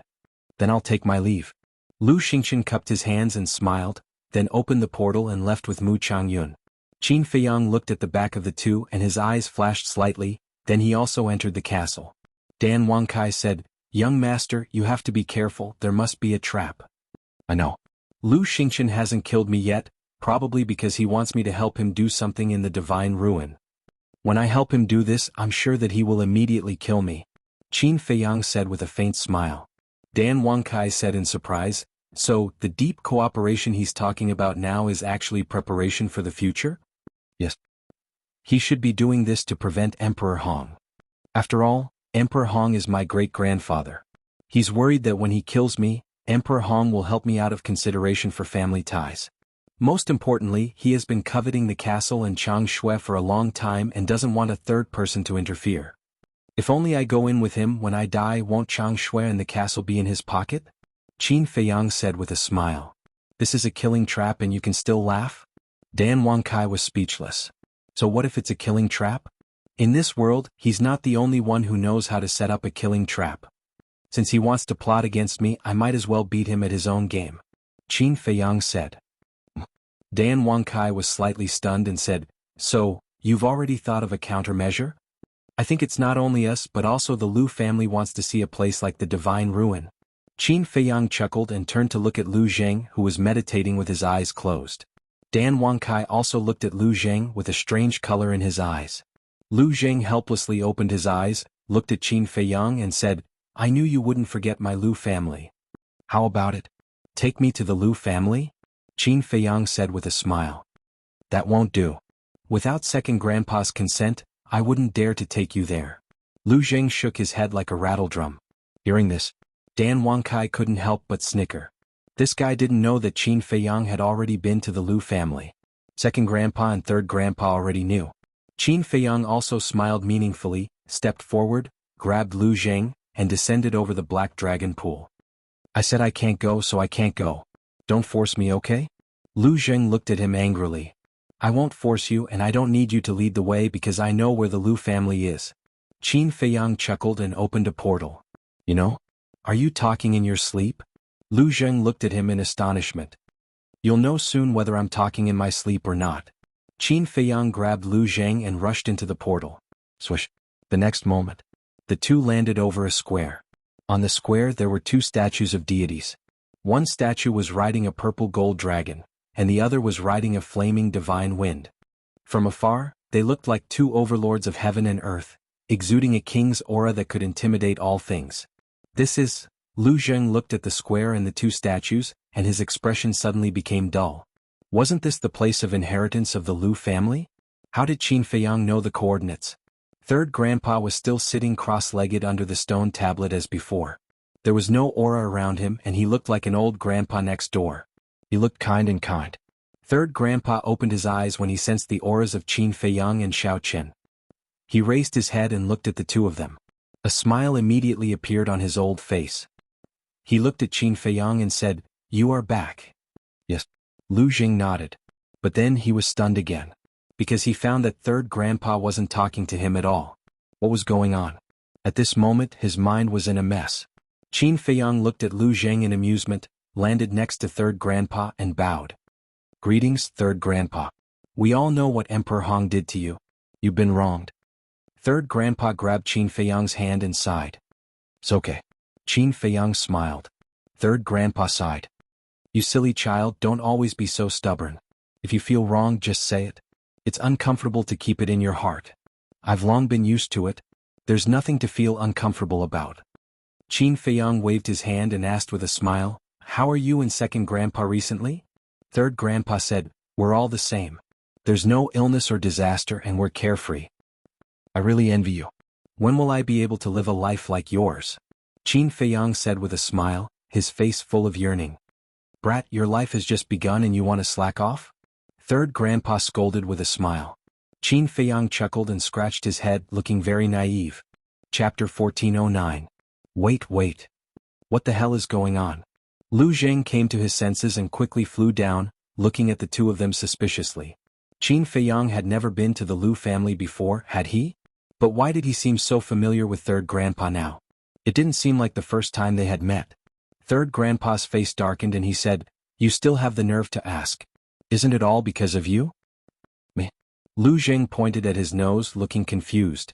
Third grandpa rolled his eyes at him and looked at Qin Feiyang with a smile. Let's go to the village and have a good chat with your second grandpa. Okay. Qin Feiyang nodded. Third grandpa glanced at Lu Zheng again and said angrily, What are you waiting for? Lead the way. Lu Zheng responded and turned to fly toward the village with a stomach full of doubts. Feiyang will take his leave. Qin Feiyang bowed to third grandpa and quickly caught up with Lu Zheng. Little cousin, what the hell is going on? Lu Zheng turned back and looked at him in confusion. Qin Feiyang said with a smile, Actually, I've been here a long time ago. You've been here? Lu Zheng was stunned. Yes. Qin Feiyang nodded. When? Why don't I know? Lu Zheng frowned. One had to know. During this period he had been following Qin Feiyang. If Qin Feiyang really came to the Lu family, it was impossible for him not to know. Qin Feiyang said, Last time, when you came back with the 10,000 beasts portrait, I followed you here. What? Lu Zheng was stunned, and then he suddenly became angry. He grabbed Qin Feiyang's clothes and roared, "How dare you follow me?" Qin Feiyang faintly sighed and said, "I just want to know where grandfather lives. Is there a need to make it sound so unpleasant?" Looking at Qin Feiyang's expression, Lu Zheng couldn't help but feel a trace of sympathy. He said, "But you still can't follow me. If second grandpa finds out about this, won't he scold me to death?" Qin Feiyang said with an embarrassed smile, "Second grandpa already knows." Bastard. When Lu Zheng heard this, he was furious again and punched Qin Feiyang in the stomach with all his might. Boom. Qin Feiyang smashed into the mountains below like a meteorite, creating a huge crater in the ground. His hair was disheveled and his face dirty, and he looked rather miserable. What happened? Third grandpa was just about to close his eyes and meditate, but when he heard the commotion, he immediately got up and took a step forward. In an instant he landed beside Lu Zheng. When he saw Qin Feiyang lying in the crater with blood flowing out, he immediately glared at Lu Zheng and said, "What are you doing?" Lu Zheng said, "He followed me. Can't I beat him up?" Third grandpa said angrily, "He followed you to the Lu family. That's his ability. You should reflect on yourself instead of yelling here, understand?" Lu Zheng still wanted to argue. "What? You're not convinced? Do you want to go to Devil's Cliff to reflect on your mistakes?" Third grandpa's eyes flashed coldly. Devil's Cliff? Lu Zheng's expression changed. He quickly waved his hand and said with a flattering smile, Okay. I'll reflect on myself. I'll definitely reflect on myself seriously. As long as I don't go to Devil's Cliff. That's more like it." Third grandpa glared at him, then lowered his head to look at Qin Feiyang. He was slightly stunned. Why was this kid still lying in the crater? Could it be that Lu Zheng, that little bastard, hurt him in some vital part? Thinking of this, he hurriedly flew to Qin Feiyang, squatted on the ground and asked, "How are you?" Qin Feiyang clutched his stomach and said in pain, "My sea of qi." Not only was his face pale but his forehead was also full of sweat. Seeing this, Lu Zheng frowned slightly and landed beside Qin Feiyang. He snorted coldly and said, "Don't pretend. I didn't use my full strength at all in that punch just now. Besides, even if I used my full strength, I couldn't have seriously injured you." In the past, Lu Zheng's cultivation was stronger than Qin Feiyang's. But now Qin Feiyang had surpassed him. "Shut up." But before he finished speaking, third grandpa turned his head to look at Lu Zheng and shouted. Lu Zheng pursed his lips and fell silent. Third grandpa looked at Qin Feiyang again and asked, "What's wrong with your sea of qi?" Qin Feiyang said, "It's broken." Bastard. He's your cousin. How could you do that? Third grandpa was instantly enraged and shouted at Lu Zheng. Lu Zheng's expression also changed slightly. He looked at Qin Feiyang and said, "You're not joking with me, right? With my current cultivation, how could I break your sea of qi with one punch? My current cultivation is higher than yours. But just now, I was not prepared at all. You gave me a punch. I'm lucky that I'm still alive," Qin Feiyang said intermittently. His voice was extremely weak. "Don't talk now," third grandpa hurriedly said. Then he took out a spiritual sea pill and stuffed it into Qin Feiyang's mouth. Qin Feiyang was surprised to find that this spiritual sea pill had 6 veins. This meant that the Lu family had an alchemist who was more powerful than Dan Wankai. Who was this alchemist? Lu Zheng was completely dumbfounded. He looked down at his fist and muttered, "This is impossible." After giving Qin Feiyang the spirit sea pill, third grandpa suddenly stood up. He turned his head to look at Lu Zheng and said, "You disappoint me too much. Immediately go to Devil's Cliff and face the wall for 3 days. Don't." When Lu Zheng heard this, he immediately looked at third grandpa pitifully and begged, "Grandpa, I know I'm wrong, okay? I'll apologize to my cousin." "No, you must go." Third grandpa's attitude was very firm. There was no room for discussion. "I'm not going," Lu Zheng shook his head. He would rather die than submit. "You're really not going?" third grandpa asked. There was a cold light in his old eyes. Go. Seeing this, Lu Zheng's face turned slightly pale. He quickly nodded. But before he left, he glared fiercely at Qin Feiyang as if to say, "Bastard, just wait and see." Qin Feiyang also returned a look to Lu Zheng. "Little guy, you're still too young to fight with me." Obviously, the broken sea of energy was just an act. After Lu Zheng left, third grandpa shook his head helplessly. He stood up and smiled. "Get up, stop pretending." Qin Feiyang was stunned. He smiled and said, "You've already found out. Why don't you take a look at my cultivation? Do you think you can hide from my eyes whether or not your sea of energy is broken?" Third grandpa rolled his eyes. Qin Feiyang got up and wiped the blood from the corner of his mouth. He looked at third grandpa with an embarrassed expression. "I don't object to this at home. After all, you're still young and still have the innocence of a child. But outside, you two brothers must be united. Do you understand?" Third grandpa said. "Okay." Qin Feiyang nodded heavily. "Then go." Third grandpa smiled and waved his hand. "Okay." Qin Feiyang turned into a stream of light, rose into the air and flew toward the village. At this moment he was very happy. But the reason for his happiness was not because he had tricked Lu Jing once. It was because of what third grandpa said before. Third grandpa said that it was okay to make a scene at home. This home referred to the Lu family. In other words, third grandpa did not treat him as an outsider. His sense of belonging to this place was getting stronger and stronger. Although he was born in the imperial palace, he always thought that his first home was in Iron Ox Town. And the Lu family would become his second home in the Great Qin Empire. In the village, as usual, the men were farming and herding outside and the women were doing housework at home.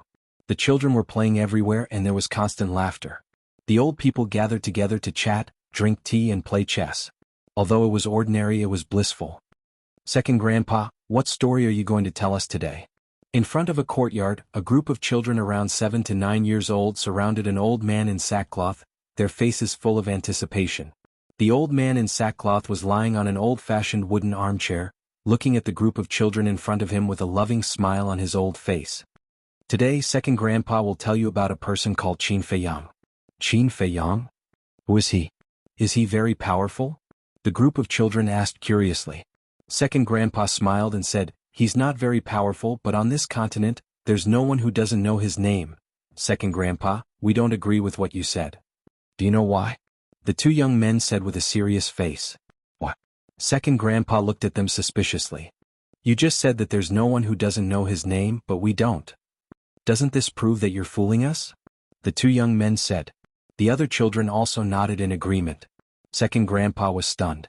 For a moment he did not know how to answer. Whoosh. Suddenly, there was a sound of something piercing through the air. Second grandpa looked up and his face was full of smiles. Then he looked at the children and said with a smile, "You'll know soon because he's here in person." In person? The group of children looked up and saw a young man in white flying toward the village like lightning.